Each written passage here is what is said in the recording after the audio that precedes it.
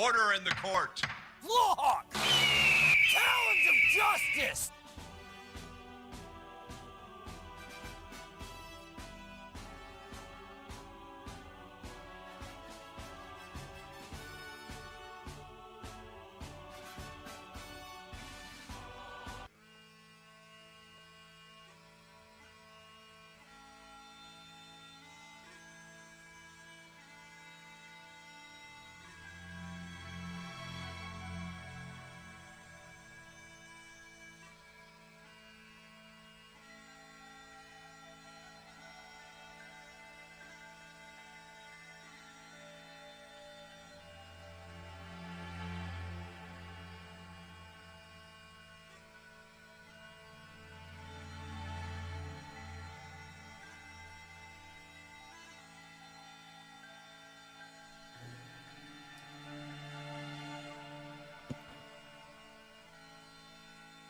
Hello?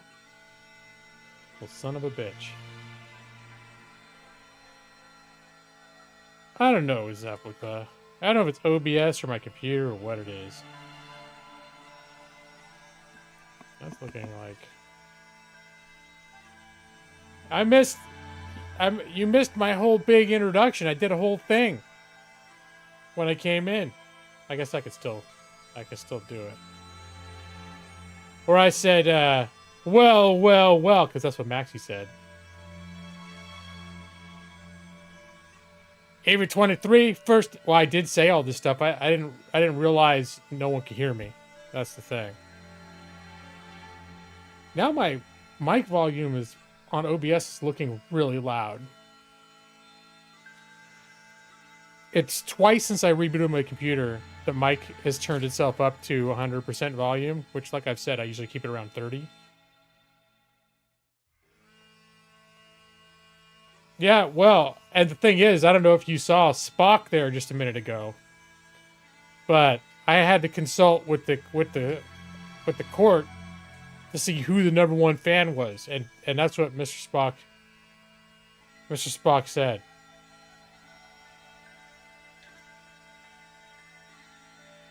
Yeah, I came in. Here, I'll reenact it. It starts dark like this. Whoop, wrong one. It starts dark. And then there's the trailer half. And then we came here, and okay, we did like that.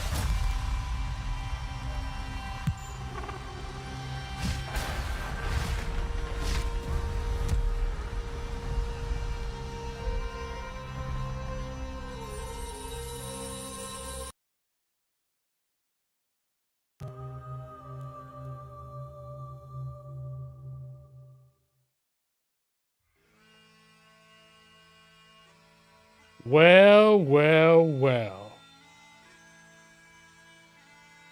Would you look at that? Evie 23, first in the room with a hey, and then she dropped a smiley face, followed by Mr. J. Maxey saying, well. That was my big introduction that you guys missed, and then I mused about whether J. Maxey was still the #1 fan. And we decided to consult Spock in the law office. He's taken over law duties, judge duties, since I haven't been using my cam. Order in the court. Look! And I said, Justice! Mr. Spock, is Maxie still the #1 fan of the Game & Lawyer channel? And Mr. Spock said, it is logical. And there you have it. Then Maxie pointed out that my mic wasn't working.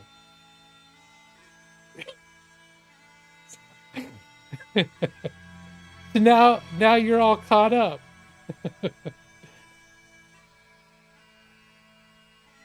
And Millie is my greatest fan and my greatest antagonist.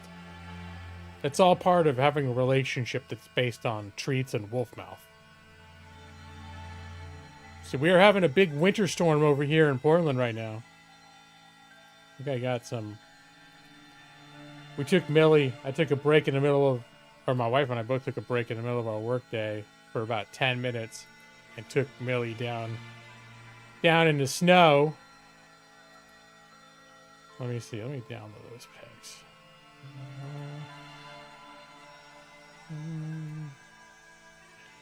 I gotta save them to my Millie folder. Because of course I got a Millie folder. Let's see, pictures. Millie. We'll call these, where's it at? Oh, I downloaded a zip. A zip.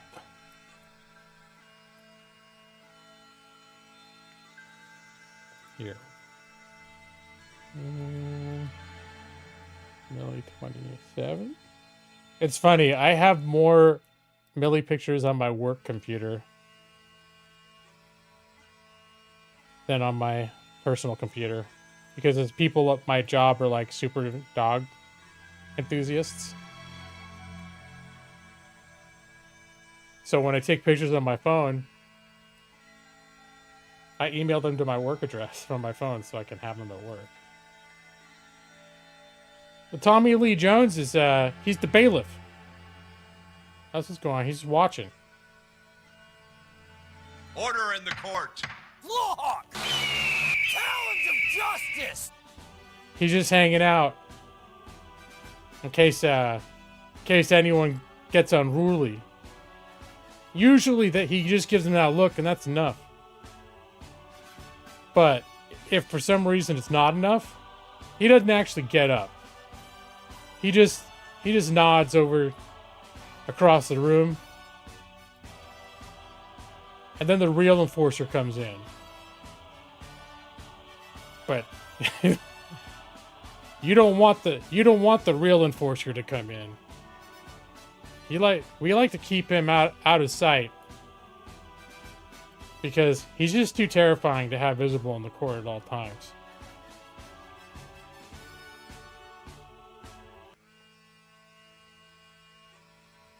And Millie is better for my career than my... Well, I guess if you look in terms of like... Nobody's asking for me to upload pictures of my wife. But they don't ask to see pictures of me either, for that matter.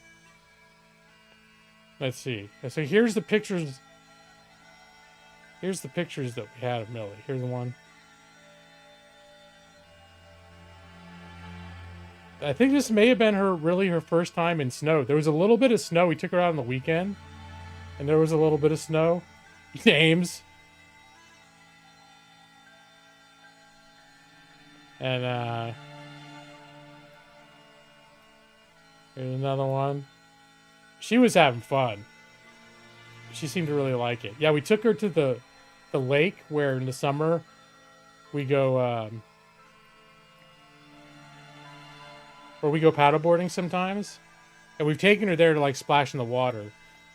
But and we took her there because, you know, she's been weird with her social anxiety, so we thought that'd be cool to take her on a road trip and take her someplace where maybe there won't be a ton of people. And let me tell you, that lake in the dead of winter, no one's there.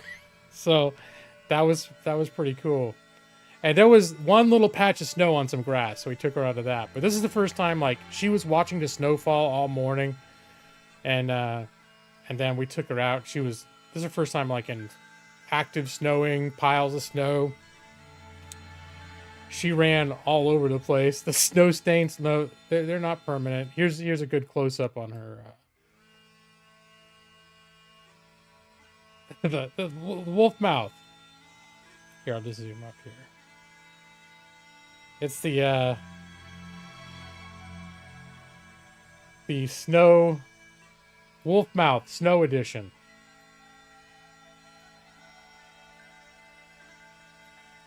So and you can see she has a little she has a snow mustache because she kept sticking her snout in the nose trying to sniff everything. So, and that's live action snow photo. There's even snowflakes in the foreground that are out of focus. So, pretty good picture. But yeah, so it was good times. I'll get rid of those now. Gotta remember to remove these pictures after I showed them to you guys, because otherwise I end up having OBS scenes with a million things. She is very ferocious. I agree. Such a ferocious young lady. That's what I say a lot of times. We're playing with her favorite game, Jingle Ball. And she gets all into it. Jingle Ball is the best dog toy I've ever seen. You can find a picture of it. Soccer.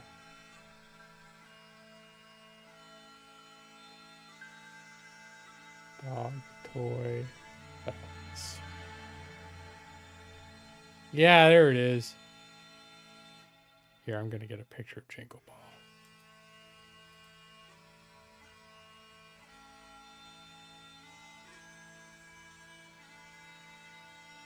No. Can I just save the picture?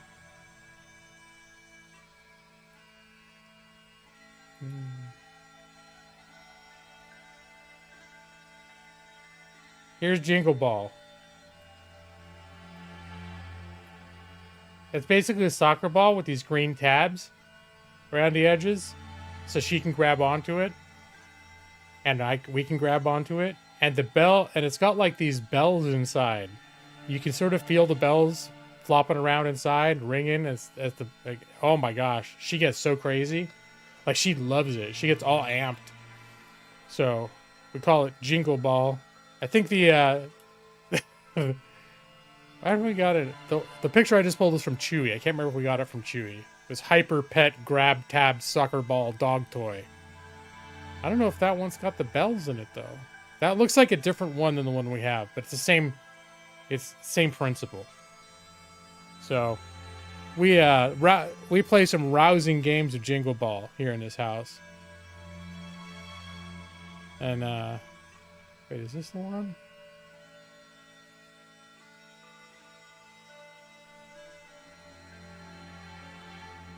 Dog toys soccer ball with straps, interactive. I can't remember if this has got the...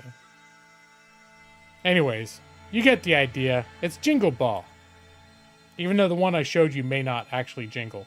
Yeah, it does look like the model of a like a bacterial bacterial infection.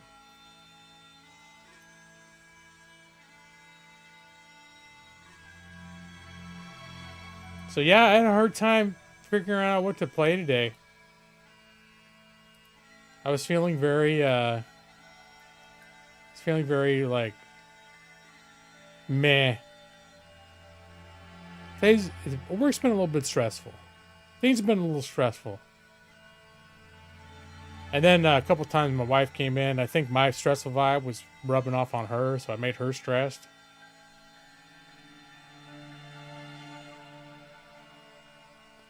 And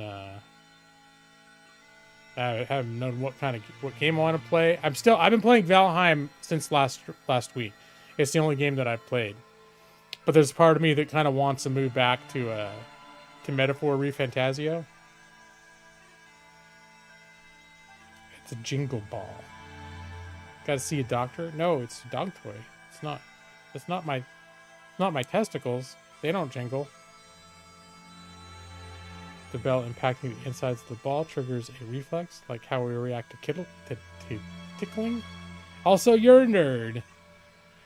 Well, yeah, I think it's just like you can sort of feel them moving around in there, and it doesn't tickle to feel it, but it's like I think it just adds this sort of tactile sense that like something inside it is moving, and it's making this ringing sound, and it's like a really kind of a subtle ringing. It's not like a loud ringing, maybe because it's inside the ball, but I would pick it up now and ring it, except I think she's just finally calming down for the day, and if I shake the Jingle Ball, she might get reactivated.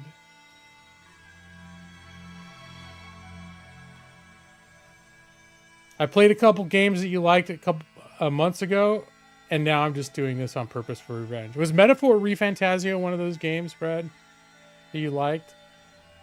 I was just talking about how I was having a hard time figuring out what to play. And you know what? I actually did at one point this evening after work. I was just like laying there going through my Steam library. And kind of like, the only games that kind of jumped out at me were games that like I didn't want to start playing right now. And the thing about Valheim is it can be very addictive, but it also is like sandboxy. So it's kind of like, it's sort of easy to walk away from when you're done. Whereas if you're playing a game like Cyberpunk or any RPG, Dragon Quest, whatever it is, if you walk away in the middle of it, you're like, oh, I'm halfway done.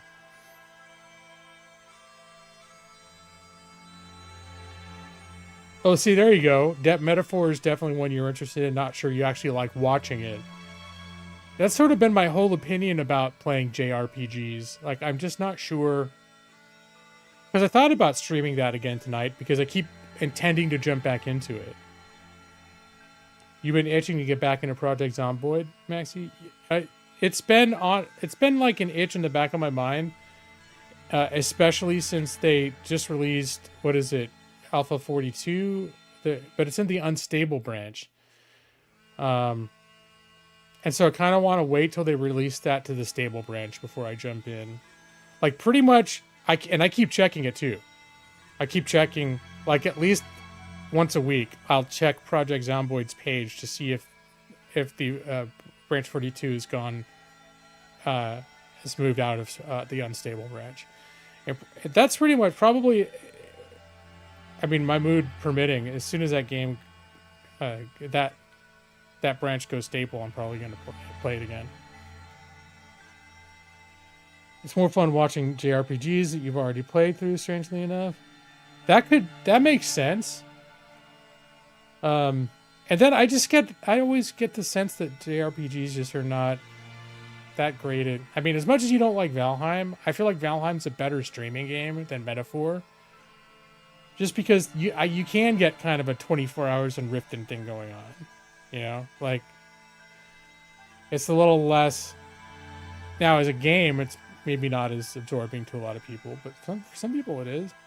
When I think about JRPGs, I keep thinking, like, I remember Nick said something one of the last times I streamed Metaphor, and he's like, he doesn't have anything against the game, but it's just like, it doesn't feel like he's invested at all of what's happening on my stream when I'm in the middle of a JRPG. So it's like,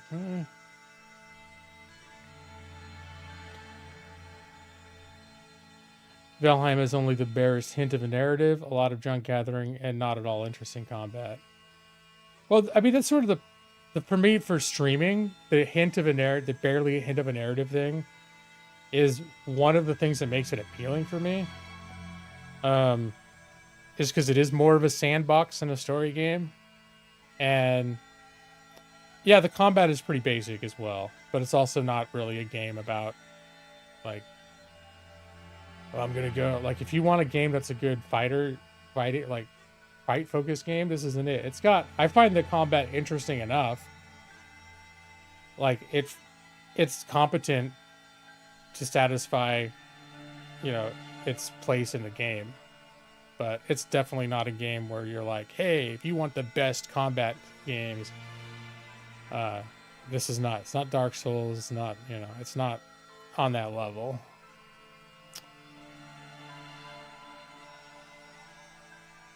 Yeah, no, I think Zomboid is okay for, oh, by the way, I missed your dog favorite combat. Dog puts your snout right in your face every morning. Yeah.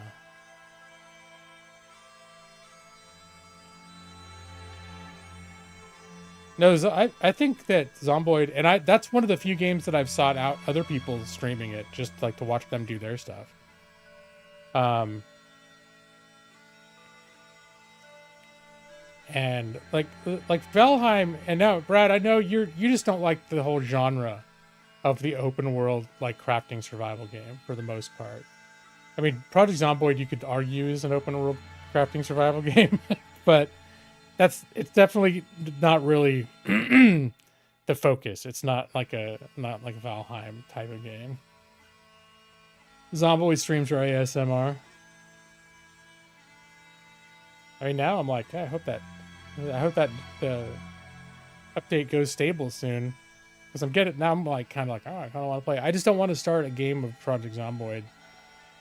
And then a week later, it goes into stable, and I've got to like scrap my stave. That's sort of the thing, because when they do a big update, it's usually about 2 years until they do another big update.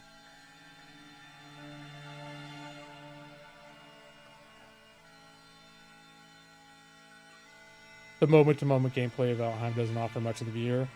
Well, I mean, what I think it offers is the type of game that I don't have to think too hard about, unless if I'm crafting and stuff, I do. But it's more like, I would say there are people that do like art streams and stuff too. Like if you're gonna get into the crafting part of it, and there's not a story there or whatever else. It's just a thing like other people like watching them do. And a lot of people really like these kinds of games. I mean, based on my track record that I do. I wouldn't say I've played all of them, but I've played most of the big ones. This and 7 Days to Die and the Forest, Sons of the Forest, all that stuff. Minecraft. I think Minecraft's a very similar type of game. Has a ton of flexibility, so you can make something. Well, right. I mean, you're like, I'm just thinking back to when we had that shared Minecraft server for a little while, and you made that. People are making big cartoon characters and stuff like that. Yeah, you're not going to do that in Valheim because it's physics based. So it's more about. I mean, people have done some pretty amazing things in Valheim with the building mechanics. Like they made some pretty impressive things, but you're not going to see like someone's going to make a giant, Stay Puft Marshmallow Man or it's not like they can make anything. Whereas in Minecraft, if you treat each square like a pixel, you can basically make just about anything. Because it's like a square by square building.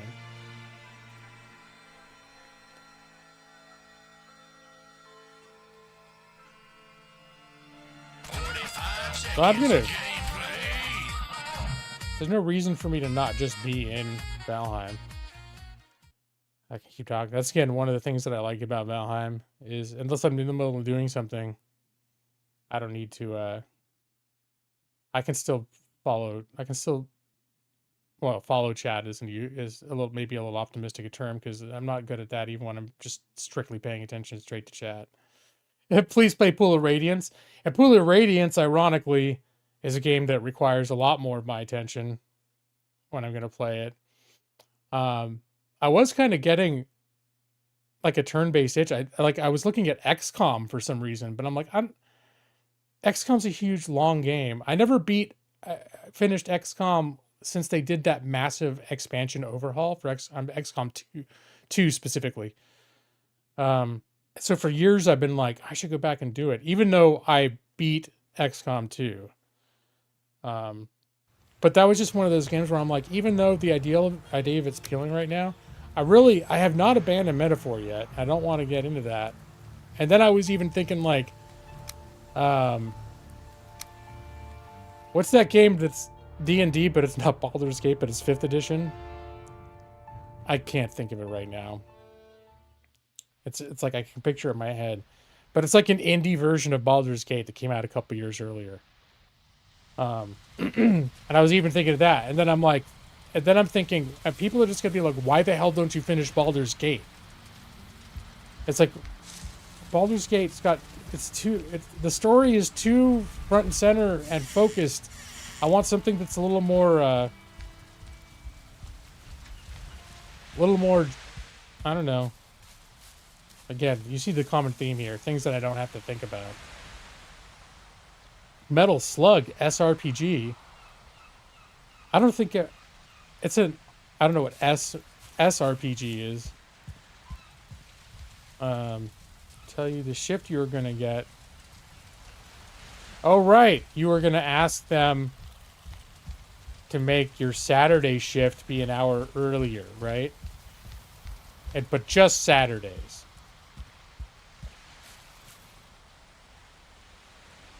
And they said maybe.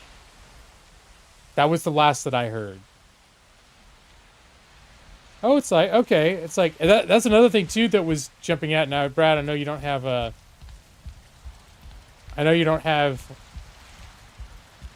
Humble Monthly anymore, Humble Choice. But Humble Choice's games this month include Jagged Alliance 3, which is basically, you know, that like mercenary band version of XCOM. And I played that. I think I streamed it once, like last year or the year before, and I actually really liked it. But I think I got displaced by other games. But I got quite a ways into that. And when I saw it on Humble Choice this month, I was like, oh, I just got this like, oh, itch. What did you think of that game? Was that a good streaming game? I never really know. It seemed like some people liked it. I don't always have a good sense if a game is good for streaming. Like when I keep thinking metaphor, I keep thinking like, even if when I'm back into that, that's the kind of game where it might make sense for me to have another game on standby. Maybe not Valheim, but to me that would be a temptation to be like, I'm playing metaphor on my own time, but streaming a game like Valheim, because even though you don't like Valheim, Brad, a lot of people, I think, generally, Valheim has a wider appeal for viewers, like enjoy watching other people play a game like this than they would a JRPG. And your coach said you'd be working Saturdays 9 to 6, occasional Sunday 9 to 6 too. You're so psyched. Cool. That was what you'd asked for, right? Like that you've been trying to get set up for the last couple of weeks. That is pretty cool. Glad to hear that. That they accommodated your request for a shift in your Saturday hours.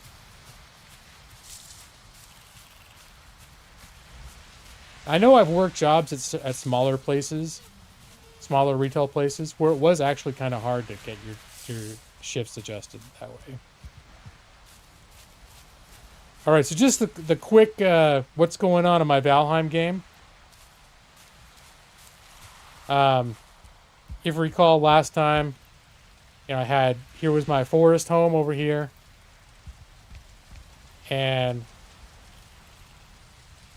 I was up the coast at this other secondary base, and I was prepping to fight the swamp boss, and I beat the swamp boss.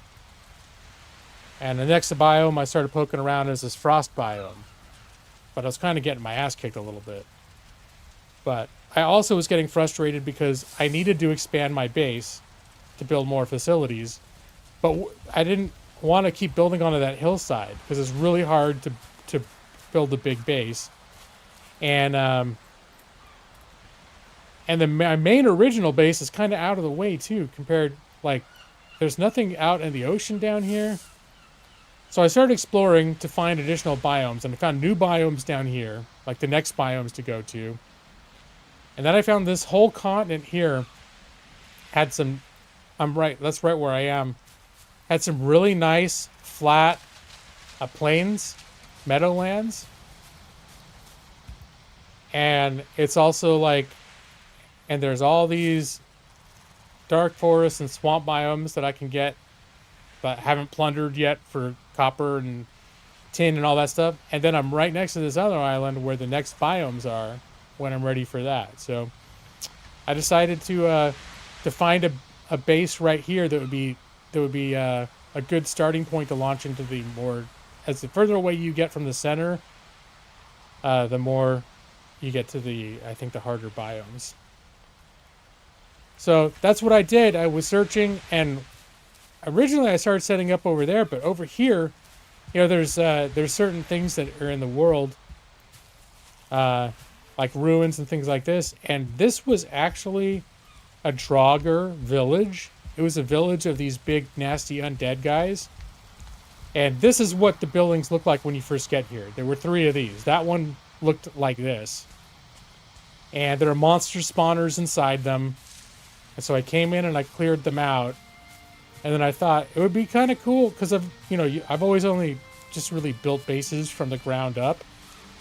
There was a little dilapidated hut here. I tore that down. And so basically I just started screwing around with I restored, well, let's see, basically the exact same floor plan. I just restored that into this. And I'm going to enclose this. This was just out, an outside decorative. And I was like, nah, I need a little more breathing room in here. So I expanded the walls out here, which is also what I'm doing here. And I'll get to that when I get to it. And then this became the starting point for my new home. Dilapidated.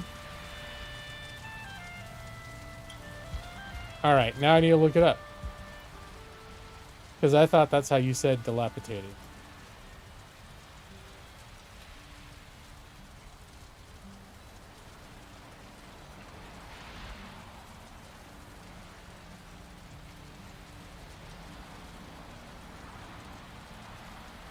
Dilapidated.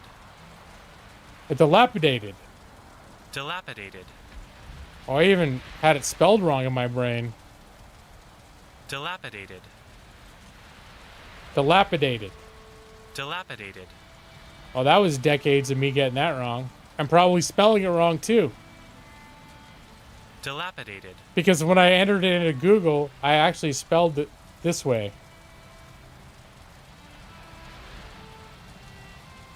And then now I'm looking at these are the results for dilapidated. And then it's would you really want to search instead for your stupid ass way of spelling it? I got literally in my brain, that's how it was spelled. Let me see if I'm going to look up the wrong spelling. Now I am seeing there are people that are using it that way. I'm definitely not the only one. Because if you look up the misspelled version of it, there's all sorts of people spelling it the way that I did it. But I think we have one thing in common, is that we're all spelling it incorrectly. All my coworkers think you're drunk all the time. Well, luckily, the word dilapidated doesn't come up that much in my job.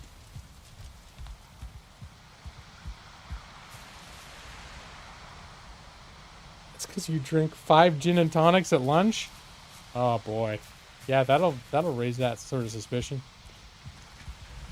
So sort of my plan was restore this, create a sort of my home base, and then I was actually going to build a castle tower here, which I've only just started. Although I gotta say, I'm kind of just enjoying this being out in the open like this. I think this looks kind of cool. But I think the first time it rains, this is going to go out. One advantage of this is a pre-populated feature. This little NPC undead village. And whereas elsewhere, I have to do a lot of flattening and adjusting the lands. There's some of that will be necessary here, but it's a lot less. So I'll show you where I was building. You can see how bumpy the land is. You stopped drinking at lunch. After that incident, was there one incident where they were like, oh, Brad is wasted. I think the closest I ever came to drinking on the job, and this may have been part of what caused me to not get this particular job, is when I was in college. You guys remember the Warehouse? It was spelled W-H-E-R-E. It was a music store back in the 90s. And early 2000s. When I was in college, when I was at UCLA in the college town there was a Warehouse Records. And one of my friends worked there. And he was an assistant manager. And so it's oh yeah, he's just get an interview there. I can help put a good word for you. And da-da-da. And I was really nervous. So before, I took a shot of vodka. Probably 20 minutes before. And then I was doing gum and stuff, but I think that's the sort of thing where people can smell it on your breath still.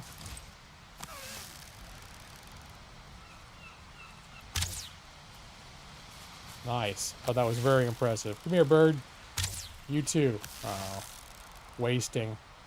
Wasting.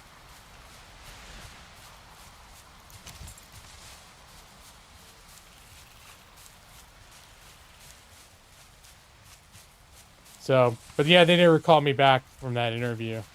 But I also think I botched one of the major questions. And I think it was probably I think there was one particular question they asked me that is probably could have all by itself been disqualifying. And I wasn't very corporate minded then. I'd only worked at small businesses. And I kind of dealt with, I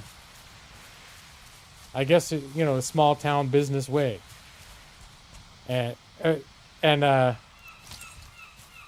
so the question they asked was, what would you do if you were working one day and you saw one of your coworkers sticking like a CD under his jacket? And I was like, I gave some answer like, I'd go, hey, I see what you're doing there. You better put that back. And then, like, if I saw anything like that again, I'd report him.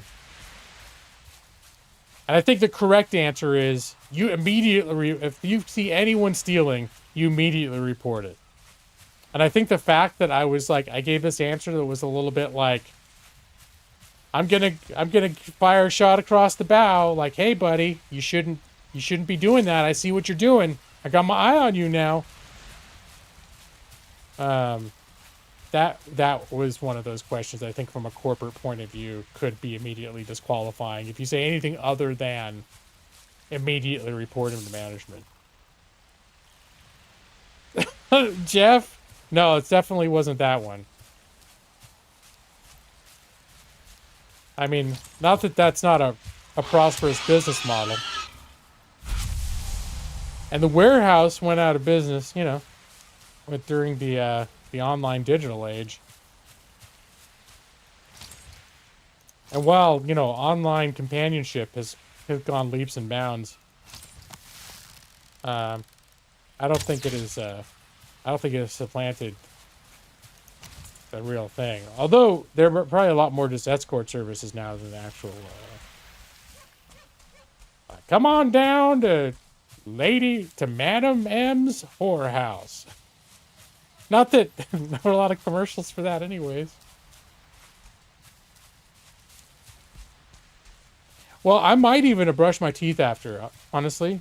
But there's something about like hard liquor or liquor in general, is that like it's if it's gone down your throat and you've ingested it, it's in your stomach. Like people, even if you've completely sanitized your mouth, people can catch whiffs of that stuff still. So they might have smelled the shot of vodka that I'd taken. I didn't go in there by any stretch of the imagination drunk.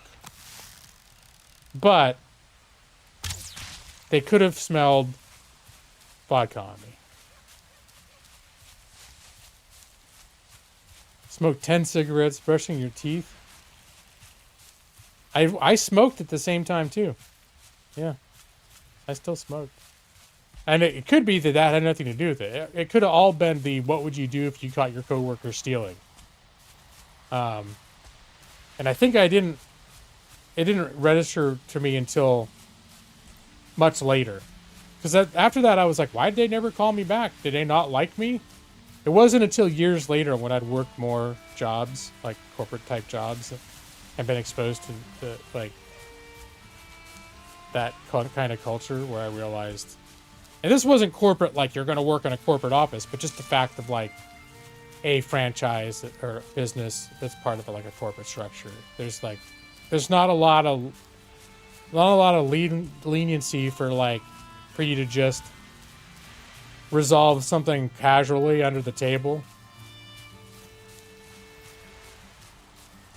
So, because there was actually, even years after that, there was a job I had.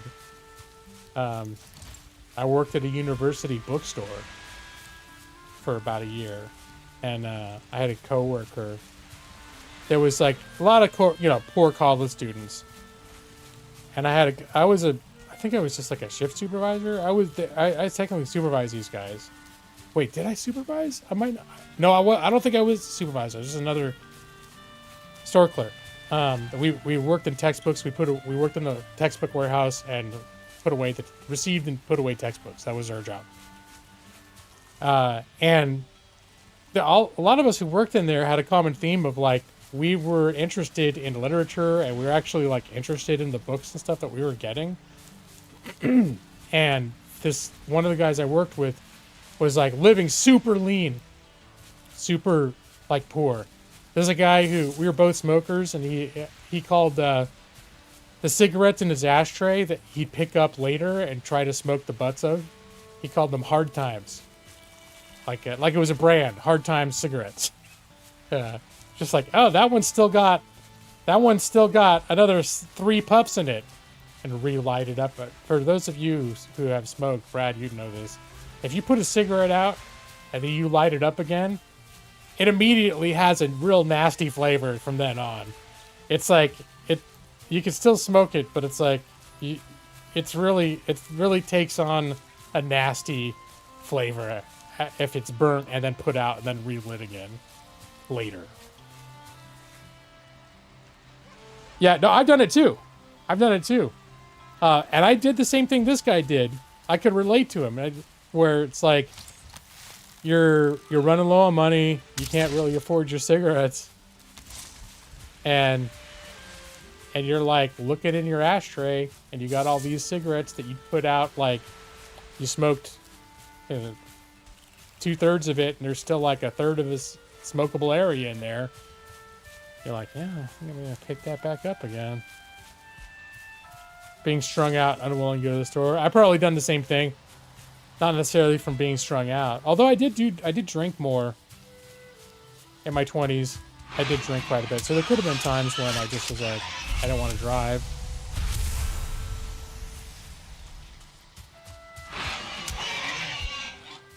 But, so yeah, this guy though, he's the one, I just always remember him as the guy that at least in my world, coined the term, Hard Times. But there was this one book that we had gotten, and it was just a paperback. It was probably worth $10 or whatever. It wasn't like a big expensive book. But he asked me, he's like, do you think it would be okay? They were used books, a stack of used books of this one book that he was interested in reading. He said, on like a Friday, he's like, do you think it would be okay if I just took this home and then brought it back Monday morning? And that's the sort of thing where I know like the corporate response would be, report him immediately for even bringing it up. And my response was, I can't remember. I honestly can't remember anymore if I was considered a supervisor or not. Or if I was just a peer of his. But, because I remember answering him the way that a supervisor would answer someone. In terms of like I was answering as if I had some jurisdiction over it.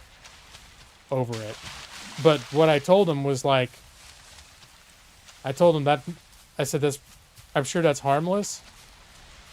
And the reality is, like, if no one knew you did it, and you brought it back in, it wouldn't be an issue. But it's like, I wouldn't want, if you did decide to do that, I wouldn't let anyone know you did it, including me. Because anyone that saw you doing it would be in a weird situation.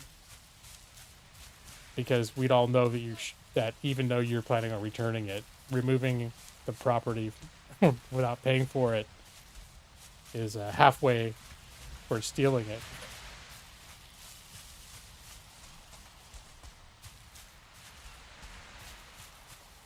Right, but here, you said if your intent is to return it, it's not stealing.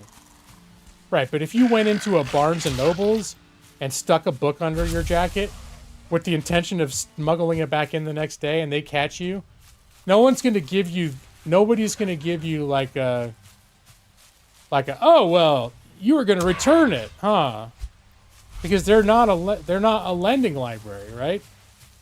That's not their business model. So no one's going to care if you said, oh, I was going to return it when I was done reading it.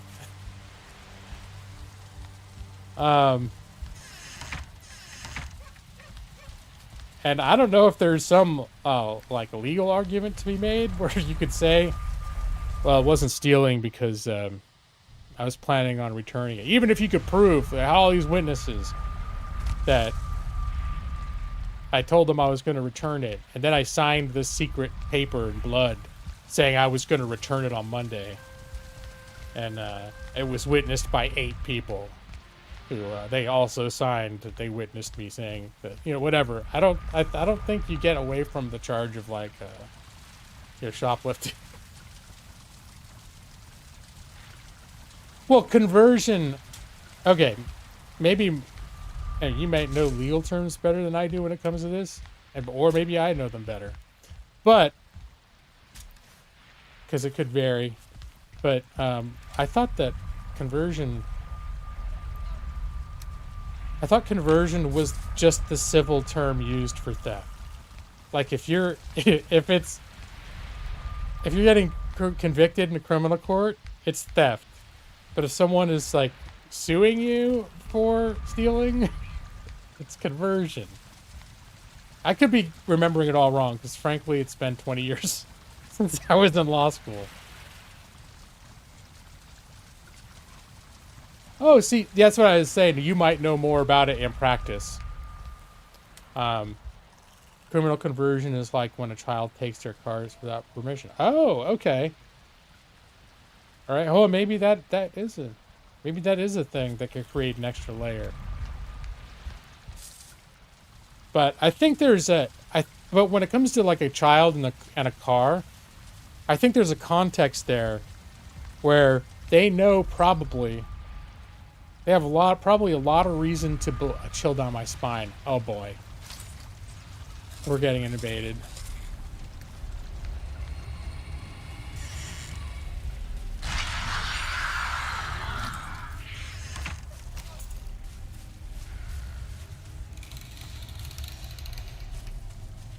Alright, gonna start my my running around circles. Oh, it's a wraith!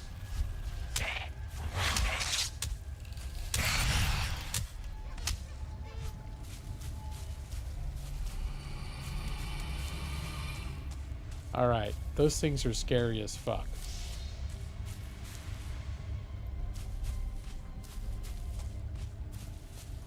That's one of the things I hadn't gotten around to saying yet about my new base. And that is that, you know, I cleared it out of all the Draugrs. Those are like, the Draugrs are exactly the kind of undead from Skyrim. The ones that are in the tombs that are basically zombies. I cleared them all out, and I destroyed their spawners in the buildings. But after a couple hours, I was building the base. I was sort of rebuilding the original structure up and adding more elements. And then all of a sudden, I get attacked by a wraith. And the thing is, that biome that village was in is basically the noob biome. It's called the Meadows. And wraiths don't spawn in the meadows.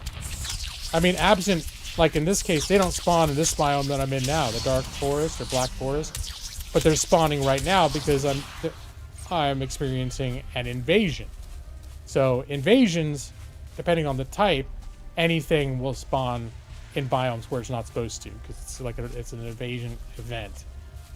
It'll randomly determine the type of invasion you're going to get, and then that invasion type brings with it certain types of creatures that don't need to correlate to the location that you're in. Up.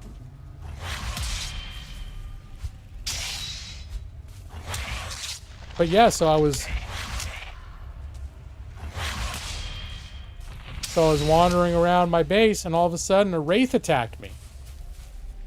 So that makes me wonder, like, even though I got rid of the monster spawners, do those village locations spawn ghosts and wraiths, even without spawners?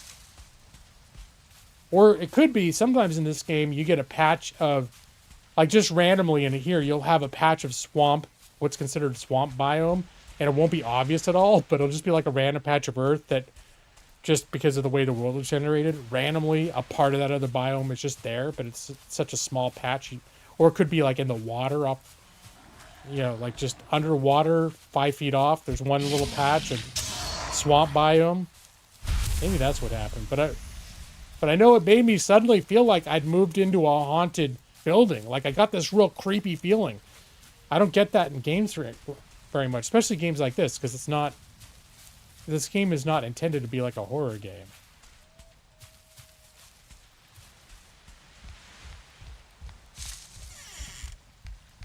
But now I got like one eye open the whole time I'm in my other base. All right, I gotta put my shit away.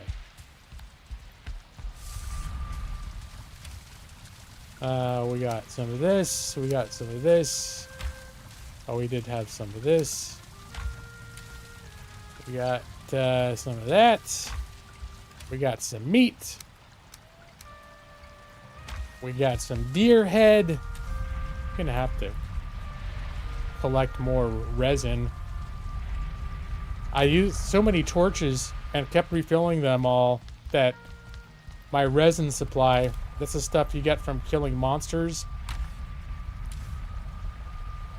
I used to have like half this thing filled with them. I burned through them, literally.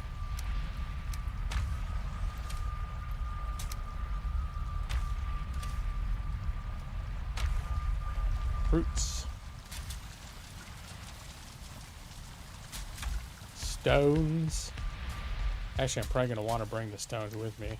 All right, what's going on out there? I hear tomfoolery going on out here.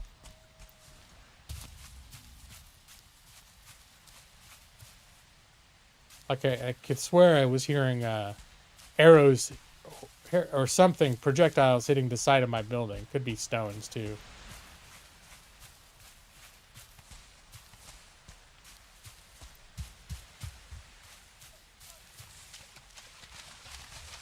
Know who killed all these guys? Oh, it could have been the raids. Undead invaders will kill living creatures like, you know, goblins and shit like that when they come across them. What was that? I could have sworn I just saw like a big sparkly shit. Oh, I think it was just the sparkling of like dropped loot. Oh my God, Keen Decker, how you doing, man? Good to see you. How you been? I think everyone here's been around long enough. They probably remember your name at least. Are you still doing your thing? I want to say that I saw you experimenting with a lot of different things. Oh my God, what has gone on in here? It's been like a whole massacre down here.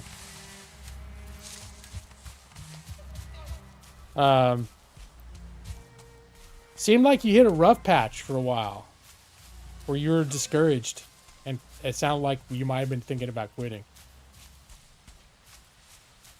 the streaming thing. You were doing a lot of different stuff too. You're doing like, weren't you designing your own tabletop RPG and like streaming games of it?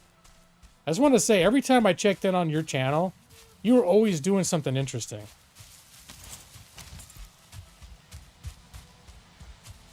Me, I'm just doing the same bullshit I've been doing for, it's been 10 years this year. I've been streaming. I get the same 10 people show up. I stream once a week. The same 10 people show up that have been showing up since 2015. All right. Bye.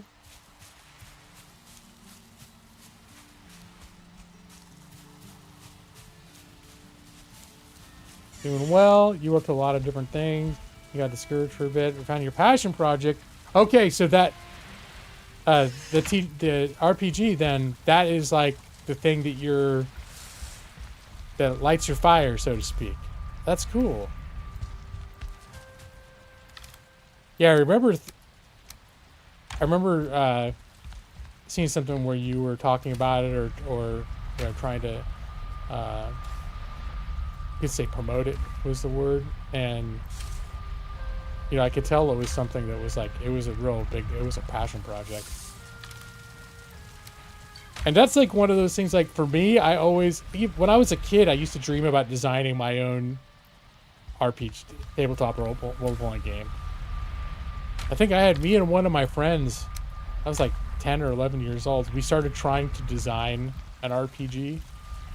We came up with all these ideas, and then he moved to the East Coast, and so we stopped. But he still, even a year or two later, we talked on the phone or something, and he's like, I have all these ideas for our RPG, and he was like all still into it, and I was like, holy shit, I wonder if he's gonna do something with it.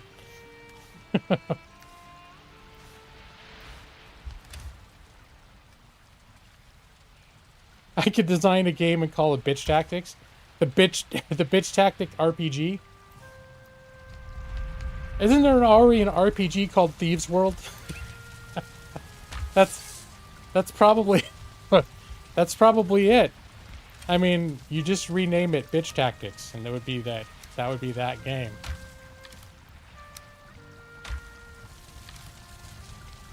Bitch Tactics 101.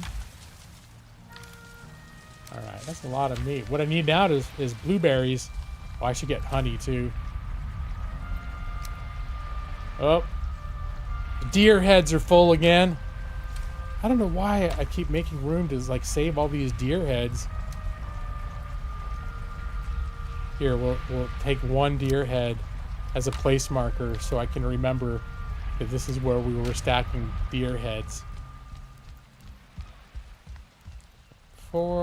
Let's take this back to 01, our first home.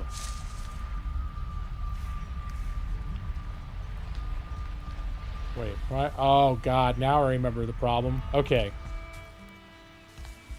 Oh, that's the problem. X 04. Oh, hello, what are you doing? There. I didn't have it selected. X04. I forgot, I already had a portal open for 01. Happy to catch me live. Hey, look, someone who loves Valheim. People always give me shit about the games I play. It's mostly because whatever I play, there are some opinionated people in here who won't like it. And the ones that some of them love, the other ones hate. So I was going to get some shit. But I was talking about the virtues of streaming a game like Valheim. Related to my style of streaming. Recalling back to my famous stream from 2017, 4 hours in Riften, where I played Skyrim and I walked in slow circles around Riften for 4 hours and just talked to the chat without doing anything else. So this is a game like Valheim is conducive for someone who tends to do something like that in the stream.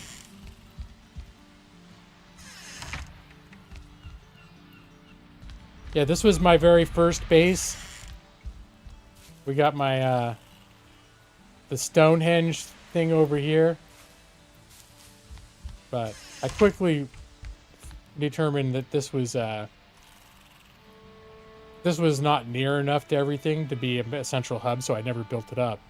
And I found my first dark forest, the black forest over here, and I built a house there that I was like, oh, I'm gonna build this house and I'm gonna go explore the deep forest. Well, it turns out the whole patch of the dark forest is just right here. So like I had to go up the coast. I had to go way up the coast to find more. And then I found a swamp. So I made another house called Wetwood Landing. Because it's next to the swamp. And that's where I did my bone. But anyways. But yeah, so I got my different houses for everything. What a time to be alive. Valheim is going to be chill or as crazy as you want. Right, yeah, like, well, I did the boss fight off stream. The last time they I stream once a week. I stream Thursday nights. And last Thursday, my whole thing was like I was preparing to face the big boss. So I was collecting iron and collecting all this stuff so I could upgrade my weapons and all this other stuff.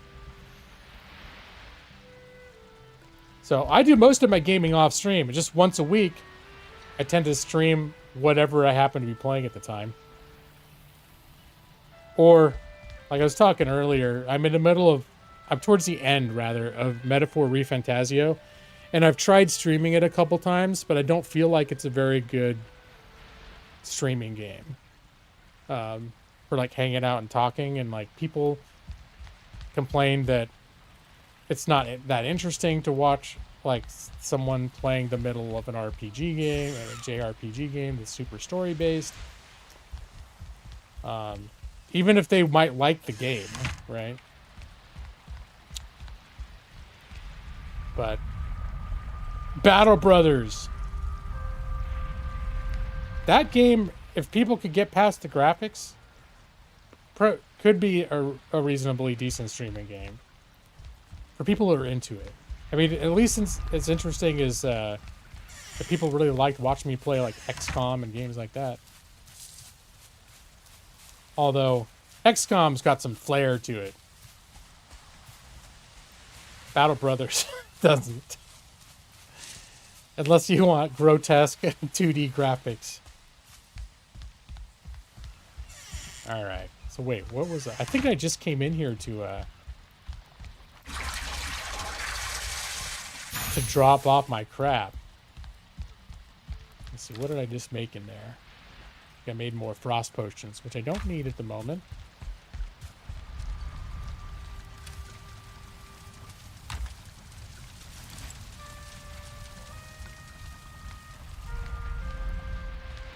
And back to my main base.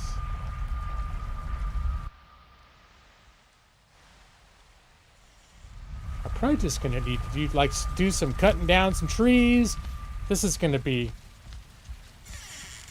more of a chill stream. So this was I'm making this sort of my main base that I'm actually planning to build out because it's a good launching point to new biomes and a lot of untapped resources. There's a lot of black forest around. There's a crap ton of swamp up here that I haven't tapped into yet. More swamp over here. And the first plains biomes. And not a ton of plains biomes, but probably enough for me to tap it for what I need. So the problem is the one that I built up, which was this forest home, is on a hillside. And I kept thinking, I kept building, adding to it as I needed more space. But every time the prospect of building more came up, I was like, I'm really going to have to work my way up the hill to start building. And on the one hand, that could introduce some interesting build dynamics.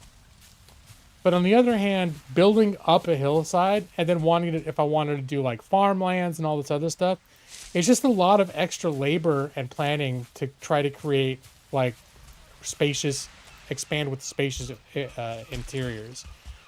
And so all I've done so far is I kept, oh man, that's got kind of messed up. I just came out of an invasion. I kept like flattening over here and just going longer, but that only remains useful for so long. And then I came out front a little bit. I guess technically I could expand everything out front, but I was just thinking I need to find a nice meadow biome that's centrally located to a lot of stuff that I will still have yet to explore. So I did a bunch of scouting around and I found that spot that I like. And so I'm still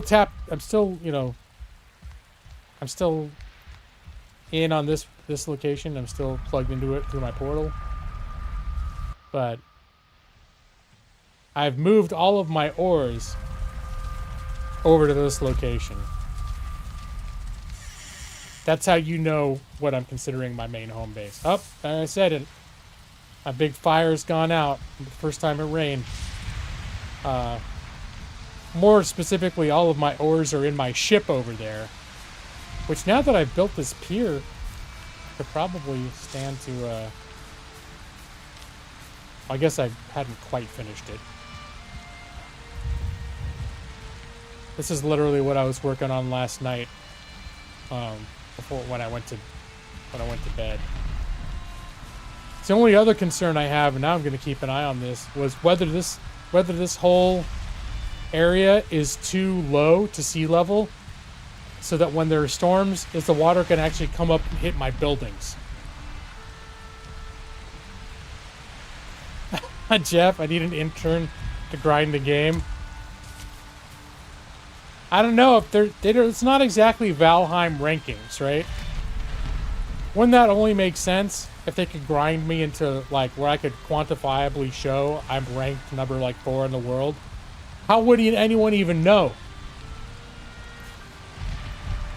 WWMD? Is that the standard we're going by? WWMD. All right, deer.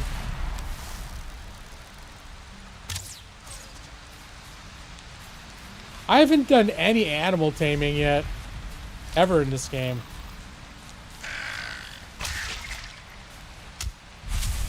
There's a lot of things. I mean, I think you could do animal taming when I played this a few years ago when it was still like the first few months after release. I played a ton of it.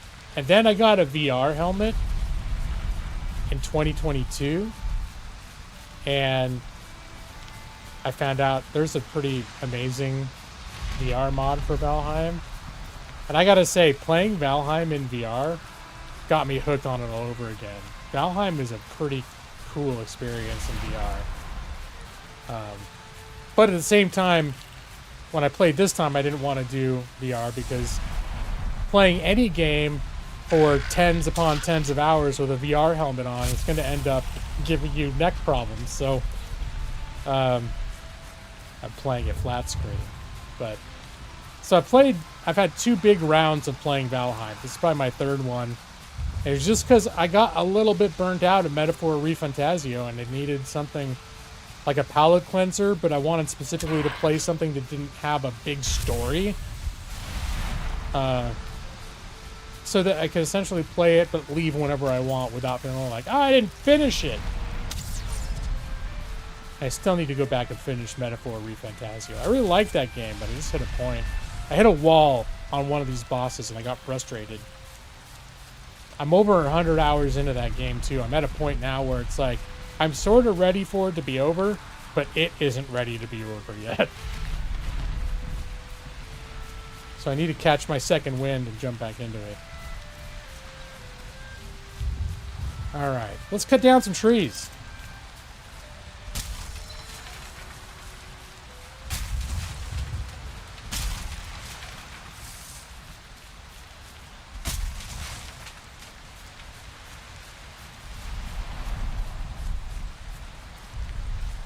Should I keep... I guess I got some nice trees over here. One thing that I do like to do, that I forgot to do, is I like to keep sort of one full-size tree around that. Maybe that'll be over here. This looks like that scene from Mary Poppins where they do the penguins dance next to the weeping willow. Reminds me of that. Okay, that'll be my picturesque tree by the side of my base spot. Because what I did before in a build, and which I would probably do again here, is just clear a lot of this out for trees, but then a large patch of land to replant trees and just replant and cut down and replant and cut down.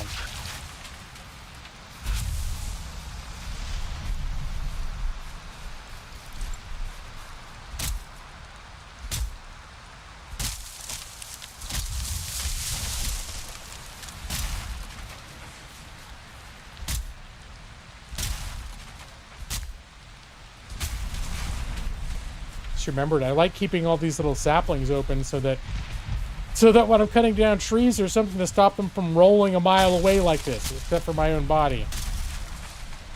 taking a little damage to keep the tree from rolling away.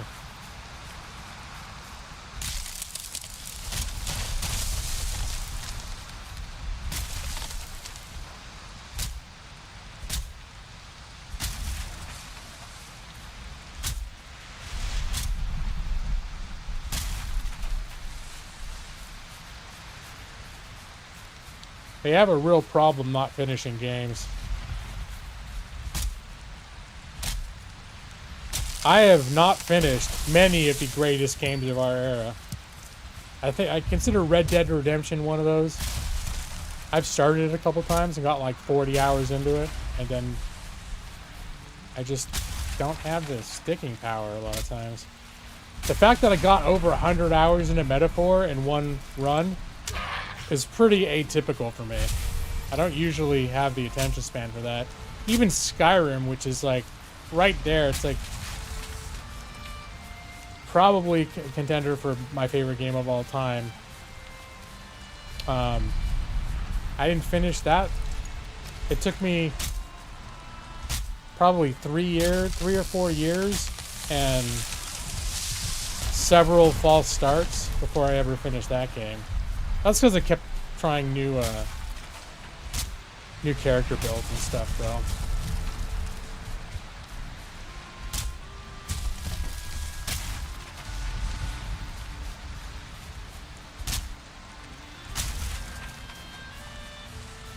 I should leave some of these stumps up here, too. The stumps are also good for keeping the tree trunks from rolling too far. And then once I've really cleared out the area, then I can clear out the stumps.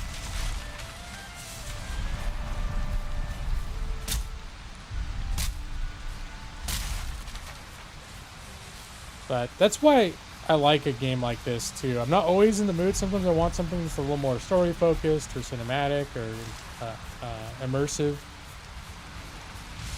Like Metaphor, I was really enjoying the story and getting into all the character building and all that stuff. But sometimes I just want a game that I don't have to concentrate on. You know, except when you do. When you're building something, you're thinking about what you want to do, you got to concentrate. During boss fights, clearly, you got to concentrate a little bit. But for the past couple of weeks, I've just been like playing Valheim and watching like true crime videos or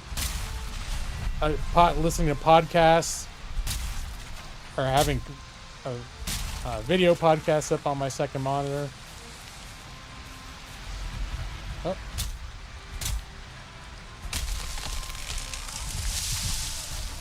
Well, that was one of the things I keep realizing, like, yeah, one of the main reasons I probably wanted to switch games as well, or switch into that kind of game style as well. It's because of the, you know, I don't like talking tons of politics on this channel, but I'll bring it up by reference because the political climate is part of what's inspired my want to play games where I can have like news and commentary and all sorts of things going on in the second monitor.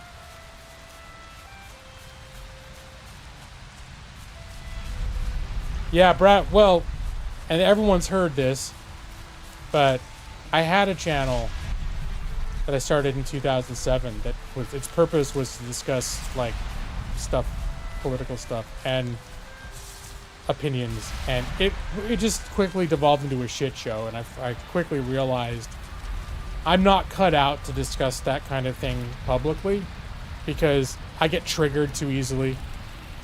So when I got about 800 subs, I think at the peak I had around 1,000 subs on that channel.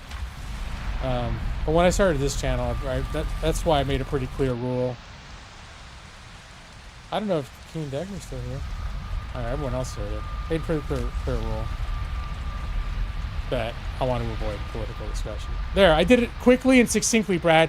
I didn't talk about it for 15 minutes, okay? I didn't give my whole life story about my other YouTube channel. I provided a 2 to 3 second synopsis.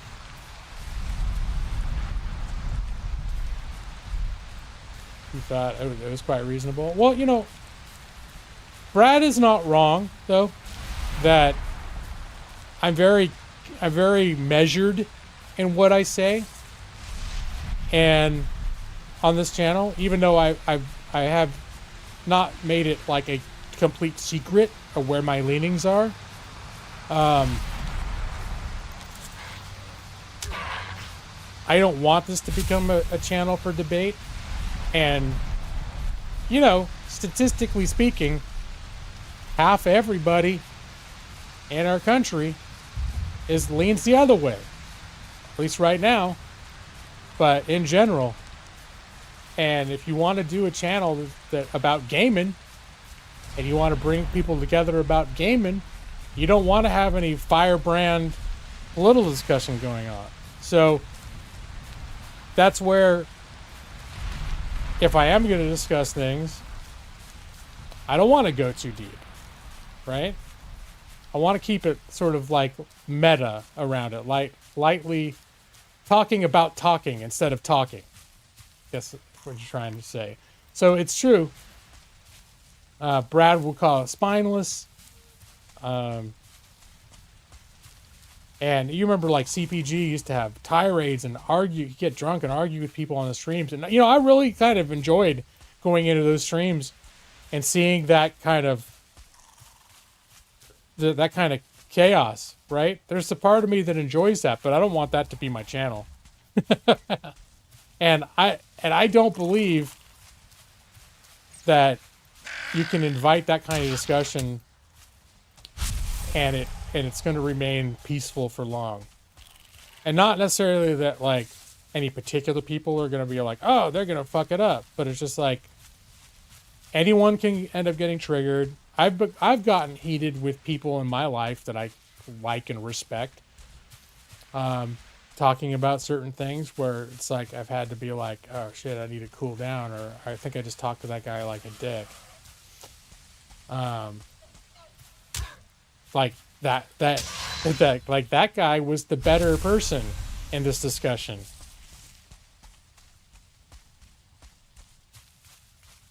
Right, it's not going to change anyone's mind. I mean, I think it's just, you know, it's just a thing that, oh, what are you doing, buddy? Yeah, I see you there. I should have gone to bed, though.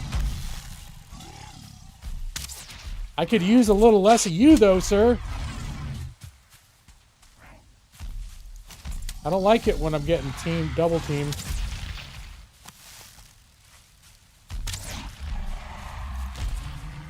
Here.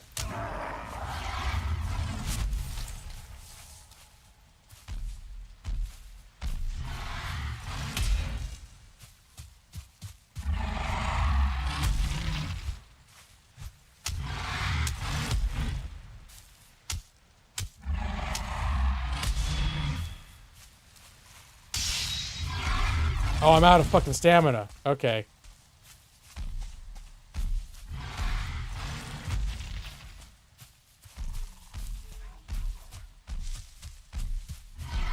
And I'm out of,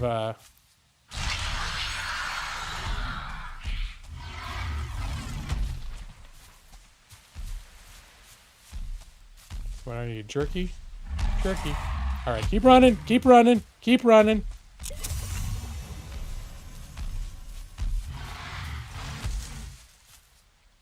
I could probably just finish him off.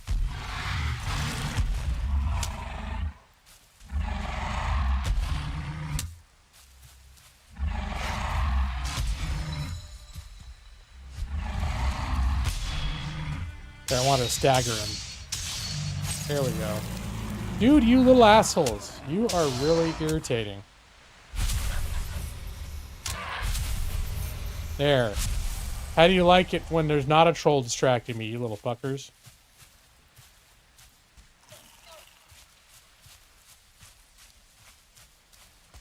Well, I'm running out of food and stuff in the middle of it. And honestly, my parrying is not great. But it's the only thing, you get good at it by doing it. And before, if a hit or two got in on me, I was dead. So I just didn't do it. I always kited. Alright, here we are again.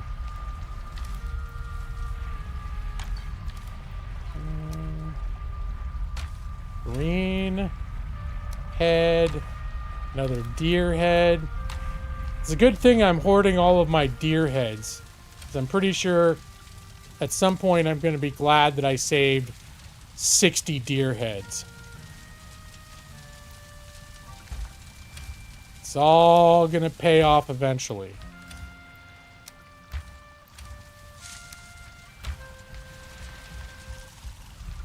Oh, it's Stone. How you doing, Stone? Good old Sourpuss Stone.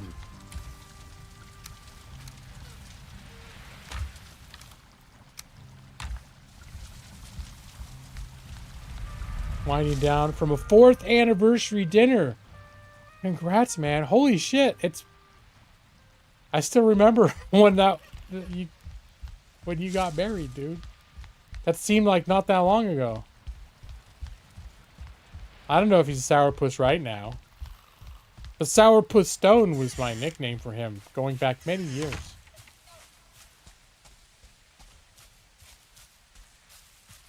I know. Well, 4 years ago was still in geological time and in G-Law's channel time. Not that long. Compared to the overall age of the Earth and his channel, 4 years is a drop in the bucket.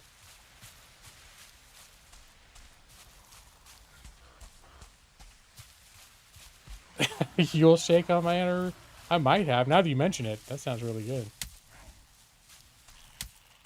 I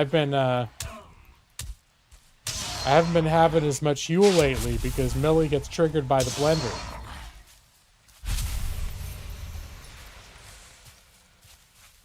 And I keep saying I need to just do it anyways, and she'll either get used to it or not. Oh, look at that full moon. Oh.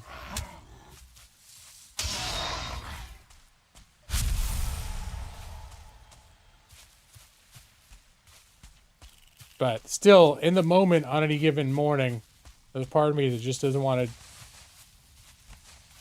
Just don't like making her freak out, so I don't do it.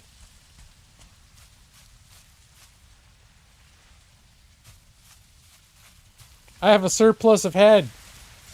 Yeah, I guess you could say I do. Deer heads, that is. All sorts of head. Green heads, deer heads, slug heads, troll heads. You name it. I got it.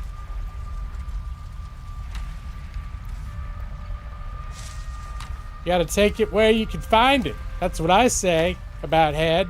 So.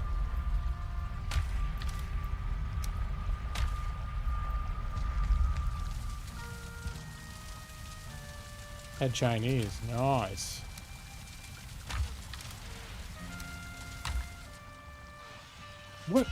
What, guys? Can you just stop attacking my house for 5 seconds? Maybe the stuff's fighting among themselves.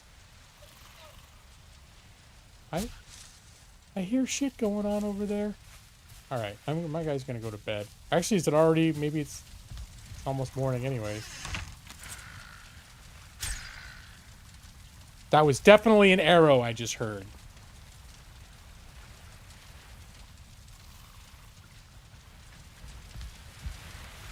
Alright.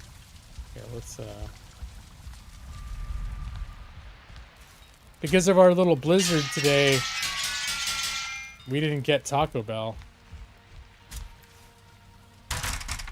Alright, I gotta figure out who's fucking with my house. I can hear somebody hitting my house.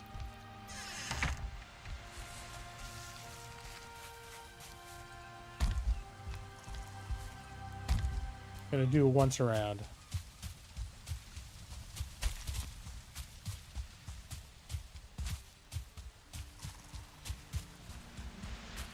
No. Beyond imagination? Maybe they were fighting amongst themselves.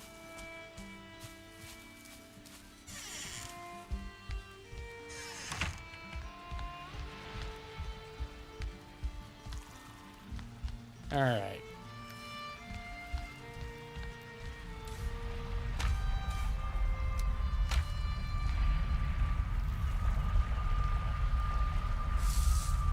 I think I might need more stones, too. Long time no harass. You mean you don't just behave this way in my stream, Stone? Are you known across YouTube as the guy that acts like that? Oh yeah, I was gonna finish that. That's what I was gonna do. Here, I'll chop some more trees down.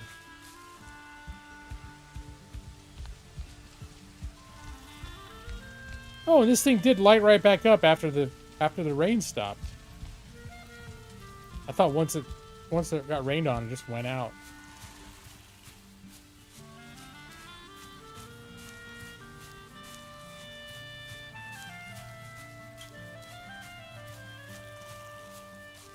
Looks like Katrina hit it.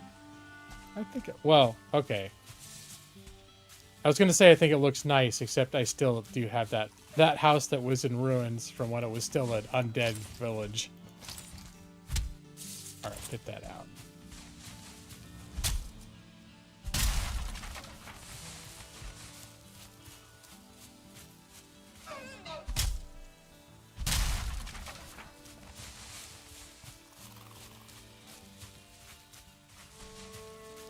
There's a lot of tree falling going on in here.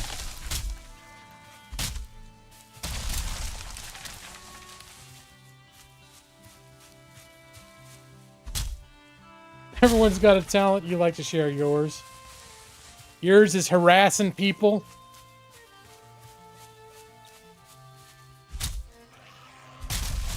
Uh-oh. I hear a little rabble rouser over here.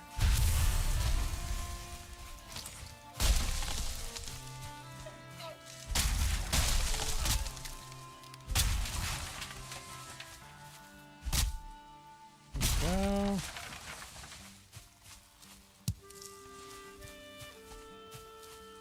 And then you got Mr. Brunswick. Mr. Brunswick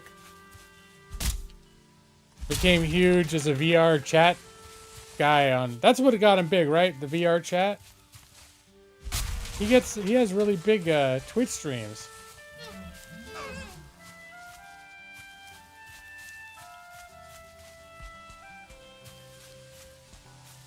VR roleplay, yeah.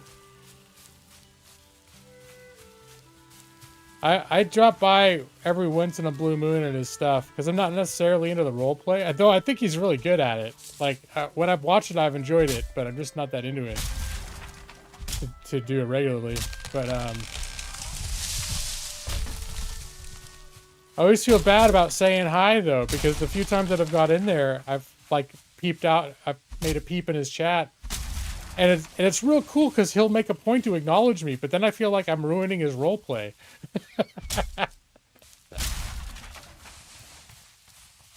Or I guess he hasn't always. I think there are times I've gone in, I've peeped, and he hasn't noticed me. Because there's a lot of fucking people in those chats.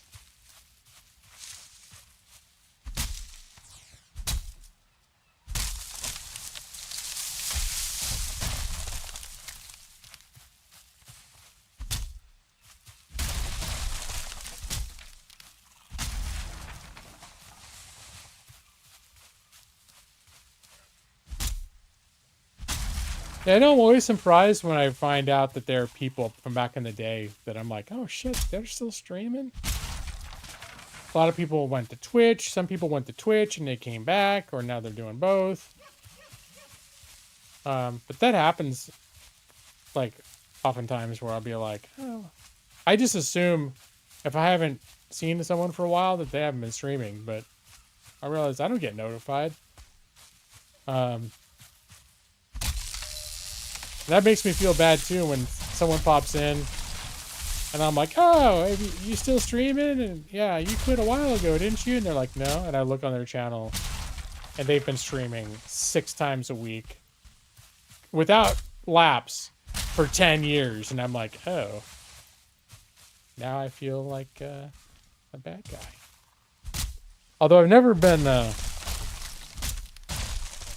shy about, you know, with the exception of early days of YouTube when everyone was rating each other and all that sort of stuff. I've never been that much about like hanging out in a bunch of live stream chats. Except for my own, obviously. But I don't spend a lot of time in that kind of thing. All right, Stone. Happy Valentine's Day. Yeah, happy anniversary. Happy Valentine's Day. Merry Christmas. Joss has a big pink hand for you. This Joss materializing out of the shadows to wave goodbye to Stone.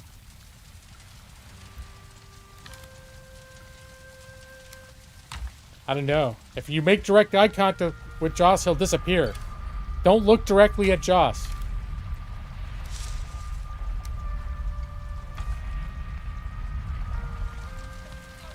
Hi, Joss.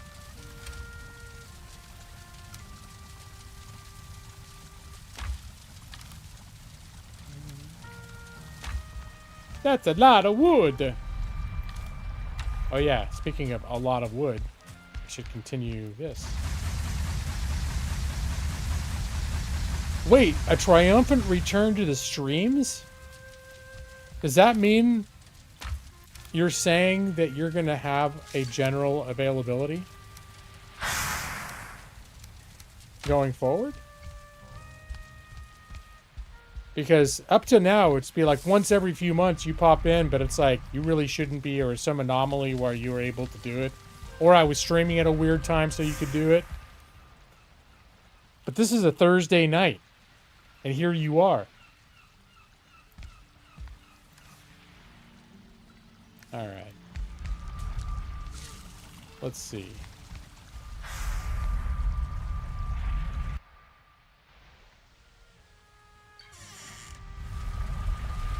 Yep, I'm telling you, Brad. Look, it's because I'm playing Valheim.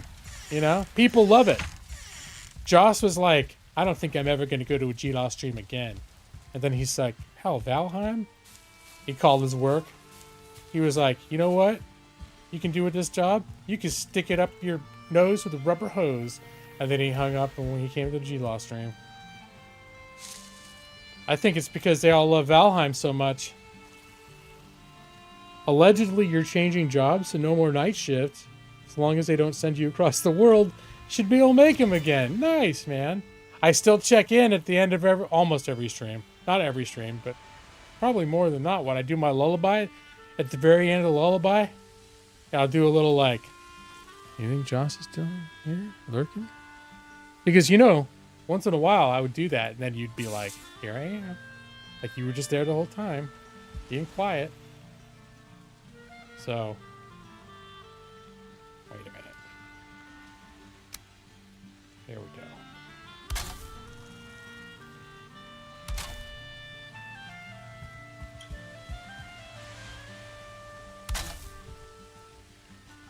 This one thing, after playing in that game not Infected,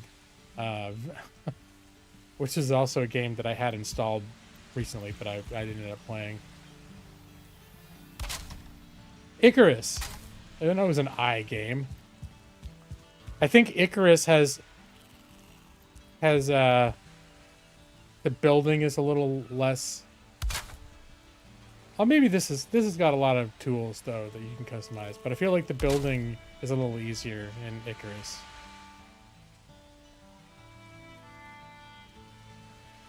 Oh my god, yeah. I need to finish the first Kingdom Come Deliverance, which again fell prey to being a large game, and me having my problems as they are with large games. What am I gonna do? I'm gonna do this one more of these little things. Stone. What was it? 1, 2, 3. 1, 2, 3. Let's pick this up.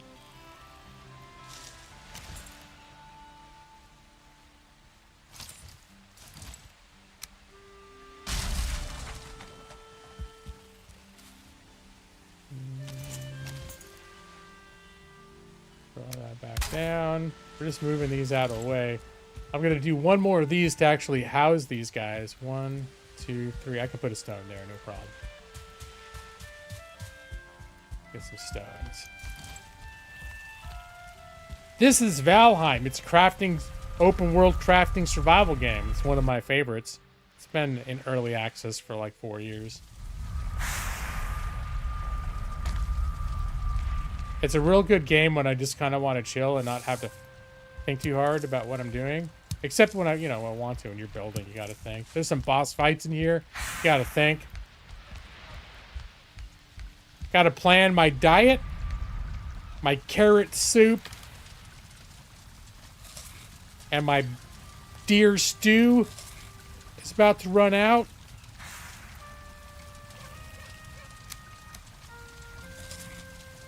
I have some boar jerky.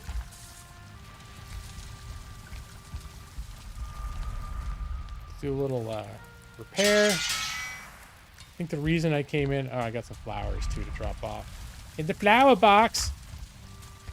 I was going to come here and grab some stone. Some stone!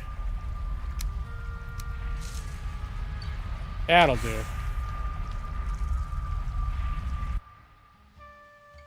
You don't go to school till April. Oh, so it's a couple months. All right. All right. Well, Josh, I'm real happy to have you. And I'm glad you're gonna be, for the foreseeable future, you're gonna have a bit more availability than you have. I know it's like terms of something to change. Well, there's like a small little asterisk. Please consult your doctor before trusting Josh to show. Side effects may include, I don't know.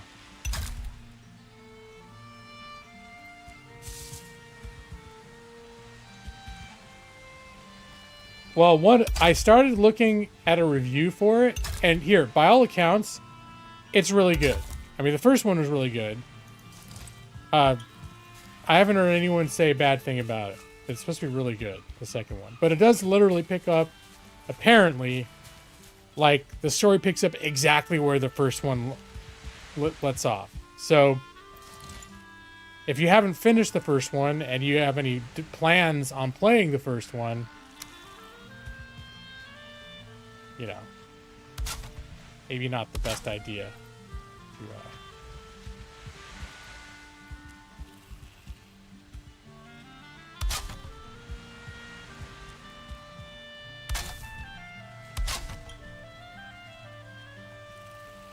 Right, no, read a web page. Well, okay. Well, by that logic, why would I finish the second one? Here's the thing, is I liked the first one. I never made a decision, oh, I'm never going to finish this game. I just, like so many games with lengthy gameplay, lengthy playtimes, I didn't finish it. You're going to see my commentary about Skyrim, one of my favorite games. Took me several years and a few tries. And I liked Kingdom Come Deliverance a lot. And I do want to finish it. In its time, you know? But I certainly don't feel a need to forego. If I feel like playing Kingdom Deliverance, I'm going to play the first one. I don't see it. Just because the Kingdom Deliverance is the new hot thing, I don't see a reason to forego the first one. When I like the first one, I just happen to not finish it. Alright. This up. I might not need this stone cutter over here. I mean, I can bring it back over here if I want to build more, but this looks about right. So the whole point of this is, I think these things, when the critters come and attack my pier, which they always do, this stone is much less likely to get destroyed than the wooden piers that I've built in past game playthroughs.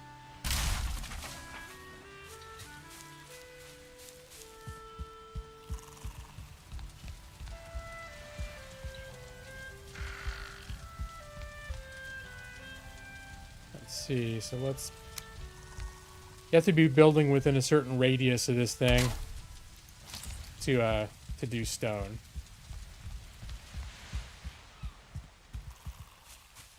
And now that this pier, I think, is more or less ready, do I need to make it go out further?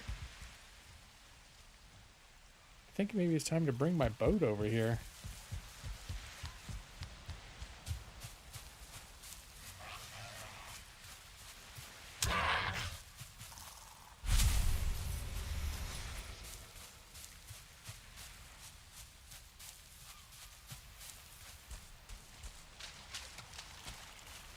Oh, I just saw that. You might disappear during tech school because of a learning curve. That's totally fair.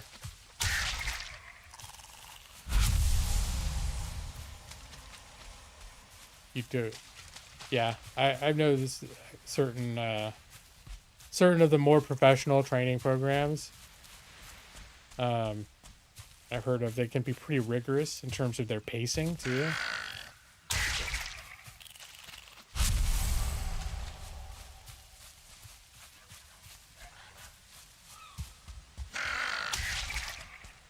Especially if you're working at the same time, it can be really hard to manage. I remember you heard of I don't want to necessarily compare this to what you're doing because I'm not sure where you're studying. But my wife, when we were in LA, the first years when I think it might have been while I was still in law school or right after, she did, I think, maybe a semester at the University of Phoenix to get, I want to say was it a teaching credential? I think it was, yeah, she was going to go for a teaching credential.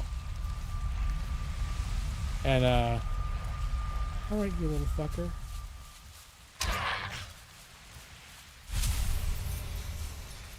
And that was one of those, like, type of programs you were supposed to be able to do while you were working. And it was pretty gnarly. Like, it was insane how demanding it was.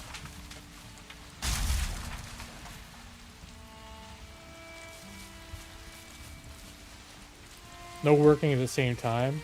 What's the training? Oh, okay.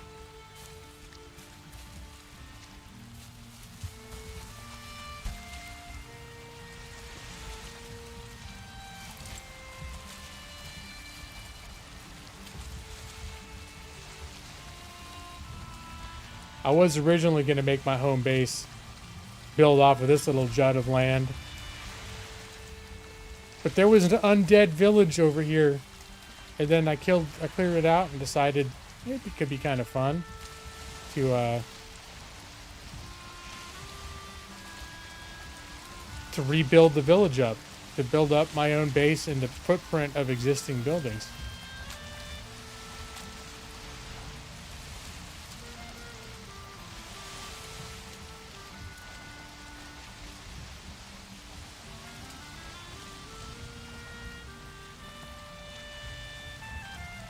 That was a little further than I wanted to go.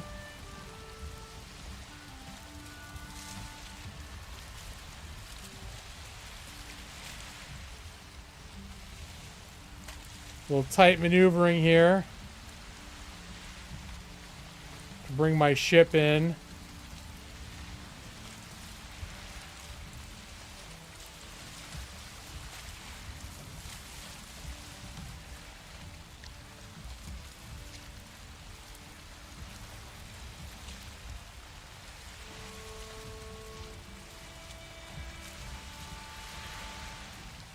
There we go.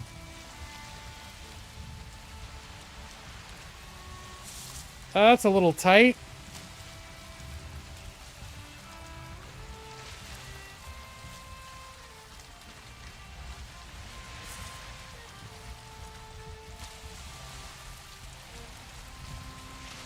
There we go.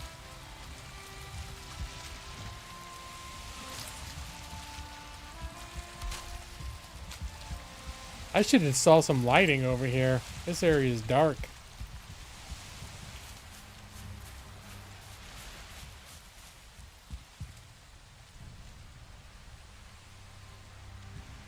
This is sort of like a a Norse type of world, and there is some magic in it. It's fairly limited, but yeah, there are portals that you can craft, and you set. They call it the portal tag. You can make it whatever you want, and if you create a second portal with the same tag, they become linked to one each other. So this is a portal 04 here, connects to portal 04 in my old main base. I'm in the process of like creating a new like main regional base. So let me see. I should it's getting a little dark in here.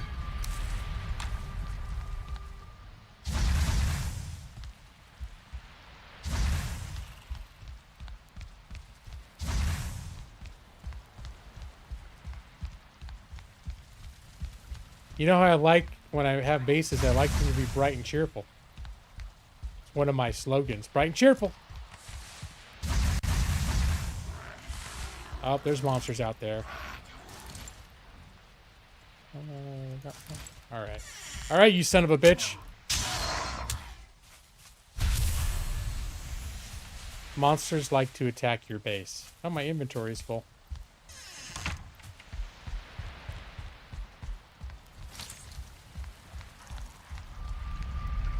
So this is my old home base, or it's still basically like maybe functionally speaking, my home base, because I'm still portal linked to it, and I still do most of the other base I'm still building up. This wood can go here. I do not need. This is where I keep my portal building material. All right.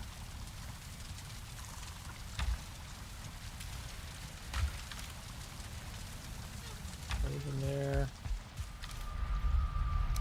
A place for everything, and everything in its place.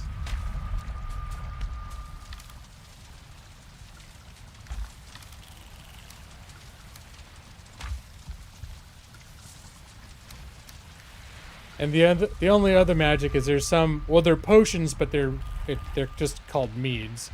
You do, as you kill the bad bosses, you get the ability to use their powers. So you can only have one. It's sort of like shouts in Skyrim, where you only have one sort of equipped at a time, and you press F and it'll use it. So the one I have right now is called Bone Mass, and if I press F, I'll get for 5 minutes.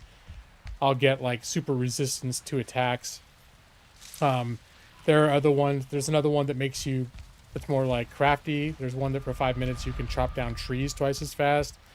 There's one that for 5 minutes you can run without your stamina draining significantly. So depending on what you're doing, you can go back to this sort of a Stonehenge type place where you collect your boss trophies and switch out what your active ability is.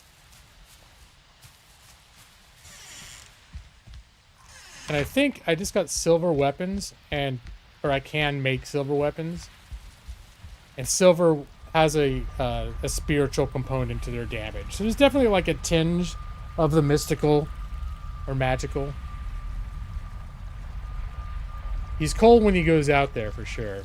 There are actually biomes that if you go in unprepared, you'll literally like freeze to death kind of quick.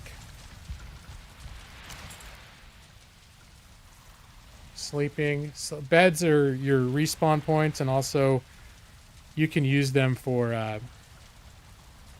to just progress to morning, which is more the reason I use it.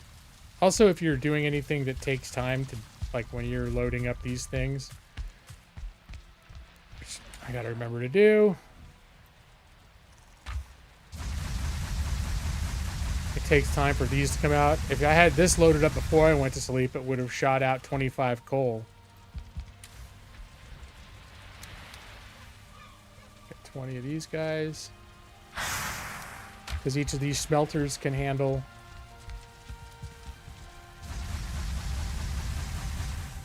10 of them.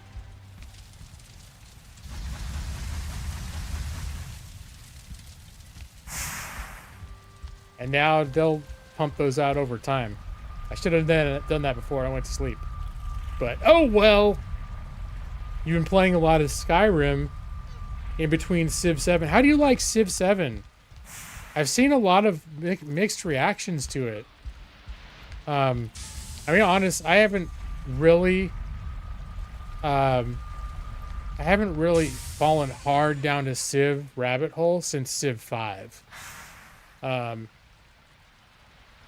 think as the games came out, I played Civ 1 when it was new. Played the shit out of Civ 1. Then I got a PC when Civ 3 came out. That's when I bought my first gaming PC. And I was not that impressed by it. So a year or two after that, I got Civ 2. Played the absolute shit out of Civ 2. That was a really good game. Civ 4 came out. I played the shit out of Civ 4. Civ 5 came out. I played the shit out of Civ 5. And Civ 6, and I wouldn't say it didn't click with me. I just think, like, this happens sometimes with games. I'll get to a point where I'm like, okay, I think I've played enough of that game. I still get cravings. I got Galactic Civilizations 4 recently, which is very much like Civ in space. You could almost make it like, well, it used to be if you played Civ 2 and then followed it with Alpha Centauri, Sid Meier's Alpha Centauri, it was almost like a perfect extension. Like the one led into the others, especially if you did the science victory or the colonization victory in Civ 2. One of the ways you can win in all the Civ games is by colonizing, successfully launching a colony ship to Alpha Centauri. And then you could play Alpha Centauri. But Galactic Civilizations is just very much like, oh, it starts where Earth becomes spaceborne, and it's a turn-based. It's literally like Sid Meier's Civilizations in space. And I played the shit out of Galactic Civilizations 2 like 20 years ago. I got Galactic Civ on a 3 on a sale, but never really played it that much. But I recently picked up Gal Civ 4.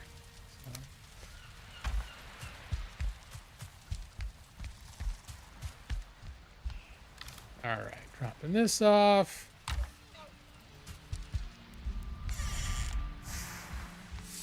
Uh-oh, looks like something got busted out here. I think it was my, I did have a workbench out here. Here, I'll just build another one. It's just because, if I park a ship here,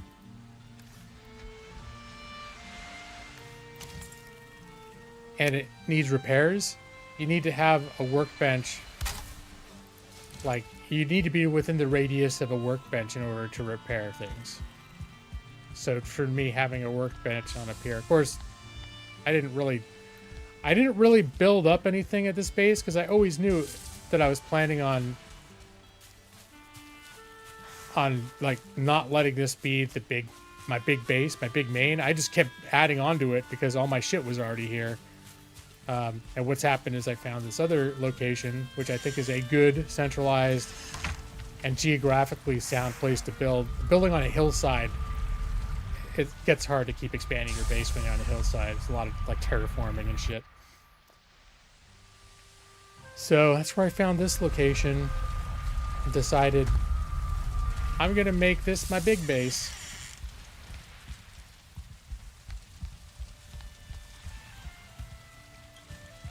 Alright, I think the idea... I was going to cut down some more trees.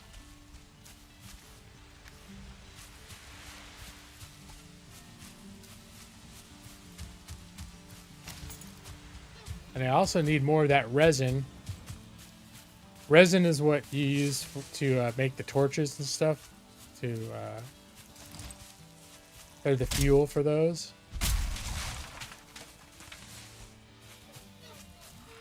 I wonder if you can use coal for that shit. I didn't even think about that. I'll have to experiment with that, see if I can make coal out of that.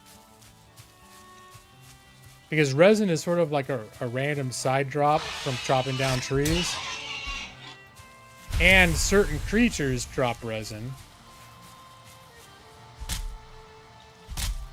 But because I like everything to be bright and cheery all the time, I end up building a lot of torches, and hence burning a lot of resin to keep them lit. You really like Civ 7? Yeah, I think I'm gonna wait on it because, you know, I don't have a burning desire to play it. I really wouldn't mind getting sucked into a Civilization game again if it was good. Although I could easily just go and do that with 6 or 5.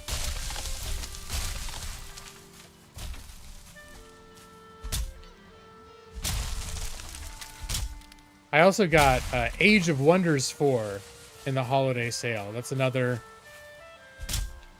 sort of like Civilization, but in a fantasy world. I half thought about streaming that tonight.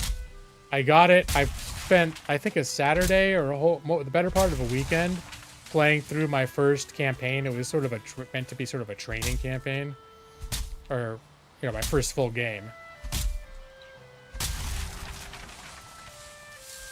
And you can create your own factions in there in a lot of really interesting ways. You can start with the kind of race it is and the kind of master it has and what their ethics are like and all this other stuff. So you could make like a race of evil hobbits led by a lich or something if you wanted to.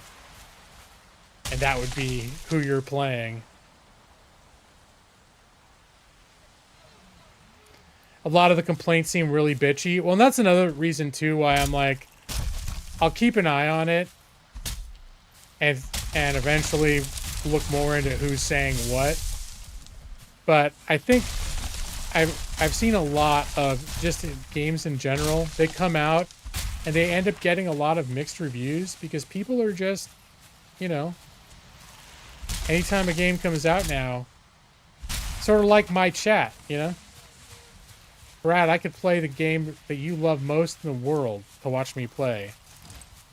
And another substantial portion of the people that come in here will either be indifferent to it or actively dislike that game. So it seems like gaming opinions have become more polarizing.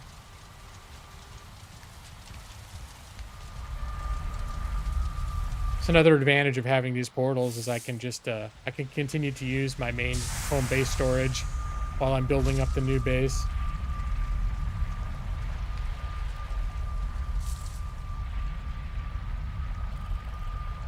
Nick's the only one who doesn't like baseball? I guess that's true. I think you and Nick are the two people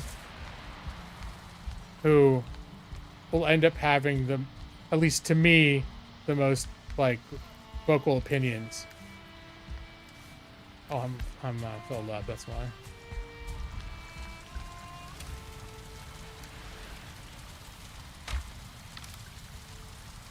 Specifically about disliking games.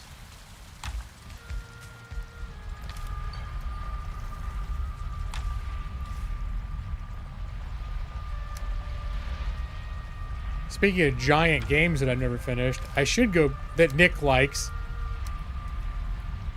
I should go back and play Fallout 4 at some point.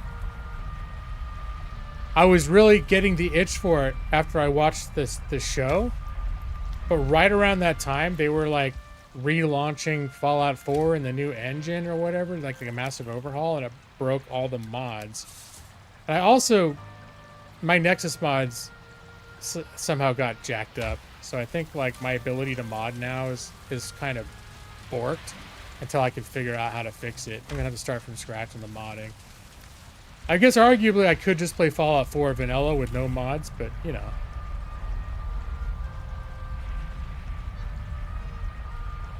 There are basic things about Fallout 4 that I like to be able to modify, change a little bit. Oh, you got a new computer. Nice, man. Back to your previous. Sports games are excellent for streaming because everything is quickly understandable. And an emergent narrative. That can be true.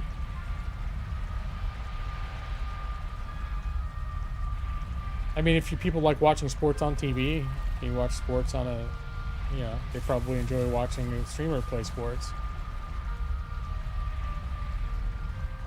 But as you've said, yeah, some people don't like sports. I know I don't play them that often, but you know, when the mood hits, I enjoy playing sports games. I don't need to be carrying all this shit around while I'm chopping trees down. Fallout my hair? Well, that sounds like a fun game, Jeff. If you don't want to mess around with mods too much, you can use mod collections. The problem that I had at some point, and it killed my Starfield game too, but there was some point where Nexus was like, we're now organizing mods in this particular way that's new. Would you like to reorganize your things so that you're using it this way or whatever? And I said yes. And then stuff happened, and then it restarted, and every time I restart Nexus, all it does is give me errors. And I know there's going to be a way for me to fix it, but I fucked around with it for like an hour, and I couldn't fix it at that point. And I just was like, well, I guess I'm just not going to play this game right now. And I don't think it was particular to Starfield. Maybe it was particular to Starfield. Because what triggered the problem, too, was I accidentally... Because when you mod Starfield or any Bethesda game, you need to launch it through... For a lot of the mods to work, you need to launch it through the script extender. So for Skyrim, it's SKSE. I think Starfield is called the same, but for FOSE, the script extenders for the various games. And one of the benefits of using the script extender is it won't update your game to whatever the most recent version is. Because whenever Bethesda updates the game, if you update it, a bunch of your mods are going to break. And I accidentally one day launched Starfield through the regular EXE, and it completely broke all my mods. And then I was going in to work the mods, and that's when it seemed like I might have broken my whole Nexus mods utility.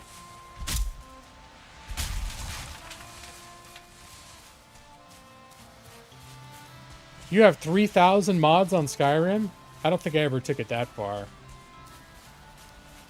I want to say that I settled in somewhere between, I don't know, 50 to 100 at my peak.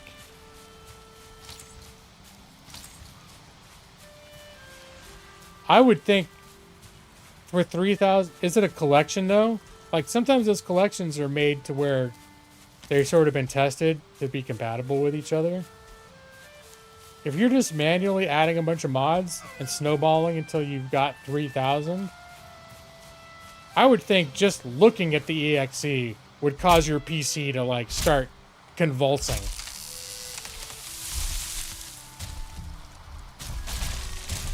At that point, you could just call the game glitch.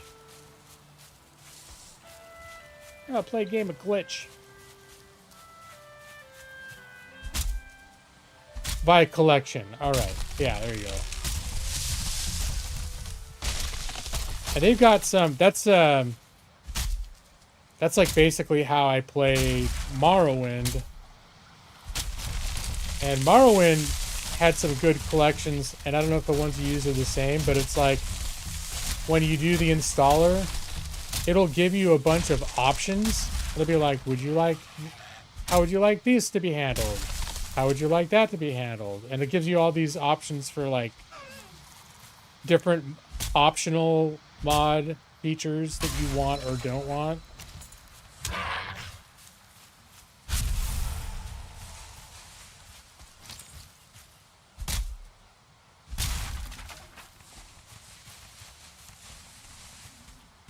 And I kind of liked that. Morrowind has a couple of very big overhaul mods.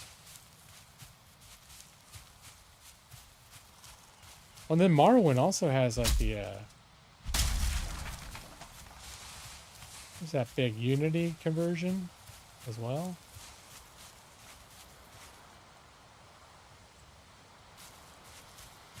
you know what you mean. Collectors don't do that because the curator already did it for you.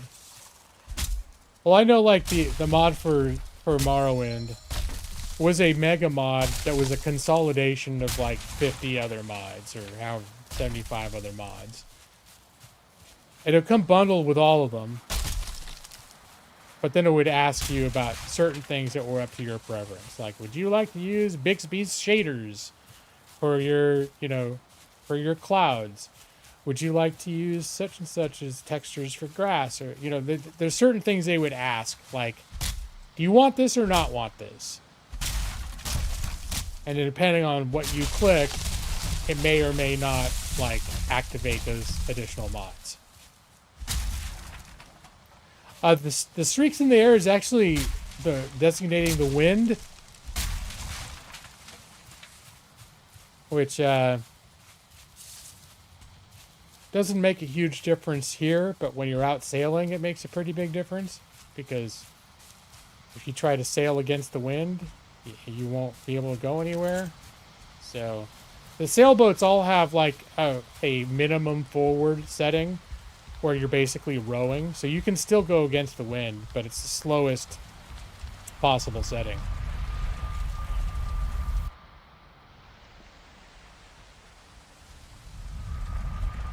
Morrowind's another game. I've had Morrowind in various iterations since it released in like 2002, I think. I had it on disc, and then I rebought it again on disc a few years later as a Game of the Year edition because it had all the expansions and it was on sale, it was super cheap. And then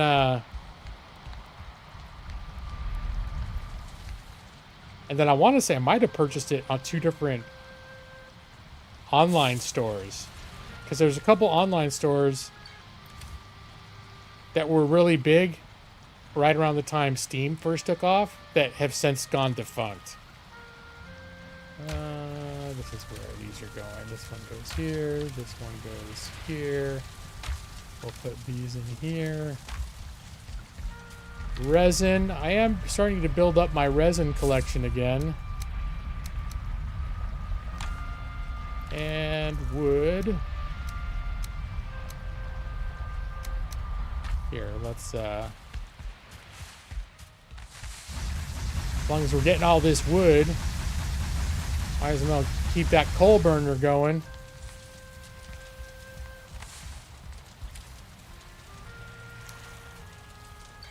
And as long as I got all this coal, I might as well refill all the smelters.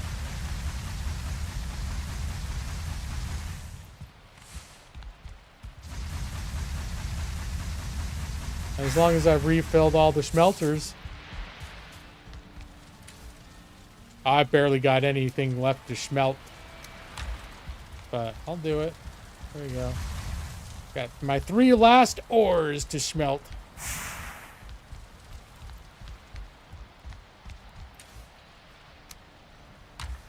Alright, it's getting dark, so let's have a little sleepy time.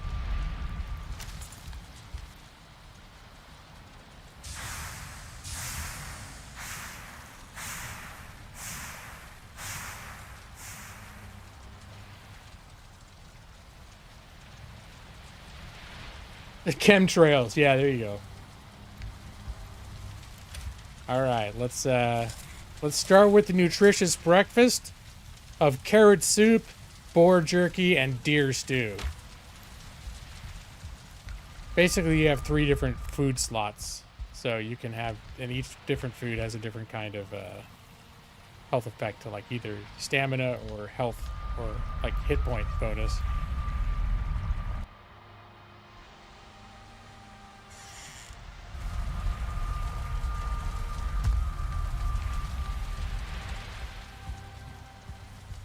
Oh my goodness. Yeah, we really did build a little bit low to the water.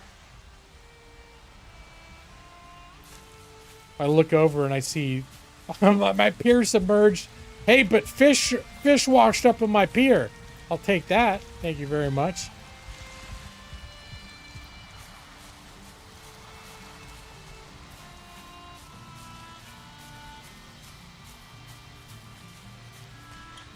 Yeah, here. Oh, deer meat? Oh, probably one of those little, they're called necks. They're like little lizard monsters. Do they fight deer? Trying to figure out what might have killed that deer. Could have been a deer that I shot and just forgot to pick up his meat. I wouldn't put it past me.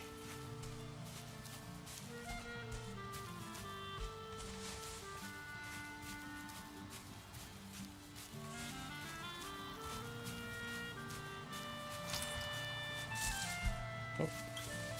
Oh.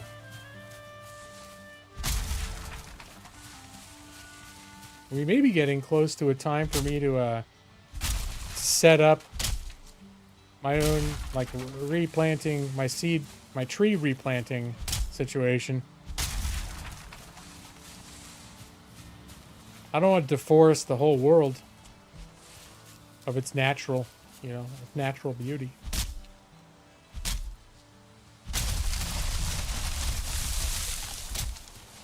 Oh my gosh.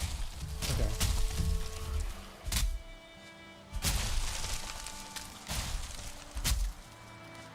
All right, I see you, you various little beasties. Here. And there's a boar. I know you're about to go hostile on me.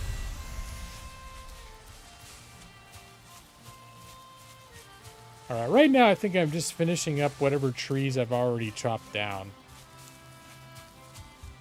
Wherever I see sparklies too. What's over here? What's sparkling? Some boar meat. Here's a downed log.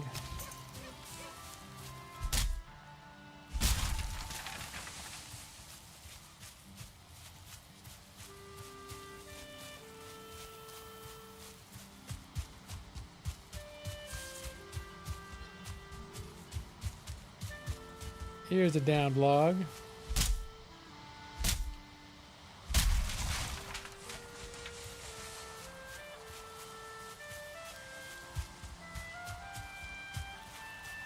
Let's see, where do I want to build? I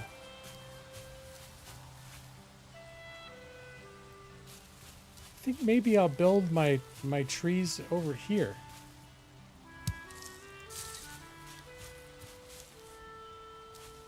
Here, I'm gonna clear some area over here to replant trees. Now I'll get rid of those stumps.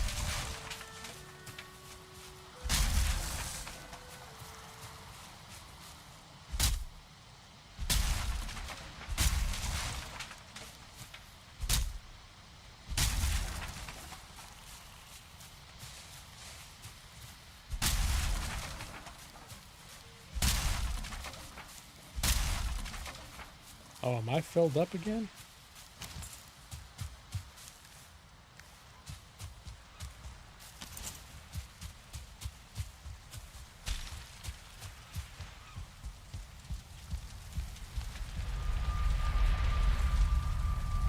Maybe I shouldn't be wearing such heavy armor. Ooh, I think there's I found this like tailor person, and I think you can buy clothes that basically offer no armor but like totally buff out your stamina. I should look into that. Because when I'm just building stuff in the meadows, it's not like I need to be armed to the teeth like this. Unless I'm being invaded. Then I suppose I could get caught with my pants down.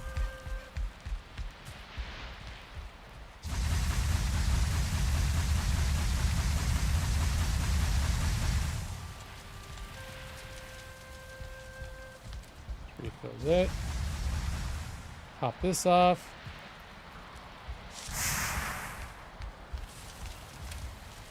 And put those down. Put a little more wood in there.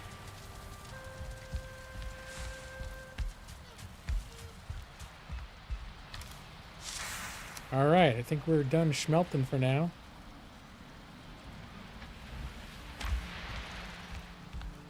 I can carve up that fish that washed up on my pier. Cook that up. Oh wait, what am I cooking up? Nope, I don't want to be cooking those. Gotta save the boar meat for boar jerky. I just wanted to cook up this fish. I should save some fish. There may be recipes for fish later. Gotta wait for this to finish so it doesn't burn.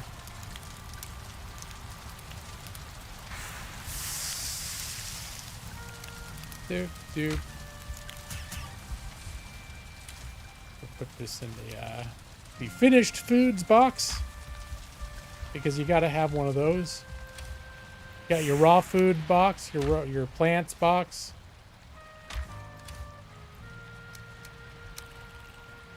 I am collecting quite a bit of wood. Your head box for all the various heads. A place for everything and everything at its place.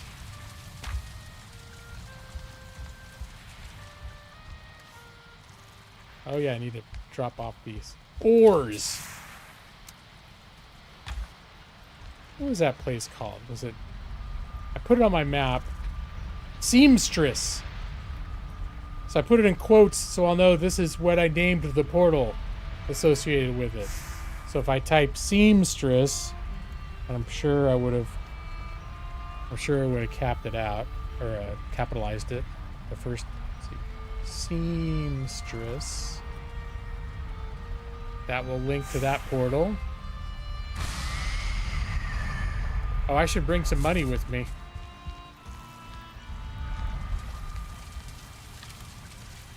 Some money and jewels.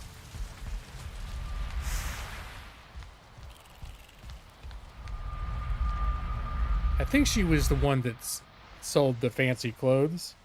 Or the work clothes. When I discovered her, I was just exploring. I didn't have very much money on me.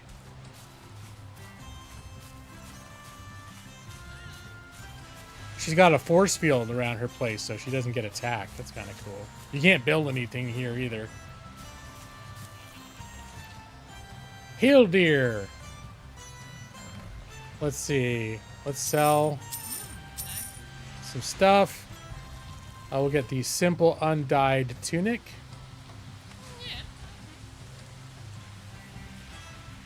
It's an iron pit. Empty vessel waiting to fill with firewood and kindling. Can't be teleported. Well, no, that doesn't help me. By default, a lot of metal, like raw metals and ores, can't be teleported. Which some people really hate that was the default. Although at a certain point they did add an option now that you can make it so you can bring anything through the teleporter. I still like the original progression. Simple red hat. Base item stamina use -15. -15. So I get the red hat too.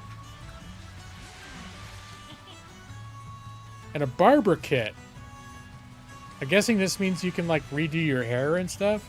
And we'll find out next time I have 600 gold.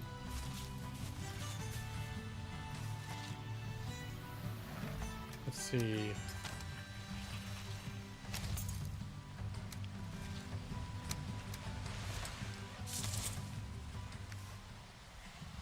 Yeah. That's looking pretty civilized right there.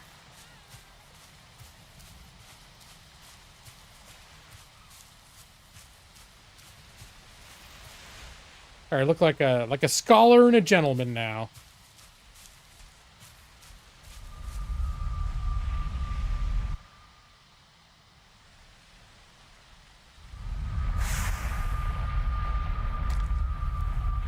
I just looked over at the time thinking it was going to be like midnight, and it's just barely after 10.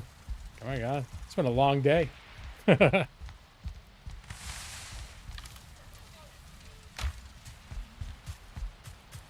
Alright, is this my box for, Oh yeah, I'm going to bring this hoe along. So I'll put my, my heavy armor in here for now. And man, I need to build some give it another box? I'll build another box. I got the wood for it.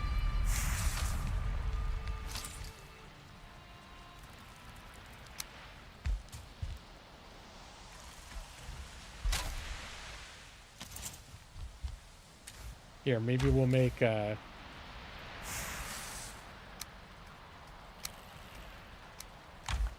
we'll make this one my armor, my spare armor box.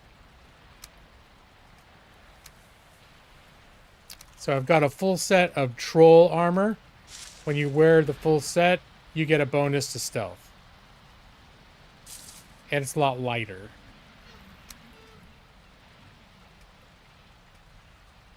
There's the beginning of a root armor set, which gives you resistance to poison, and all three will give you improved archery, a.k.a. the bitch tactics set.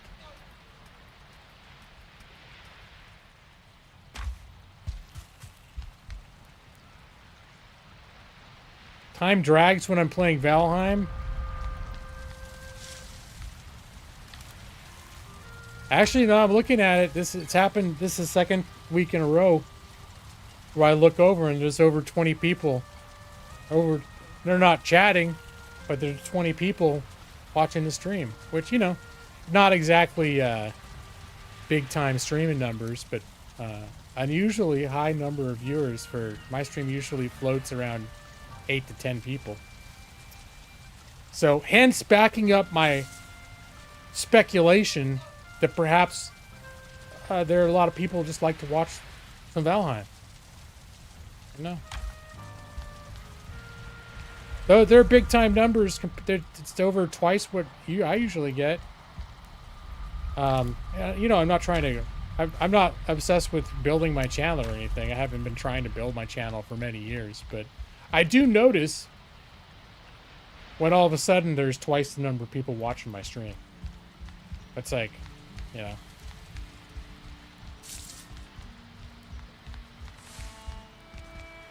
Like, oh, I streamed Valheim and a bunch of people seemed interested.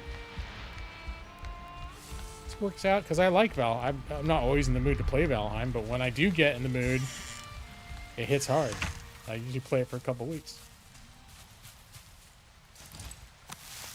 Eh, dear.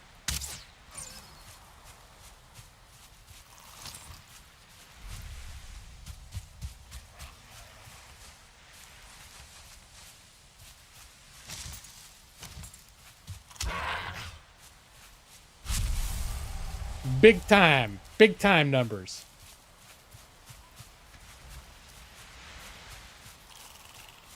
Although the other thing that I did last week that I did just a little bit this week is I started talking about politics a little bit, which I normally avoid. But I don't think I talked enough about politics in the stream to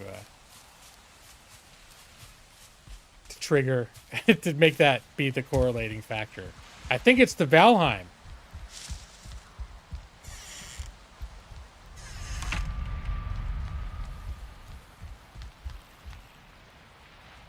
All right. Why did I ruin my pristine inventory by putting more animal junk in there? Politics, famously a calm, non-divisive thing.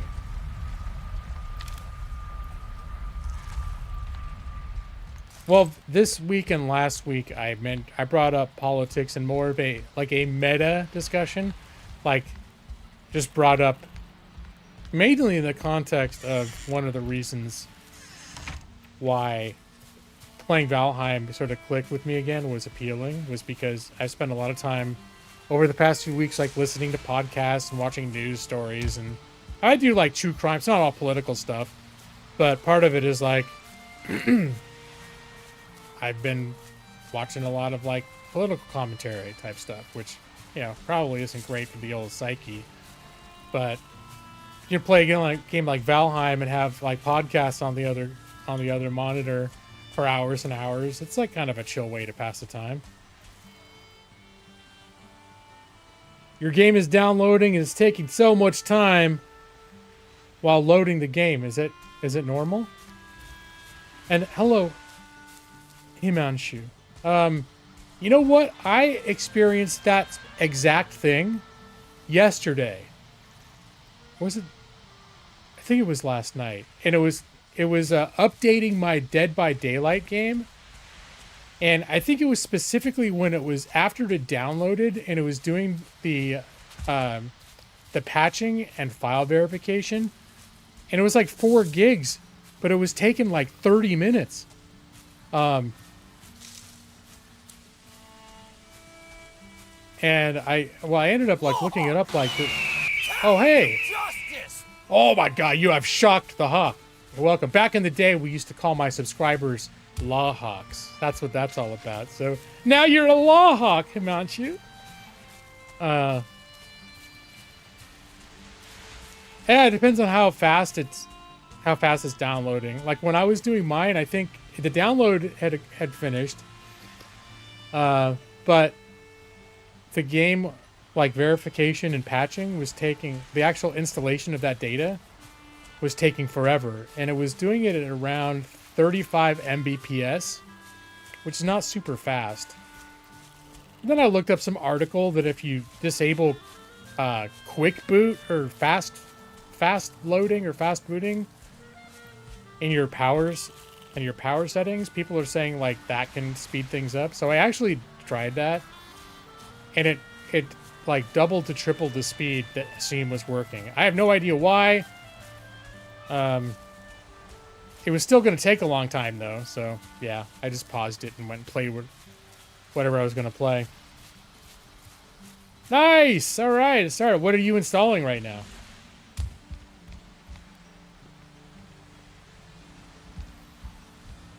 All right. Enough run. This is what happens when I get talking. I just run around my base in circles. In case people are like, well, what's he doing right now? I'm just running around my base looking at the chat. It's another reason why I like streaming a game like this. And hello, Nick. Did I say hi, Nick? It took you a while to download too? You know what? I actually, it triggered me to do a slight purge of some of my installed games. And because I haven't played Dead by Daylight in like 2 years. And I keep it installed because I think at any moment I could get an urge to play it and want to play it. But then I was like, I actually uninstalled it for the first time ever. And I thought if I get the itch, I can install it again. But I was getting irritated by its... I wasn't planning on playing it. It was just doing this big install. It was, you know...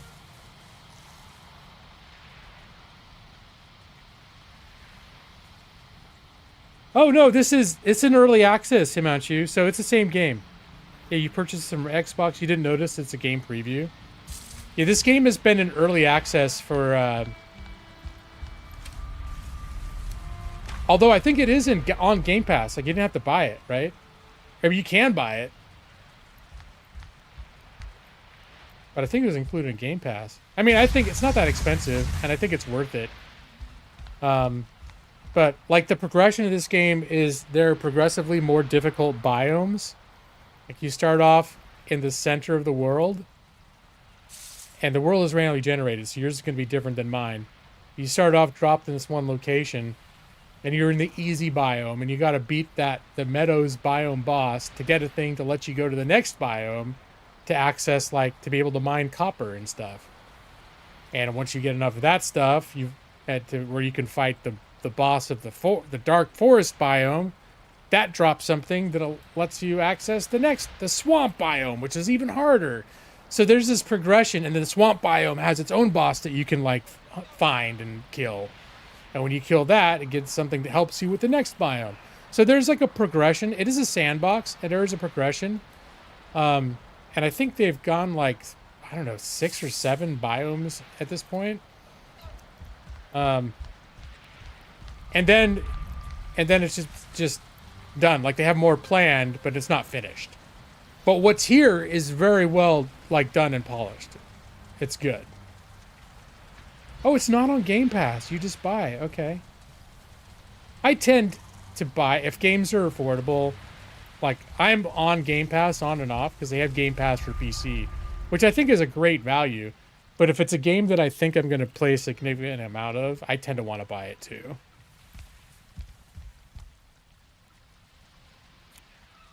There's a pop-up that came written. Valheim is in game previews.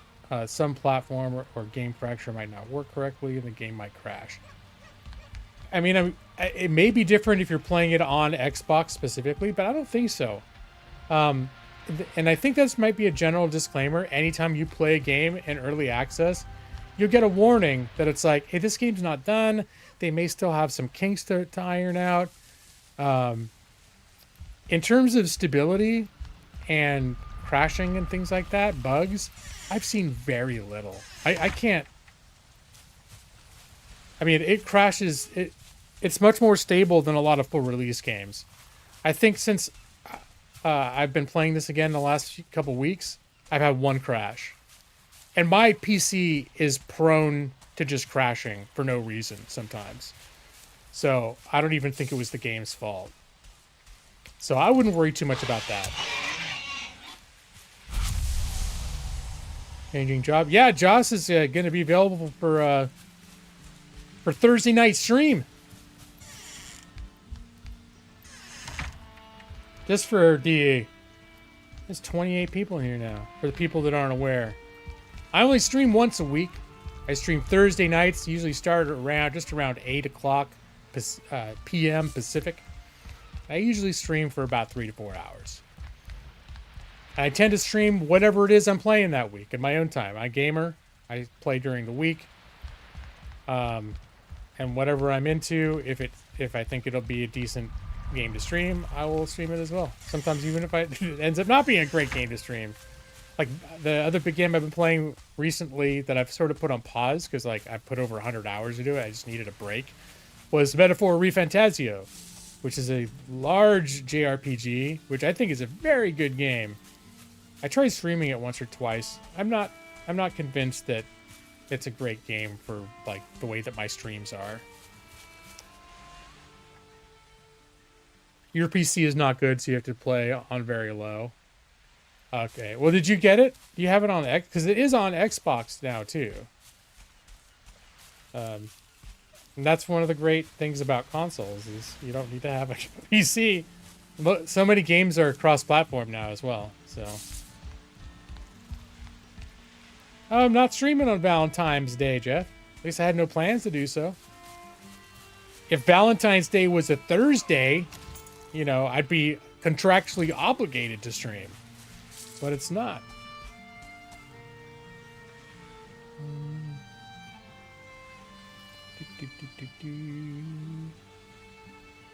But yeah. Joss, you're another one that's been around.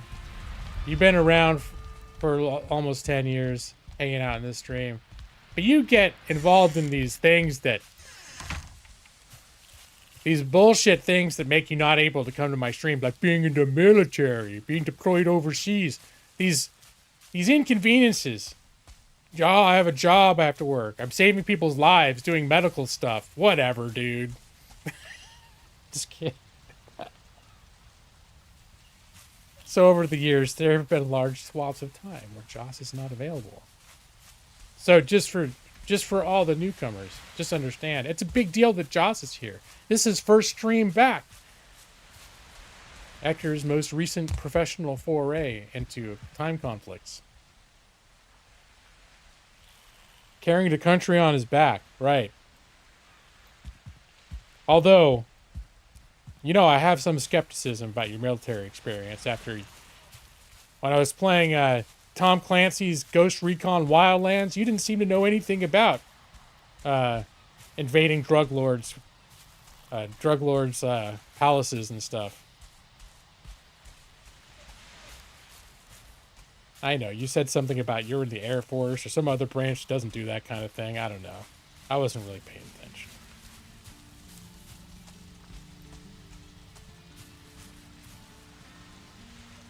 Get a hardship discharge to watch the streams? Alright.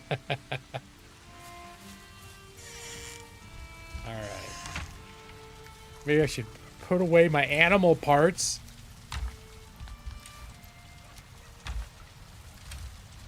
What was my next big plan? No. This goes up here. My next big plan was to go back to the new base that I'm building. And I should grab some of the tree seeds, huh? I was gonna do a tree replanting area.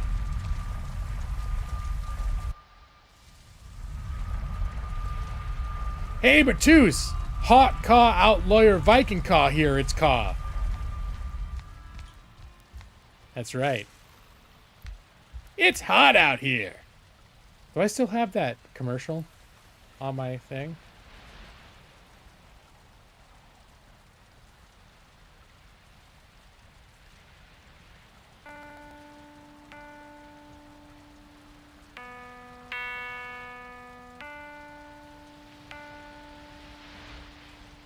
Playing Brian Sales? Wilson, Texas Law Hawk. Brian Wilson, the Texas Law Hawk. Talons of justice. Due process. Do wheelies. It's hot out here.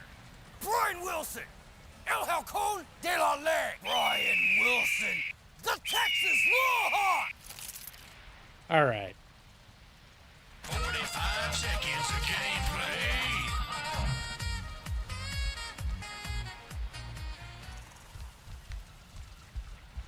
So it was a soundbite from that commercial for a real lawyer that I use as my my subscription notifier that popped up on the screen. Does that motorcycle part. Law Hawk, Talons of Justice. Do lawyer, do wheelies. Hey, that's right, Matus. Matus got it all figured out.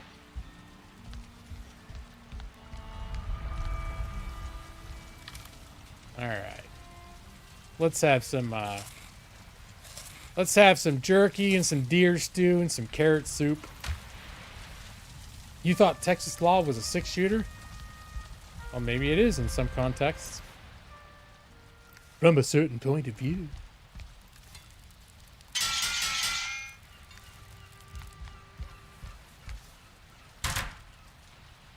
All right. Let's get focused and plant some trees. No, I just remembered I forgot to get the tree seeds.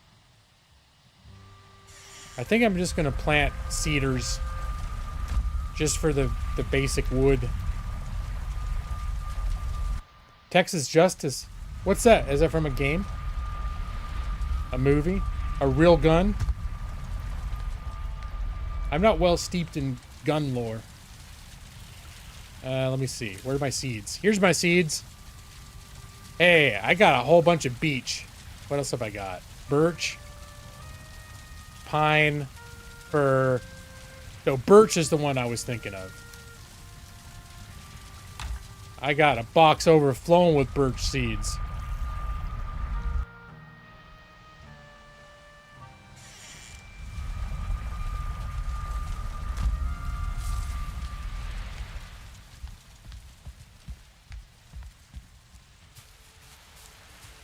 So this is my, this is what I'm going to be making sort of into my main world base now that I've found sort of a centralized spot. It was a pre-spawned Draugr village, which is these nasty undeads. There were spawners inside this building. There's a couple more buildings. I cleared it out. I knocked down one of the smaller buildings, and both the buildings all look like this. This one I haven't restored yet. But this is, it's not fully restored because I'm going to make this symmetrical. Because this is originally was exterior. And it was the same over here. But I expanded it to make the room a little roomier inside. So I'll do that there, but I haven't gotten around to it yet. And then I'm planning on building like a big sort of a tower, like castle-y type tower here. And then maybe connect it to this other building and restore that one too. I haven't decided whether I'm going to tear this one down and just build a fresh structure back, or if I'm going to rehabilitate this and connect the two with my castle-y tower thing. But that's my plan for this base I've been working. And that's my game's focus has been for the last few days. It's been just gathering up resources, burning through resources. I burned through a ton of stone. I'm gonna need to get my hand on some more stone, which is not hard to do if I'm looking for ores and stuff. I'm mining like copper and copper specifically. There are these giant ore nodes out in the forest that of copper, and it's like 90% stone when you mine them, so you end up with a crap ton of stone.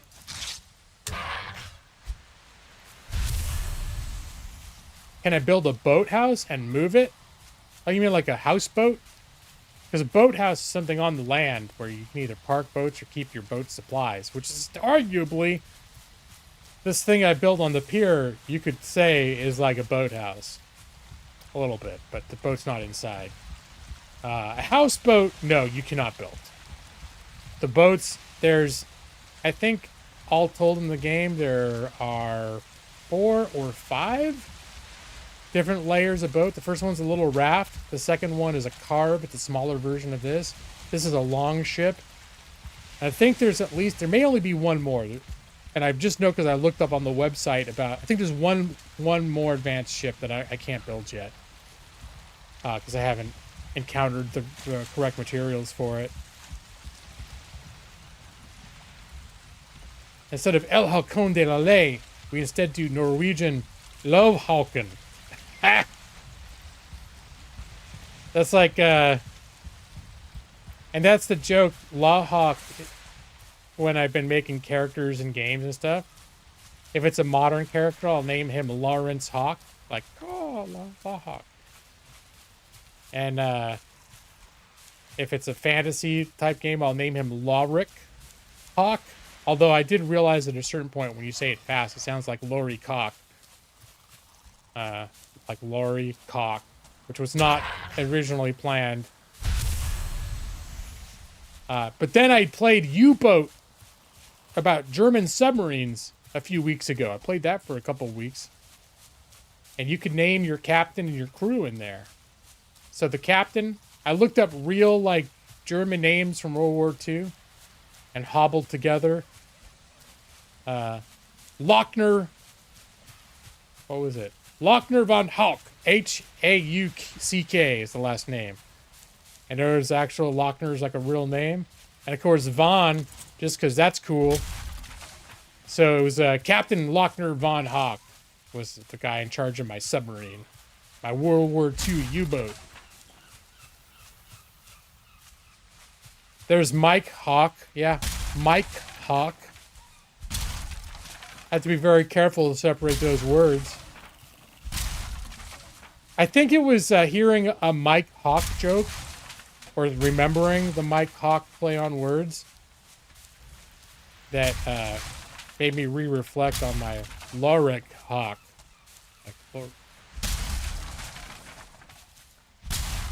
The Mike Hawk thing, I don't know how long that might have been around as a play on, as a prank, like a prank to get people to say. But a year or two ago, I discovered, what is it? Ask Jesus. It's an AI Jesus that streams, streams like 24 hours a day on Twitch. And it's like automated to read the chat and respond. And it feeds into this animated, like, Jesus on the screen.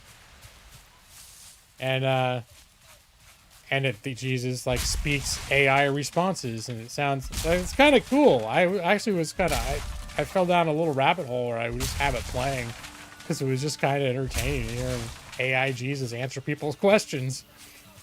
But one thing that people were constantly trying to do is they were trying to ask AI Jesus questions that would make him say naughty things or nonsensical things. So one of the things that they would try to get him to do is say, I need you to, Jesus, I wonder if you could say a prayer for my friend. He's really sick. His name is Mike. Could you just say a prayer for Mike's well-being and tell him that you love him? Again, his name is Mike Hawk. And so the AI Jesus would go on this whole tangent about, I love my cock. Or, you know, just whatever. It would just end up, he'd end up saying my cock a whole bunch. So, good old AI Jesus. Then later that year, during Christmas time, they did a Ask Santa. It was an AI, same principle, but it was an AI Santa. Good times. All right, hold on. Let's cut this out. I think I'm gonna cut out some of these rocks too.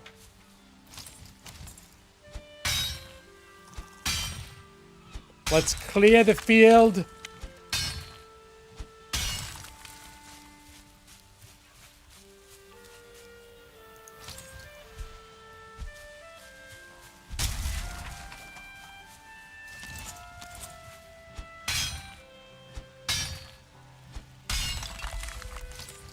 Have all these hidden hazards.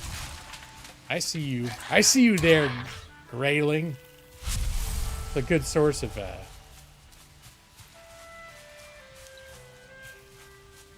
good source of that. What's that stuff called?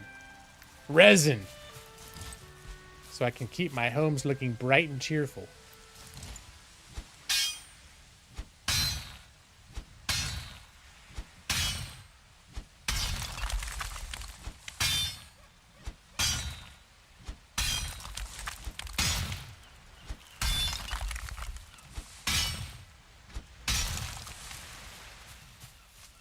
All right, you know what? I think I'm going to keep the first bit of shoreline here green.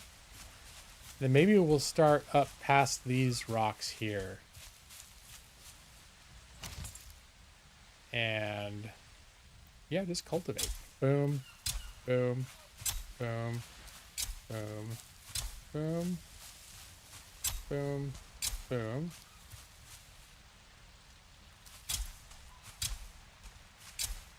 This is preparing the land for planting. I should probably just... I was going to do like rows, but why not just black out the whole thing? It's starting to get dark.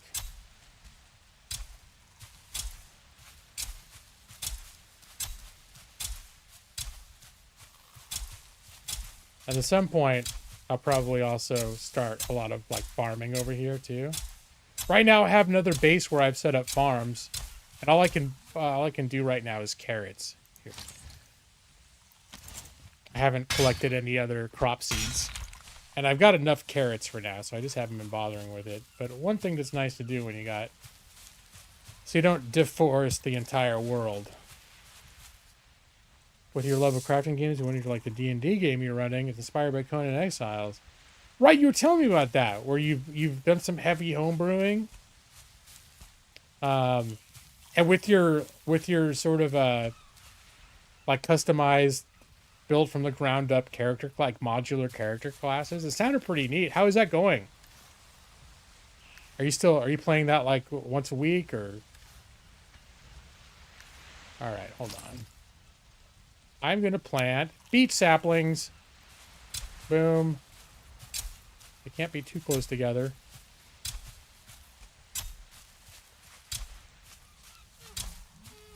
I forget how far apart, how close they can be.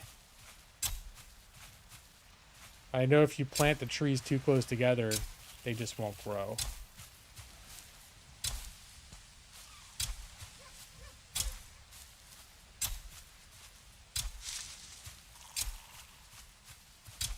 And it's getting dark out here. Let me see. Finish my planting what field I have. And the cool thing about this is when it comes time to chop them down, you just start chopping down a couple of them. Is this one not going to grow? Needs more room to grow. Is it too close to the other things or is it too close to this rock? I can get rid of this rock now. Every other week. Okay. So you've done like 4 sessions. All right. They're very hesitant to fight anything. Why is it? Is your world just that harsh or they're too... They're too invested in the survival mechanics.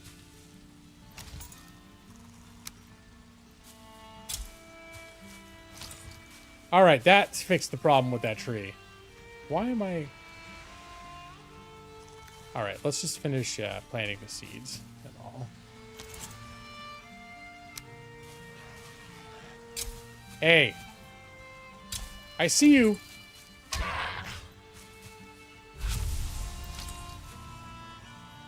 I don't normally like working in the dark, but I'm almost done. It'd be nice to just get this done.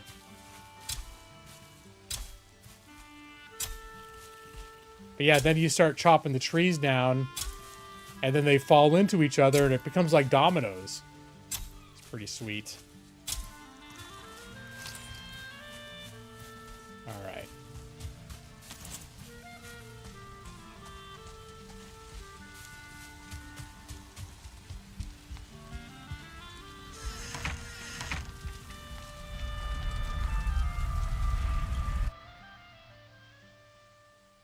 It's pretty satisfying when a bunch of trees knock each other down too. All right, let's see what else. What all I got here? I got a bunch of stone. Wood's getting pretty filled up. Some overflow wood box. Although while I'm here, I should refill the old charcoal kiln. One can never have enough charcoal.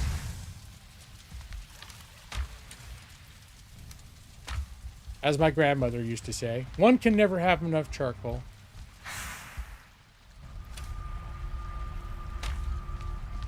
Here. This is why I end up using all my resin.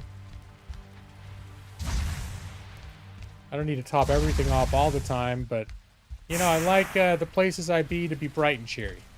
Bright and cheery. Takes a lot of resin to keep your dwelling light and cheery. That's why my other dwellings, not so much. Let me see, 03. These are some of my other houses. This is I'll go back to my original house.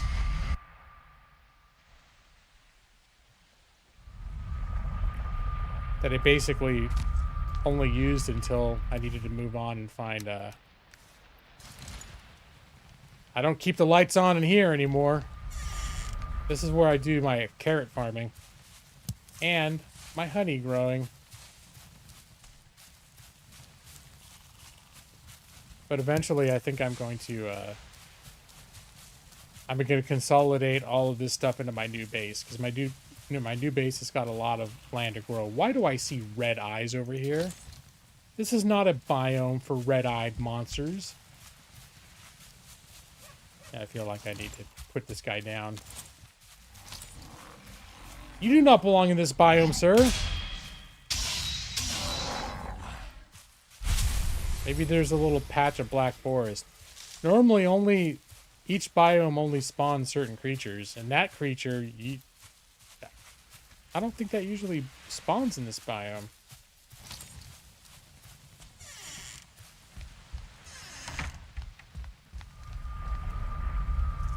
Oh, I left the door open. Probably doesn't matter, but it's like leaving the house with the burner on. I'm gonna go back and close it.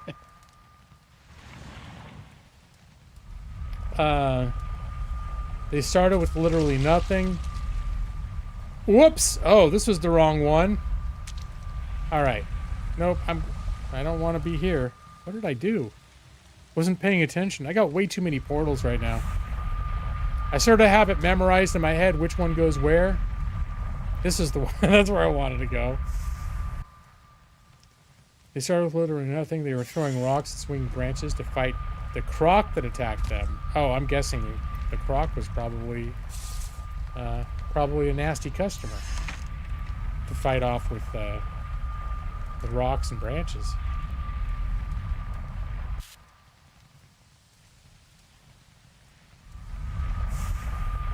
Once they discover red glowstones, they're going to be able to make portals like in Valheim.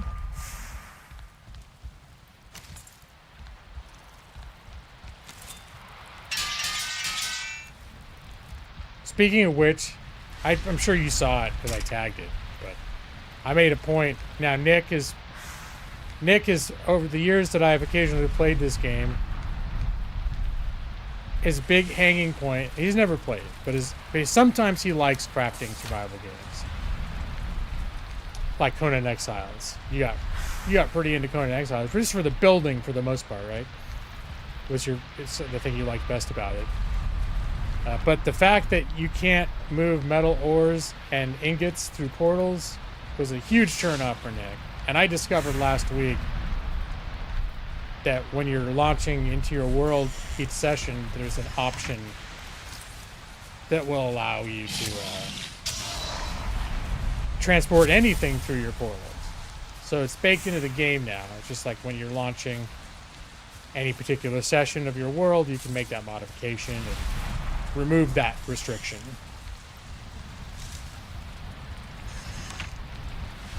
Which I thought there might have been a mod for that or something. I didn't know it was baked into the game. The game had that option just in it already, which is cool. Because I think you're probably not alone in that, Nick, that there are probably a lot of people that they find that it's just a waste of time, like an unnecessary bar to getting shit done.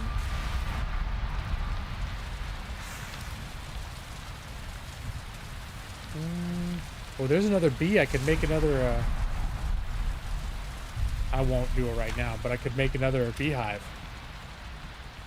Maybe I should. I'm gonna go to sleep. You know what? I think I will. I'll put it with my other beehives. And then when I'm ready to move that whole operation to my main base.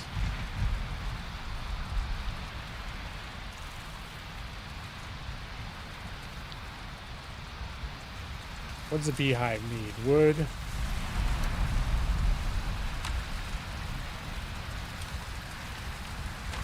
Okay, let me put the rest of this crap away. I got way too many of these flowers now, too. Right, no, time gate. If you're going to allow portals, it's weird to restrict them. And it's funny because I was thinking about, you know, your point on that. Like I said, I think it's just, why is because game, you know? They want you to have something to make ships worth using to transport goods. I think is part of it too. And also have some bars to be like, taming the wilderness takes some effort. And it really is, if you could just drop down a portal and immediately colonize a new spot, like move all your stuff through the portal. I can understand why, for progression purposes, they might have been like, well, let's put the brakes on that thing. But I tried looking up, like, if they ever attempted to create a lore reason, like an explanation of why that mechanic actually makes sense in the world. And the general consensus was like, no, they've never tried to explain it. It's just what it is. And people were trying to come up with things like, well, it's the Norse gods and Thor celebrated, great feats of combat and not tinkering. You know, it's like, so, okay, whatever. Even people who were putting those forth knew that it was just like, it would just be trying to come up with a lore excuse for what was a purely gameplay decision. All right, let's top off my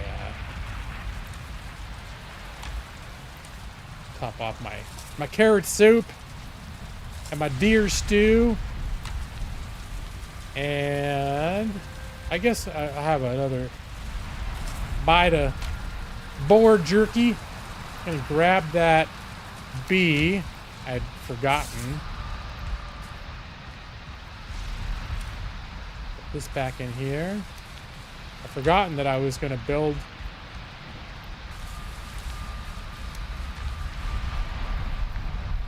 Oh, no, back with the other hives.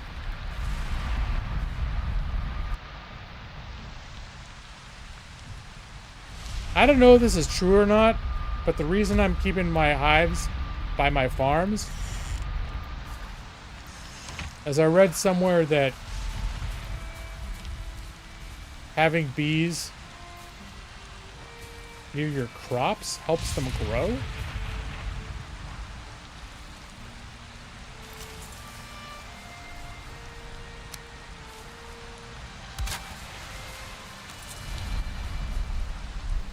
Bees are sleeping. Okay. Or more specifically, that having bees near your crops helps keep creatures away from your crops that would otherwise destroy them. I don't know if there's any truth to that, but I was like, that makes sense. Shit, like all the monsters and stuff like to try to attack my base. So it's possible that the bees like aggro on them or something if they try to get too close. Wow, what a storm! Speaking of which, I need to figure out what my next move is. I think I'm gonna grab a bunch of rock.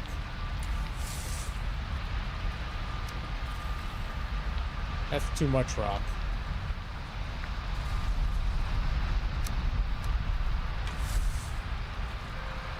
And oh, I should top this off while I'm at it.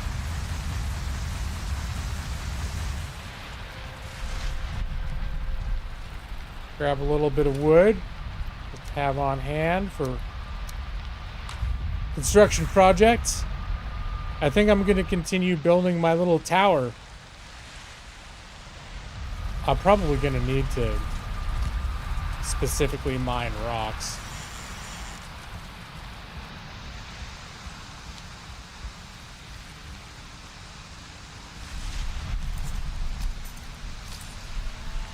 Heavy building.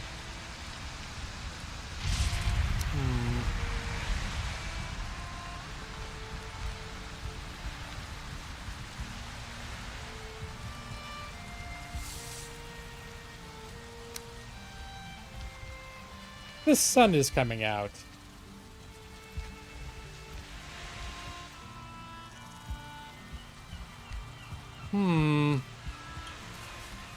How do I want to do this?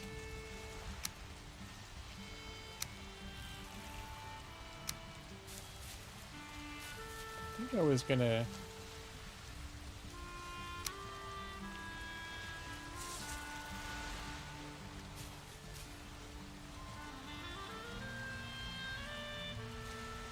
Sometimes getting the snapping to work. There we go.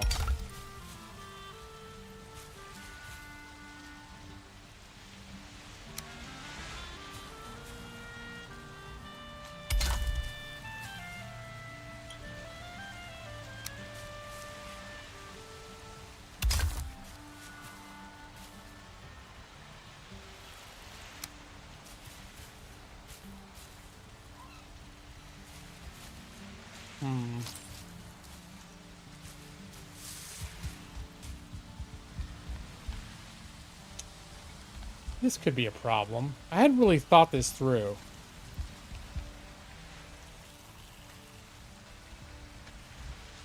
How am I going to merge these features? Because I don't think I can build stone across the top of the, like, thatch.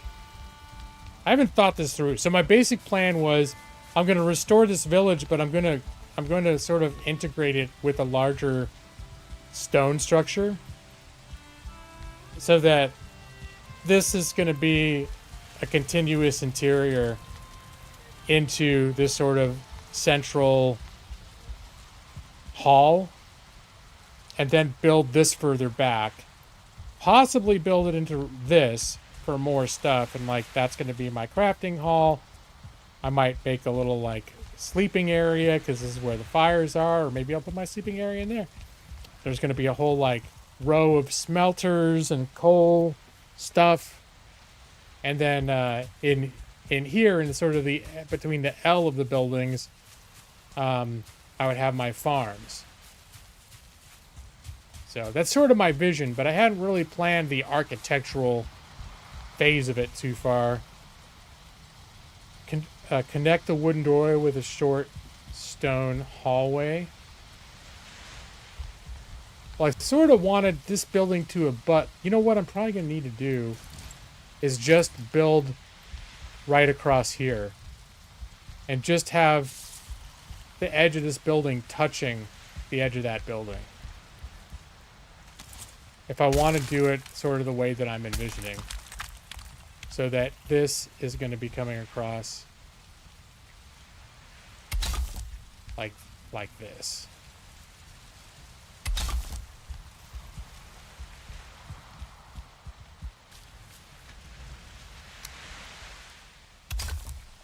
Raise rabbits, grow potatoes. Potatoes. I don't remember if there are potatoes in this game.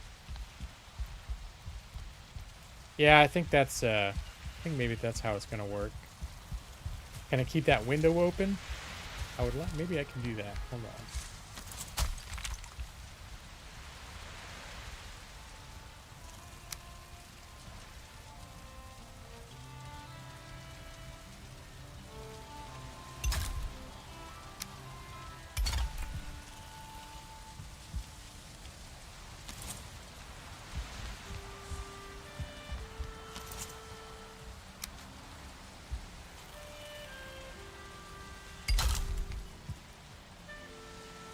Well, they kind of let... Uh-oh. It'd be nice to have sort of like a drone view.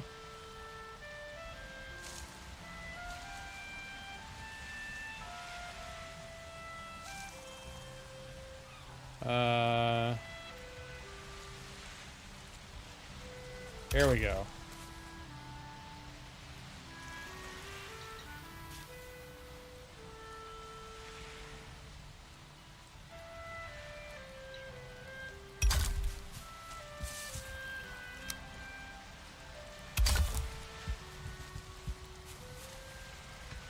I was gonna have a little like window here.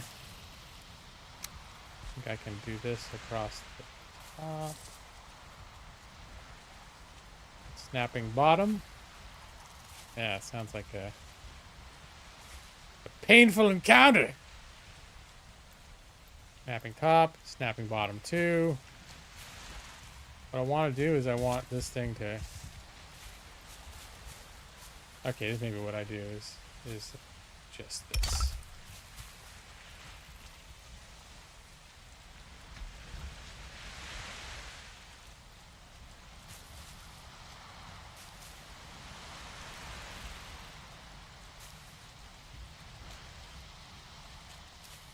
There we go.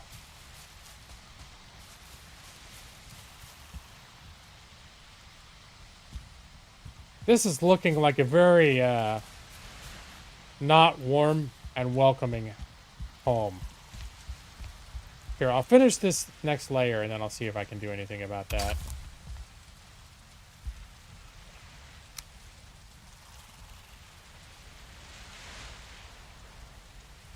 See, I was going to have more windows over here.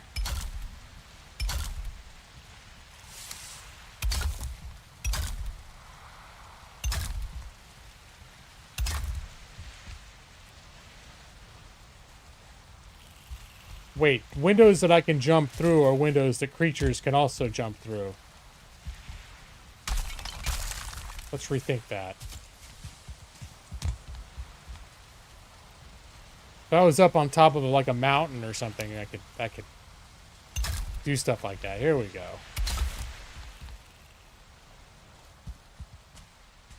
Oh yeah, I should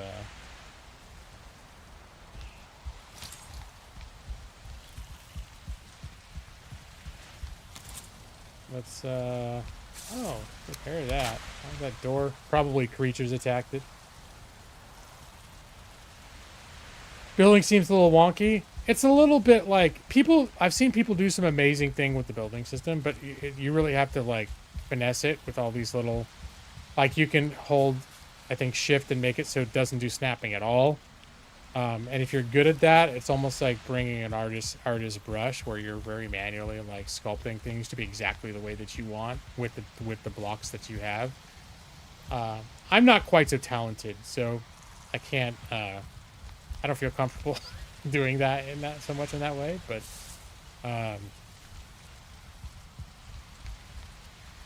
So what I'll end up doing to try and... Oh yeah, I was gonna copy this. Here, get these.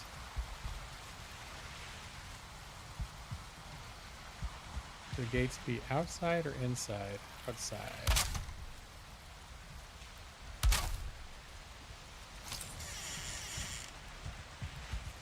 All right. Then can I build something right across the top there? Maybe I'll need to do wood beams across that spot.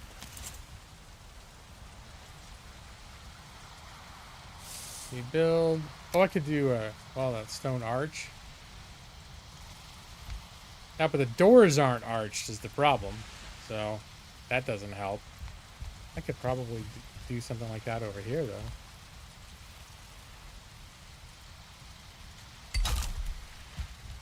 Yeah.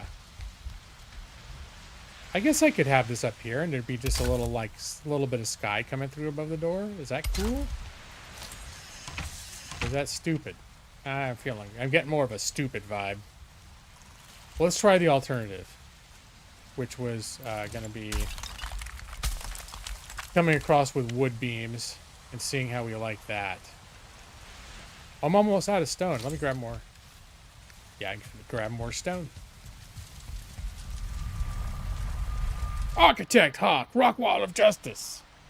Are there other people or just me? Well, there are a handful of NPCs, very specific NPCs. Like earlier, I think you were here when I went to the seamstress. There's a couple like merchant type NPCs. This game is designed for multiplayer. I don't know if it was primarily designed for multiplayer, but it has multiplayer. So you can play with other people, but it's not a world where you like, there are villages and like, you know, like usually Skyrim or something. Where there's a lot of like, there are characters or anything that you interact with in any kind of routine way. It's just basically you in a desolate world filled with the monsters and the occasional boss. All right, let's get a full stack of wood and...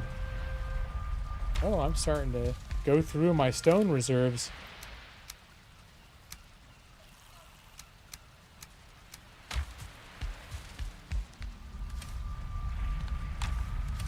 I did accumulate a considerable amount of stone. How much do I need to get rid of to get back underweight? Another 5. There we go. Always consider resale value. Yes, that's true. Very wise words, Jeff. I mean, I have yet to see any brokers or any kind of a real market, but I'd hate to see that all these wonderful features that I'm including go to waste. Crafting, building. I think we just want to go... Oh, that's going to look dumb. How about this? Oh, here we go.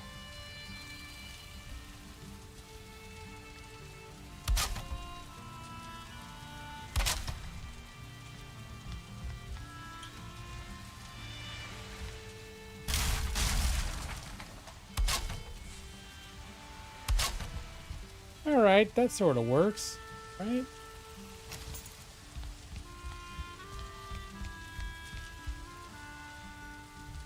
I'm going to need to flatten some of this stuff. Ground.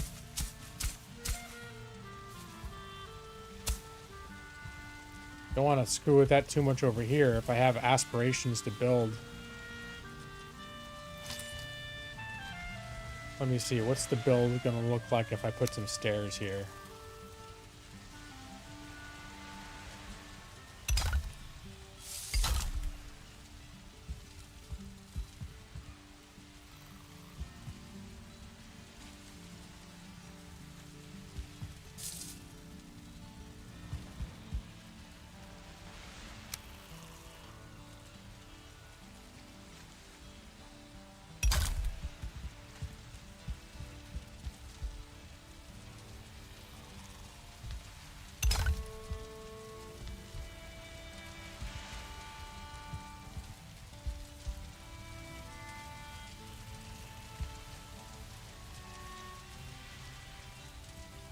Let's see. How would I want this to open out? Would I want more of these guys?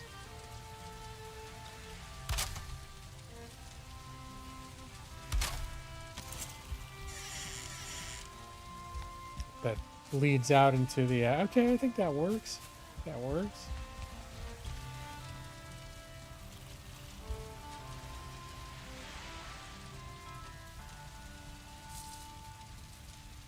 Oh, stop. Put it away. Keep forgetting what I have on me.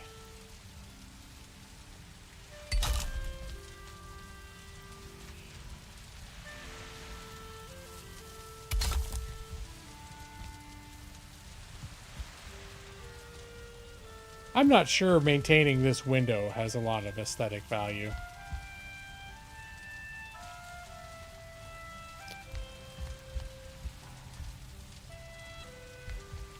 I think what I'm going to need to do is build some stairs. Although, maybe once we're doing interior stairs from between floors, they should be wooden stairs. Let's try it out, see how it looks. I guess it's going to be the same steepness. And trying to figure out the best place to go up from the first floor to the second floor. And that's not going to work. Needs a TV and a refrigerator? Yeah, could be. Could be that these windows, this wall with the windows is where I need the stairs to be to go up to a second floor.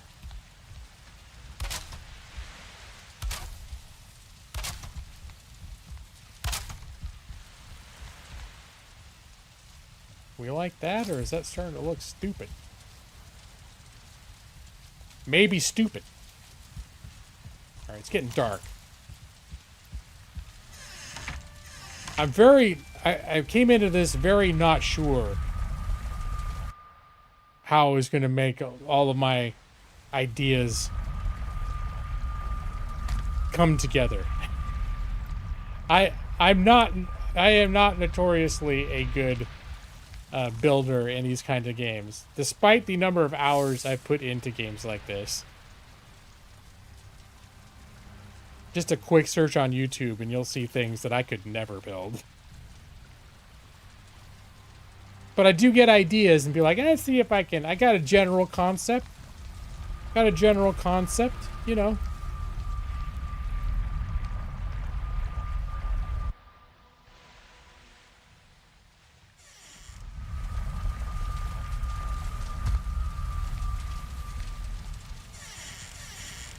You played survival games. You relied on Nick for the base.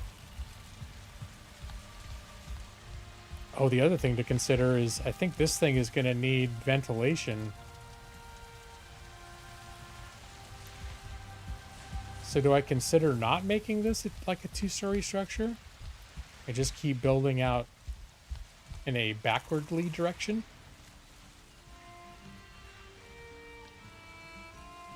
Maybe it doesn't need to be...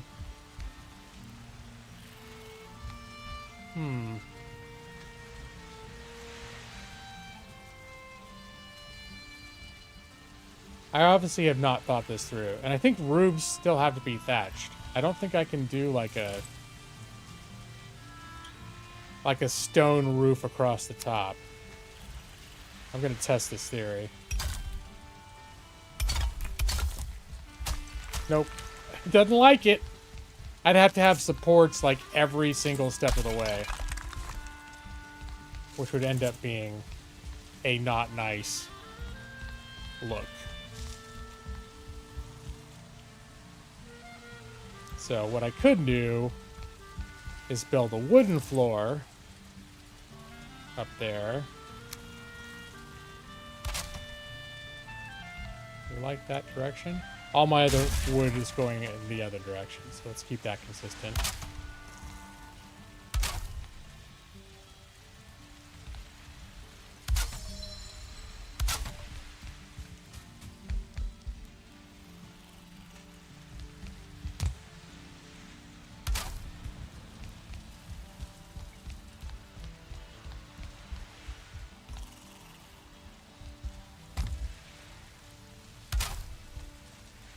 I still probably have to put some support beams in here. Oh, I'm out of wood. Okay.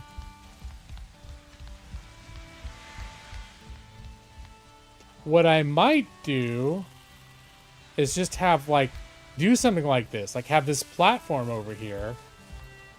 So there's, like a balcony or just a partial second floor. That could be cool. That could be kind of neat. All right, let me grab some more wood. Probably don't need as much stone. You've gotten better at it over the years. I know when I was playing this before, every time I build a new base, I would make flares to it that I liked better. Like, I kind of like this little base I made. There's nothing architecturally stunning about it. But it's got, to me, like I like the cozy, homey feel, and I kind of like the way it's laid out. It's like, it's sort of close and cozy. That's one of the problems too, is I didn't have enough room for all the crap that I wanted. All right, let's put a little bit of this stone back. We get 2 stacks of 50. And grab some wood. I'm carrying too much, but I'm gonna throw it into a smelter. Maybe I should put back another stack of stone.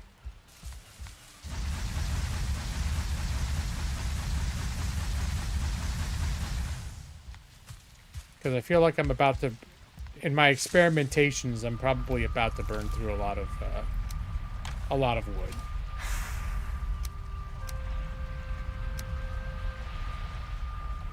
How close are we? Let's split that stack. There we go. Oh, I'm about to be hungry.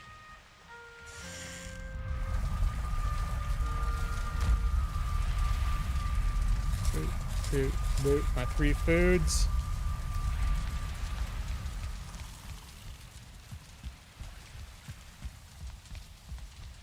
All right, let's continue this. Let's continue with this thought. Should I come one more over or leave it like this? What could I do with this much? Here, let's...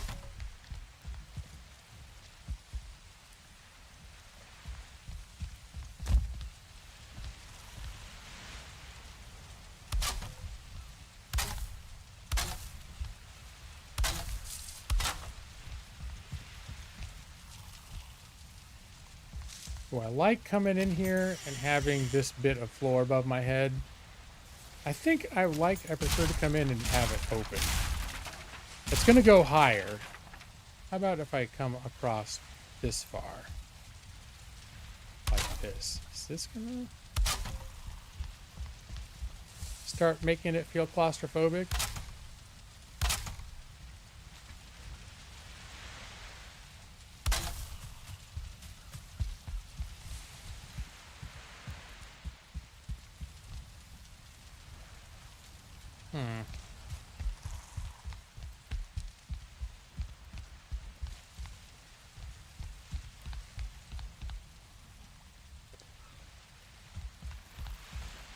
Almost wishing I'd made this one more. It's one wider.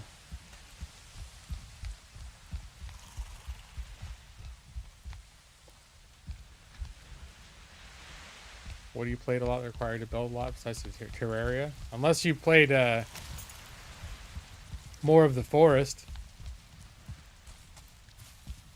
Wasn't the Forest on sale one weekend and did I buy both of you copies of the Forest so we could play together? We played once and then I never played it again.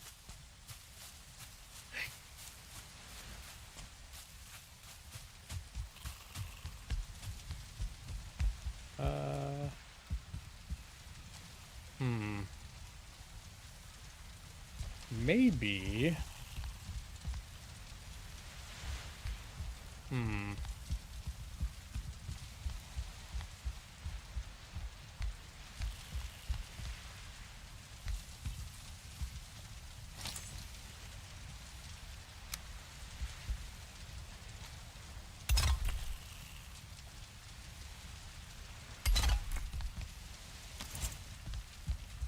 Those look kind of shitty.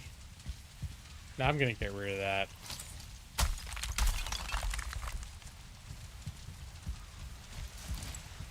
I'm just trying to see if I can sell myself. Alright, so it's been a long day at sea, and I come home. You have to pretend there's an upper half of this building. You come home, and I walk in, and is this gonna make it feel cramped in a way that I don't like? Let's get rid of this again. I'm being very,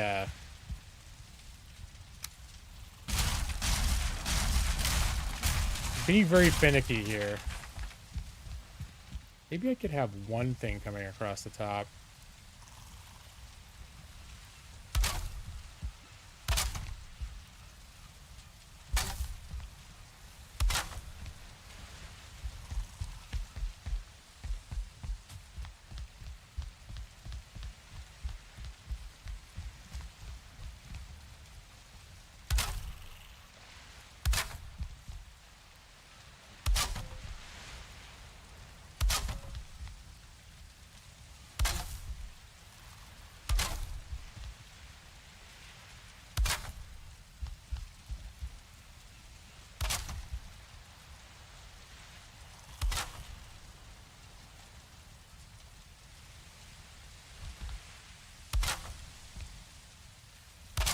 We'll see how this looks. In my vision of entering the front door. I just realized how not centered that door is, too.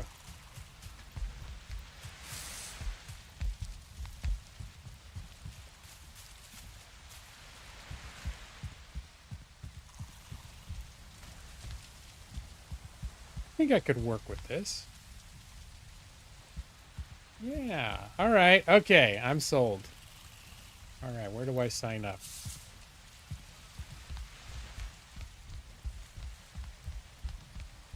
Can I do one across the back too? All right. Let's not get ahead of ourselves.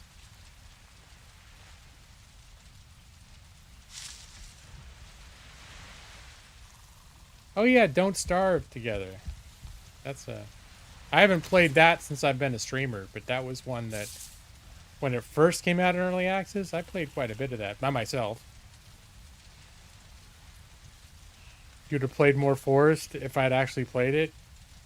That, you know what, that really surprised me, because I always thought of Joss as being like the scaredy pants of the group that would be scared of of stuff in games.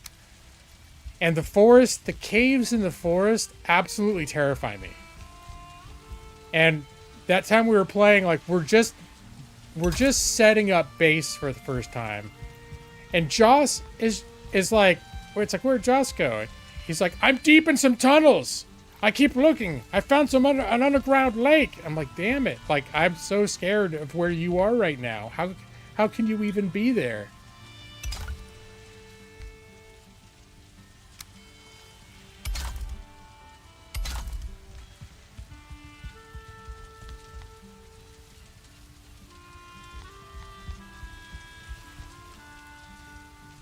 Well, I've actually heard Joss speak, and I know he doesn't sound like that. But yes, for the purposes of this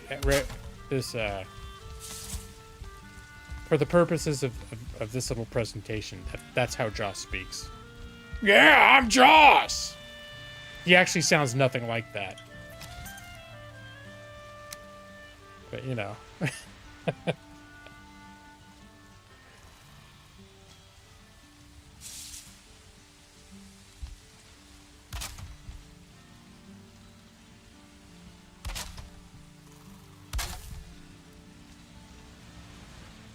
Oh, no workbench in range?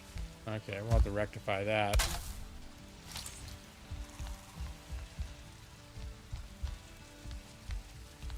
Alright, now the question is can I still build... Can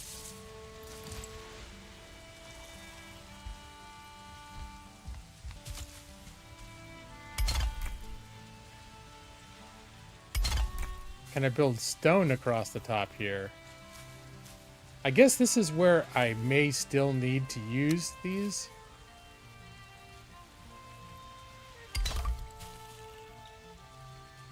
I probably still need to do that here too. Did I put those in crooked over there?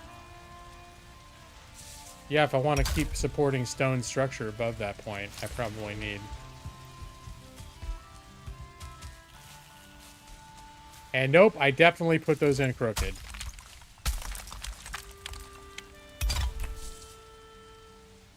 I mean, I appreciate that they let me put it in at a weird angle, but, you know, I don't actually want it in a weird angle. All right, this is all kind of coming together, though. Exactly as planned. Okay. Am I out of stone again?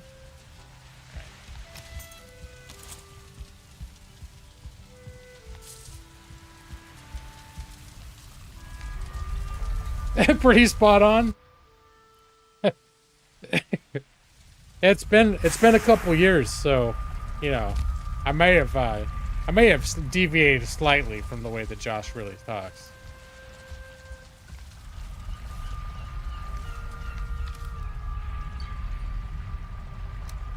Let's see, let's grab some more stones.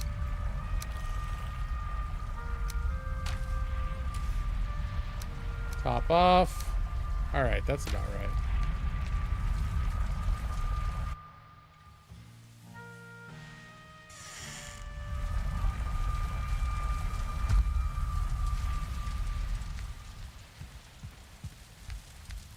I forget, are there railings in this game?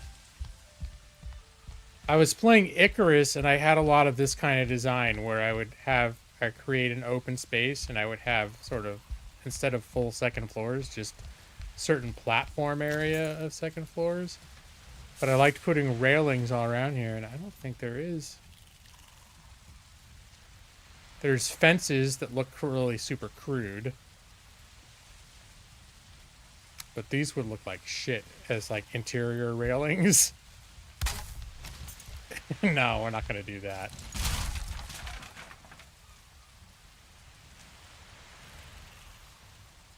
Hey, there are these half walls.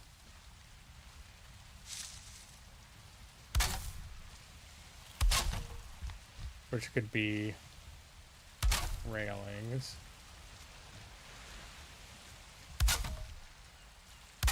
Let's see how much like crap these look.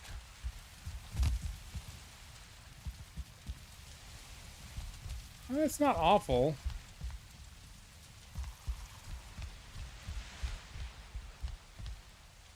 I prefer something I could see through a little better. Let's see what else. We got any other options? Can I use these roof ties? I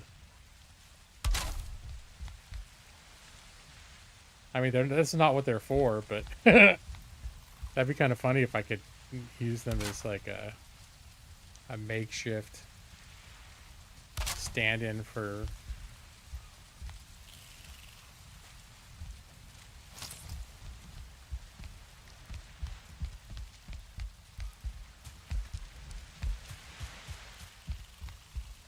That actually doesn't look terrible. I don't know once I get to a corner if it ends up looking any good. I hadn't really thought through this point.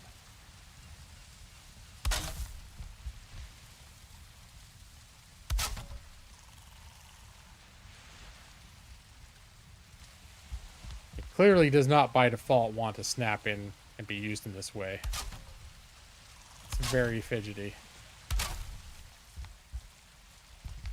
And obviously, to make this not look like absolute crap, I probably need to have some kind of like a beam coming through here. Whoa! Okay, ouch. Oh, no, that's gonna look like garbage.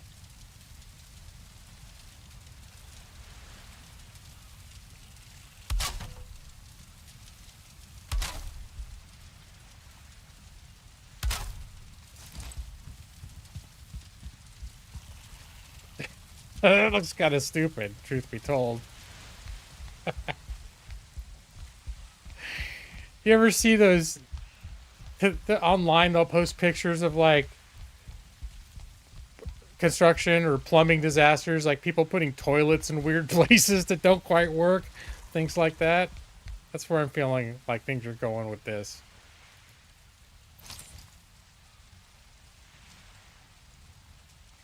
Is there any other way I could fudge this? First off, I don't like that at all. Let me see. Can I just...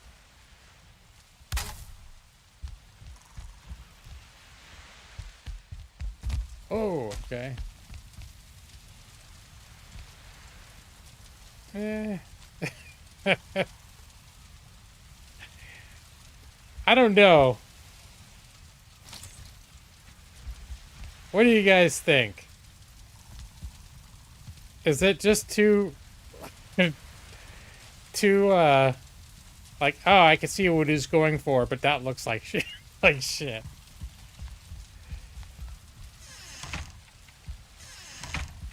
Here, I'll do a poll in the chat.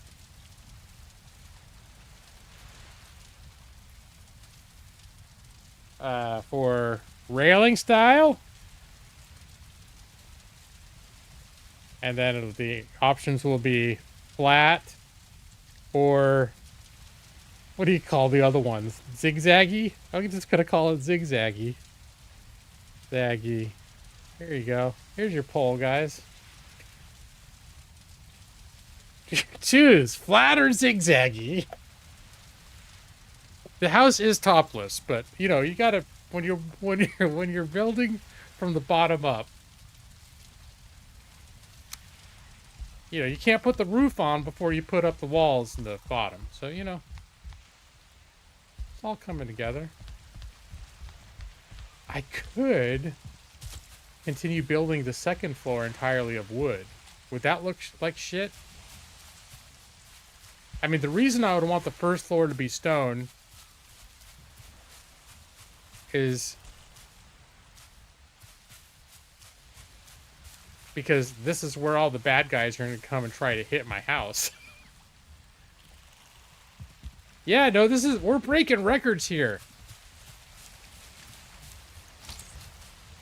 I don't know if we still confirmed that, even in my heyday, I didn't get, unless I was getting raided by somebody, I didn't have 40 people in here. I think it's the Valheim, Brad. That's been the ongoing debate about whether more people have been showing up to my Valheim streams because people actually enjoy watching Valheim. All right. Oh, I'm seeing the poll that is quite contentious.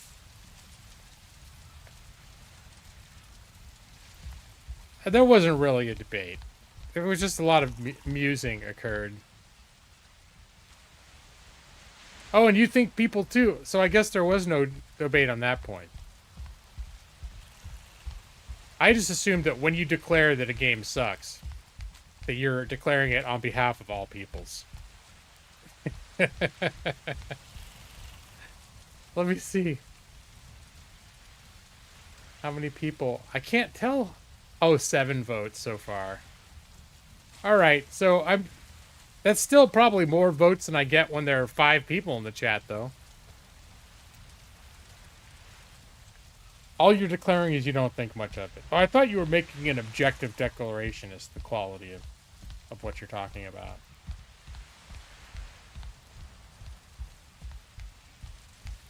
Flat versus zigzaggy. Or we could have a fusion style of both, which probably is the worst of both worlds.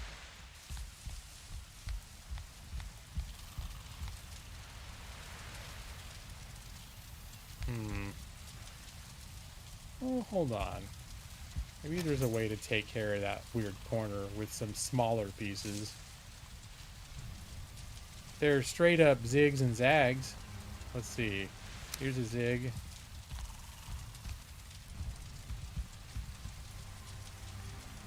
Can I do it like that? Oh, it's getting really dark up here. Alright, hold on. I need to go back to my my main base bed. Go to sleep so I can bring forth the sun.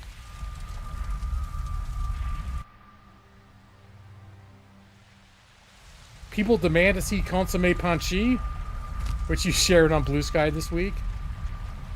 Do I have that? Do I have that on my scene collection? Yeah, this would be like...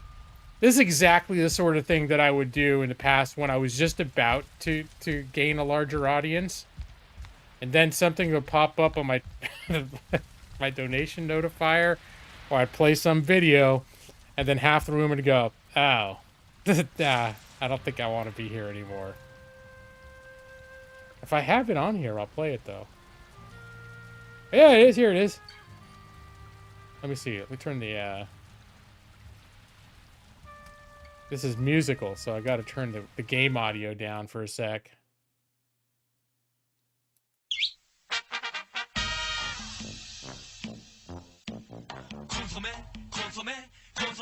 The first time I saw this, I laughed so hard, I nearly pissed myself.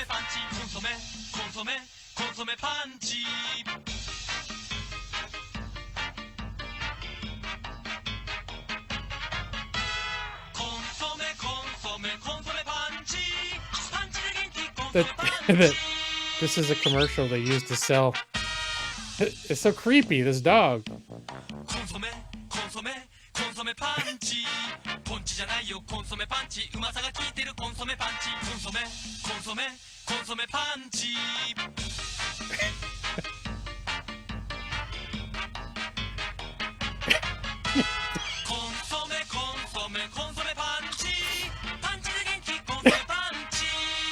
Okay, it's hitting home a little bit again. It's been a while since I've watched these. This is a couple minutes of like all the commercials they made with this dog.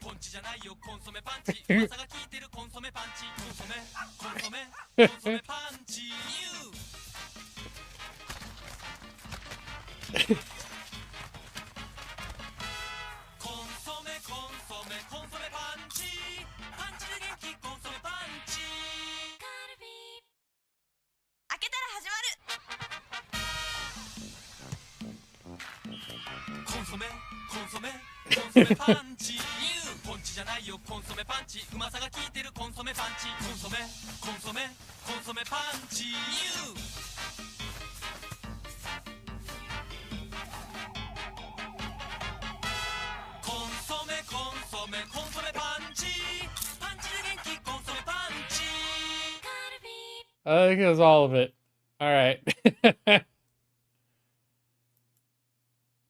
Hey, what happened to my welcome to Backdoor Gaming?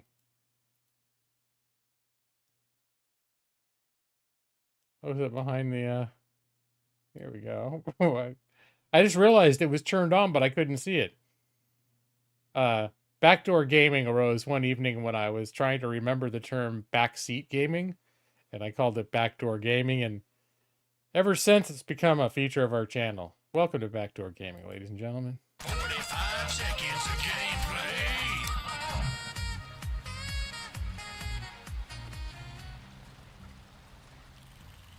You only lost one viewer. They must all be asleep. All right, we're not getting any more votes, so I'm going to end the poll. It was a tight win for Ziggy Tacky. Very close poll there. But Ziggy Zaggy, for 7 votes, is probably beat one by like 1 vote. A narrow victory by Ziggy Zaggy over Flat for derailing style.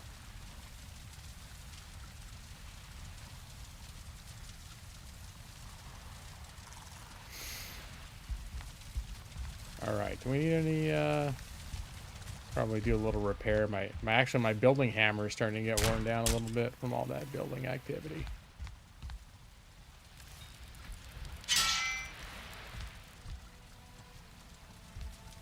I should probably start sending up some torches over there. Eventually, I'm going to want them all to be... That's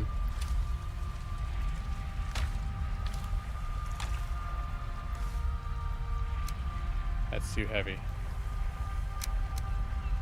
I'm going to want them all to be like these bronze. I put a couple in here first.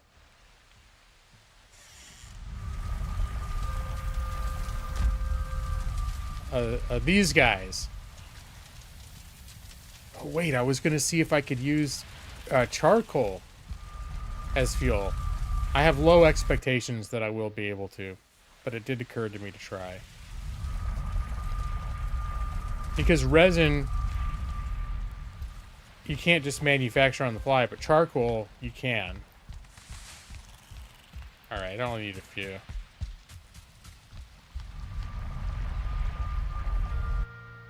Because charcoal is just made from putting wood into a kiln. You can get an almost unlimited supply of wood anytime you want. Lawhawk! Talons of justice! Henry Tard. Oh no, dude. Maxie, was that you? I'm not gonna even say the name. Because it's not flat out awful, but it's touching on it.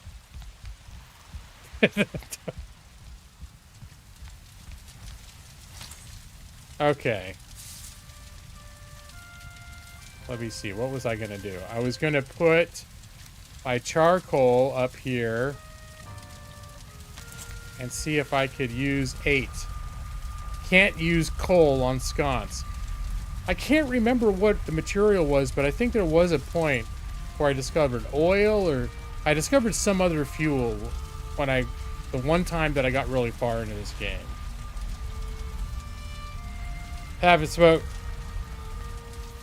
Yeah, but come on, man. See. Usually that would come in the form of a donation, so I'm a little, if that was you, you're getting cheap, buddy.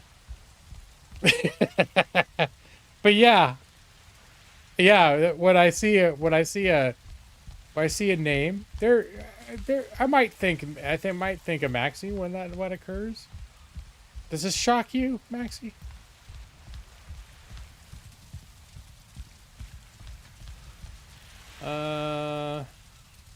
All right. I think I might have. Let me see.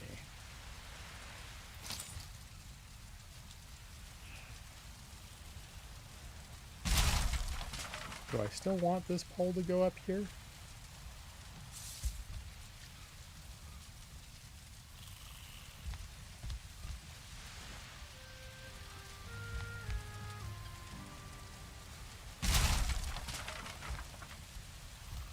No, I think we don't need this pole here. We may still use poles, but we're not going to use them right there.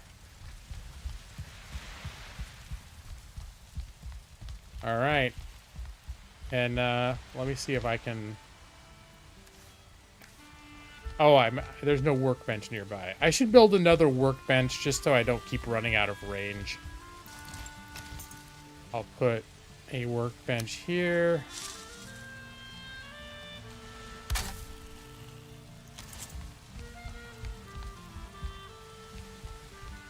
And now that I'm thinking about it, Maxie, I didn't ignore you, did I?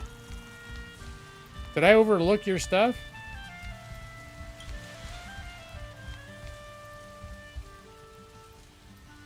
Use colon what? Nothing. I just pushed that by accident. There, I was trying to use this. I'm gonna do this. Turn this around. No, that's fucking garbage, dude.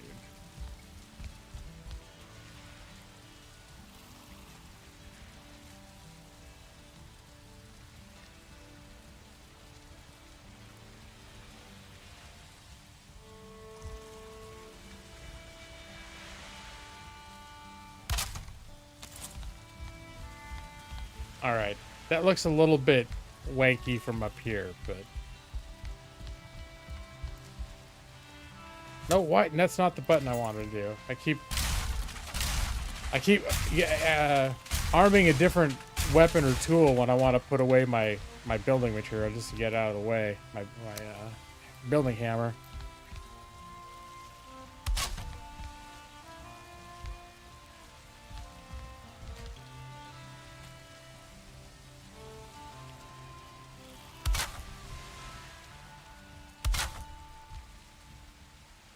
There, this is a better snapping option.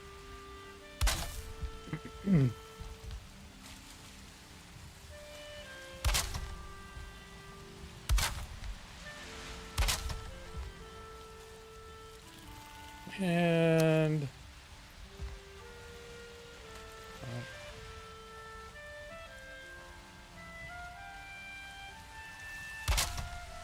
there, I think I like that.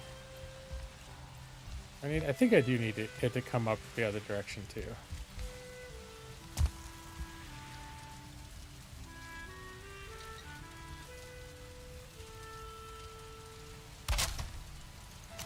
There.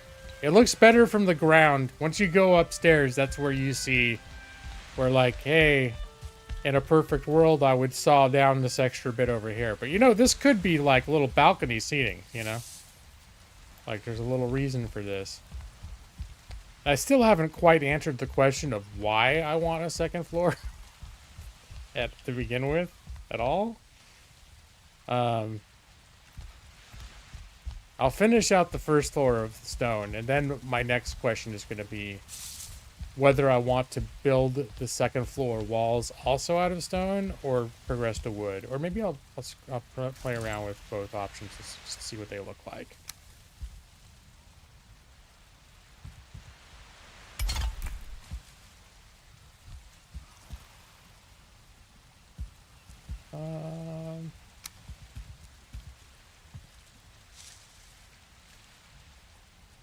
Let's see, let me change the snapping tool.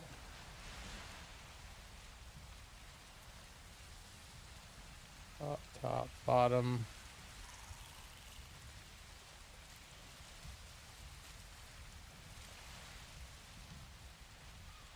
Auto.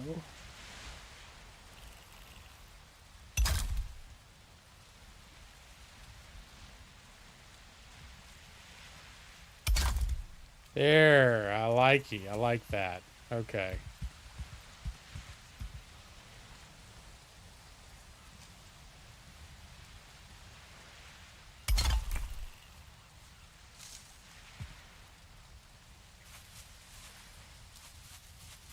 Hello, here we go. I just had it.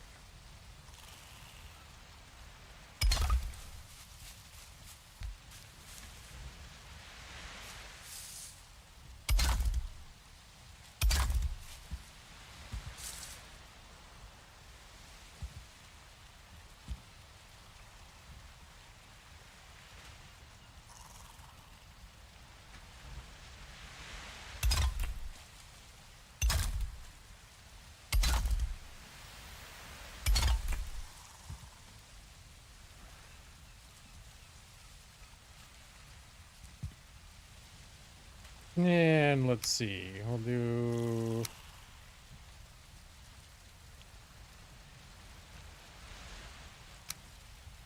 There we go. All right. Now what's that going to look like in terms of my flooring up here? Maybe I'll extend the flooring.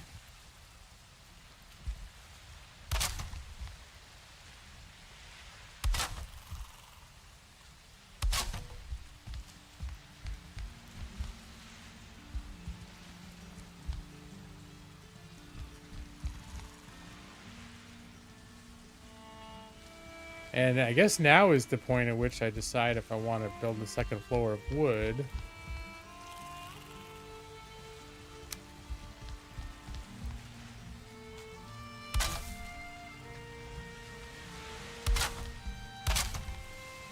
Well, that's feeling a little bit cramped, isn't it? I think it would end up feeling cramped anyway. I cut it though. Ooh, that's not so good.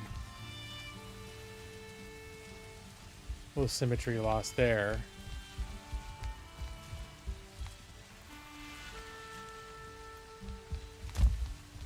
I could still have this like that. There's a little bit of lost symmetry there that I'm not a huge fan of.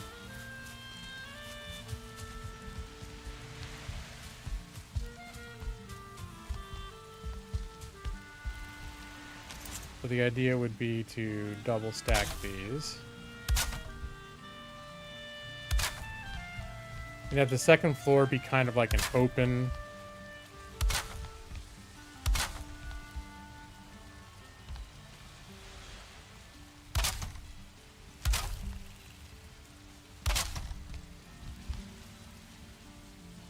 Not sure what to do with that.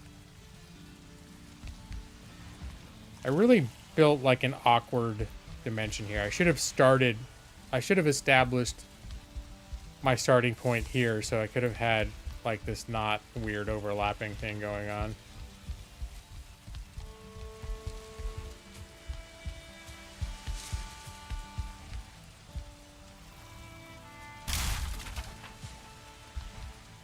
All right, what can I do to counter this?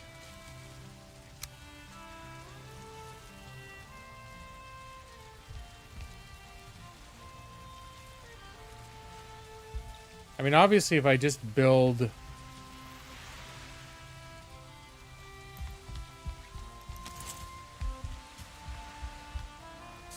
wooden walls,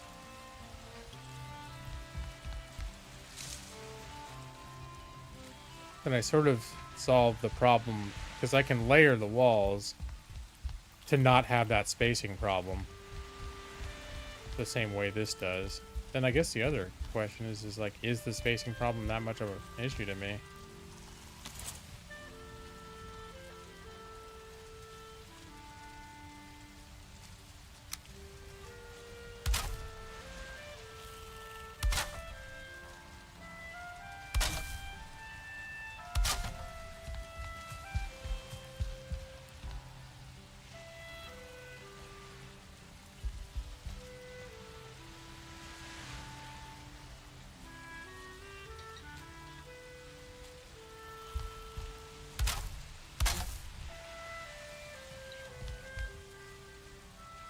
Missing require. I'm out of wood already.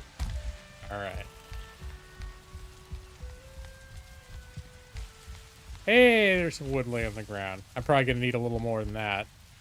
Hey, and I actually have an enclosed structure now.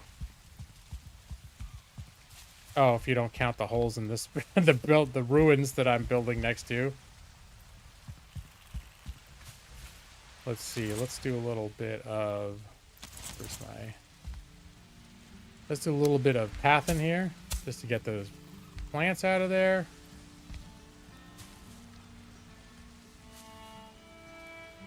And let's repair this.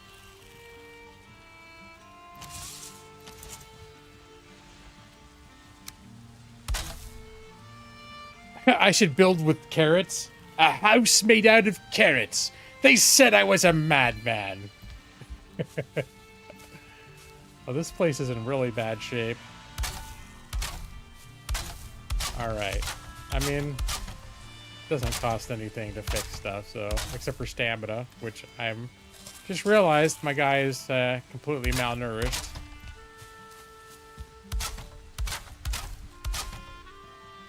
I'm probably gonna rip all those little steps and stuff out.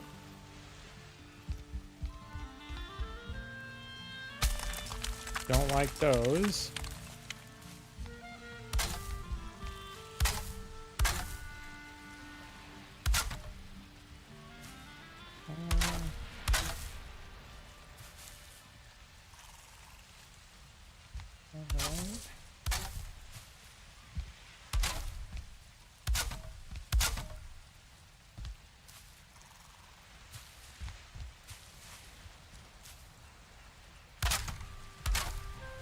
So, can I line up this flooring with the flooring of those steps?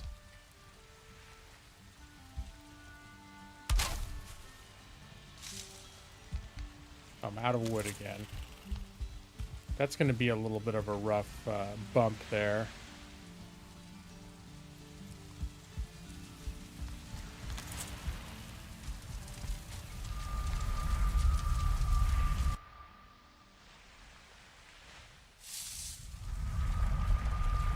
I mean, I don't know exactly how I'm going to use all this space, and there's some jankiness to what I'm doing here, but I'm kind of enjoying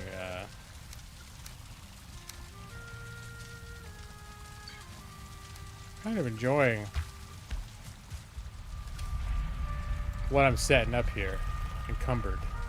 All right, here. I'm probably not saving any time by waddling my over-encumbered butt over to the here, but, you know.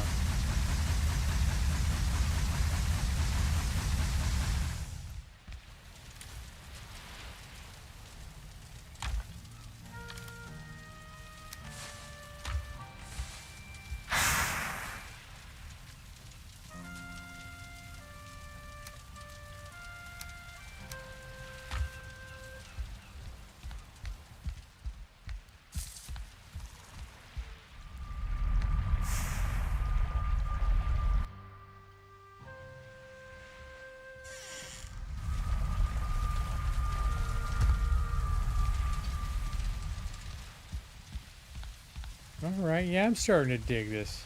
Starting to dig this place. I keep having mixed feelings about the Ziggy Zaggies. I think I like them.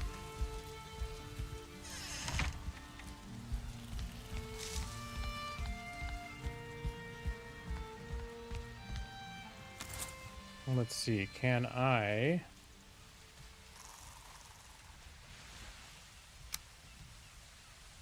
do a little trick with this?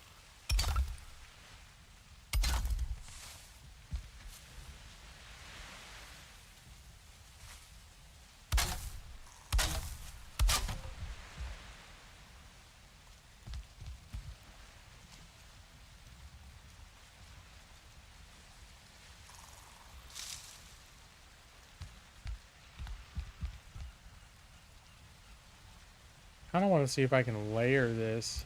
Wait, maybe I got these smaller things. I can just use these. Alright, this doesn't look terrible. It just looks like, you know, sometimes you go from one room to another and you have a natural kind of little lip there. Yeah, that'll work.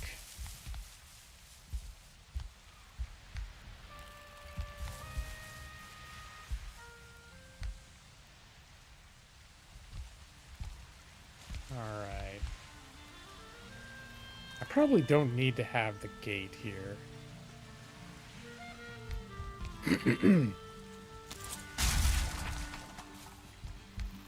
If I'm just gonna enclose all of this the way I did with the other one, I can just have this be just flat out open.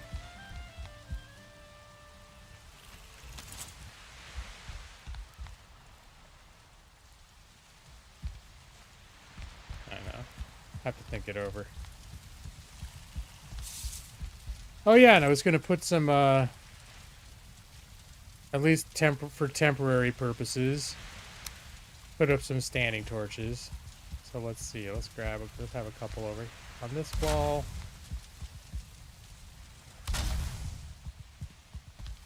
And a couple over on this wall.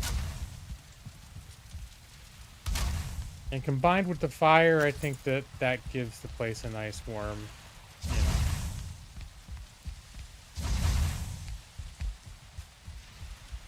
I'll only put 3 on this one, so that when that goes out, I'll know the other ones are low. It's one of my little systems to make sure. One of the things I don't like in a game like this is if you have all the lights with the same amount of fuel and you fuel them all at the same time, and then you're walking around having a cheerful time in your house with all the bright, warm light, and then you blink, and then all the lights go out at the same time. Creepy. But, yeah. I'm just realizing this is probably a good time for me to stop, because it's basically midnight here. In the great state of Oregon, where I am located. Pacific time. So, close up that. But I feel like I've made a lot of building progress today. I should put a couple more of these over here. It'll be like my,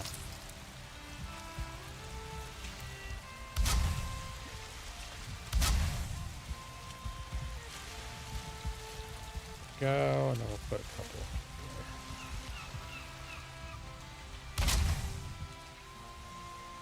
there. Now my dock doesn't look like a foreboding, terrible, terrifying place.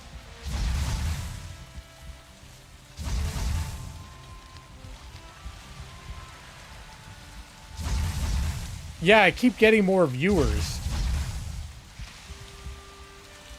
You think that means I should just not sleep? It's like, wow, so many people want to watch me play. I should just keep streaming.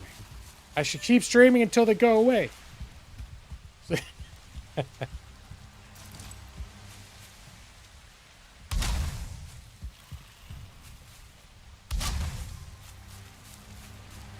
There. There, that's nice. I should keep going forever.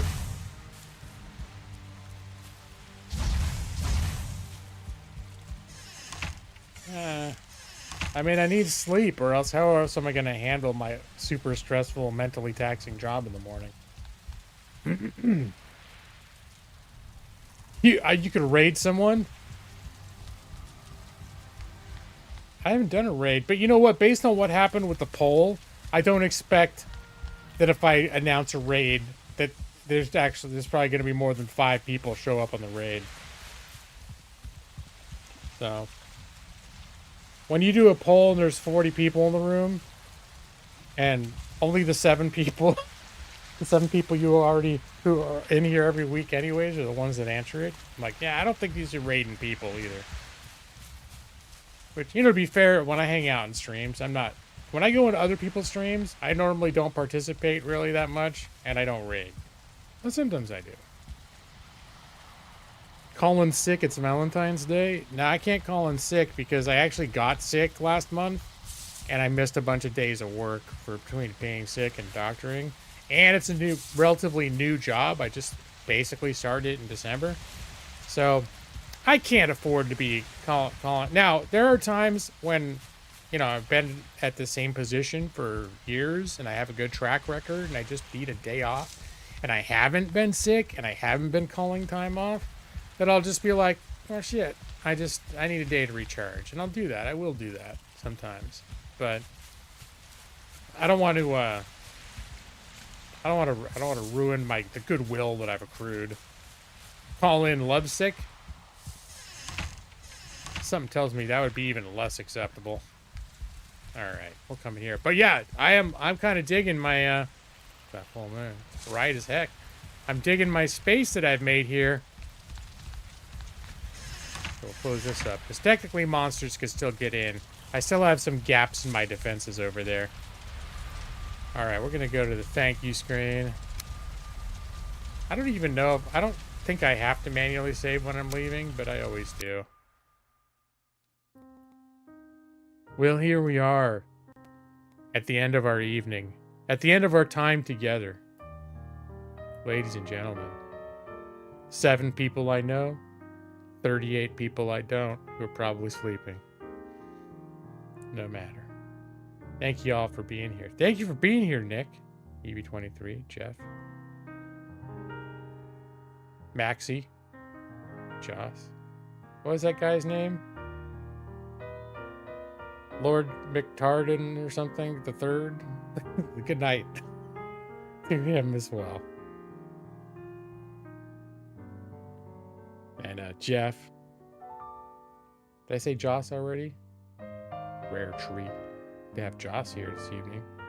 Maybe some Matus. And yeah. Good times. I'm just starting to deflate. Remember Himanshu, who came in earlier? Wonder how he's doing. He was going to start playing this game. Sounded like tonight. That's good. Hey, there's Matus. All right. It is officially, the clock has struck midnight. So much room for activities. Yeah. But yeah, I'm finding myself quite sleepy, so I think I'm going to wrap up.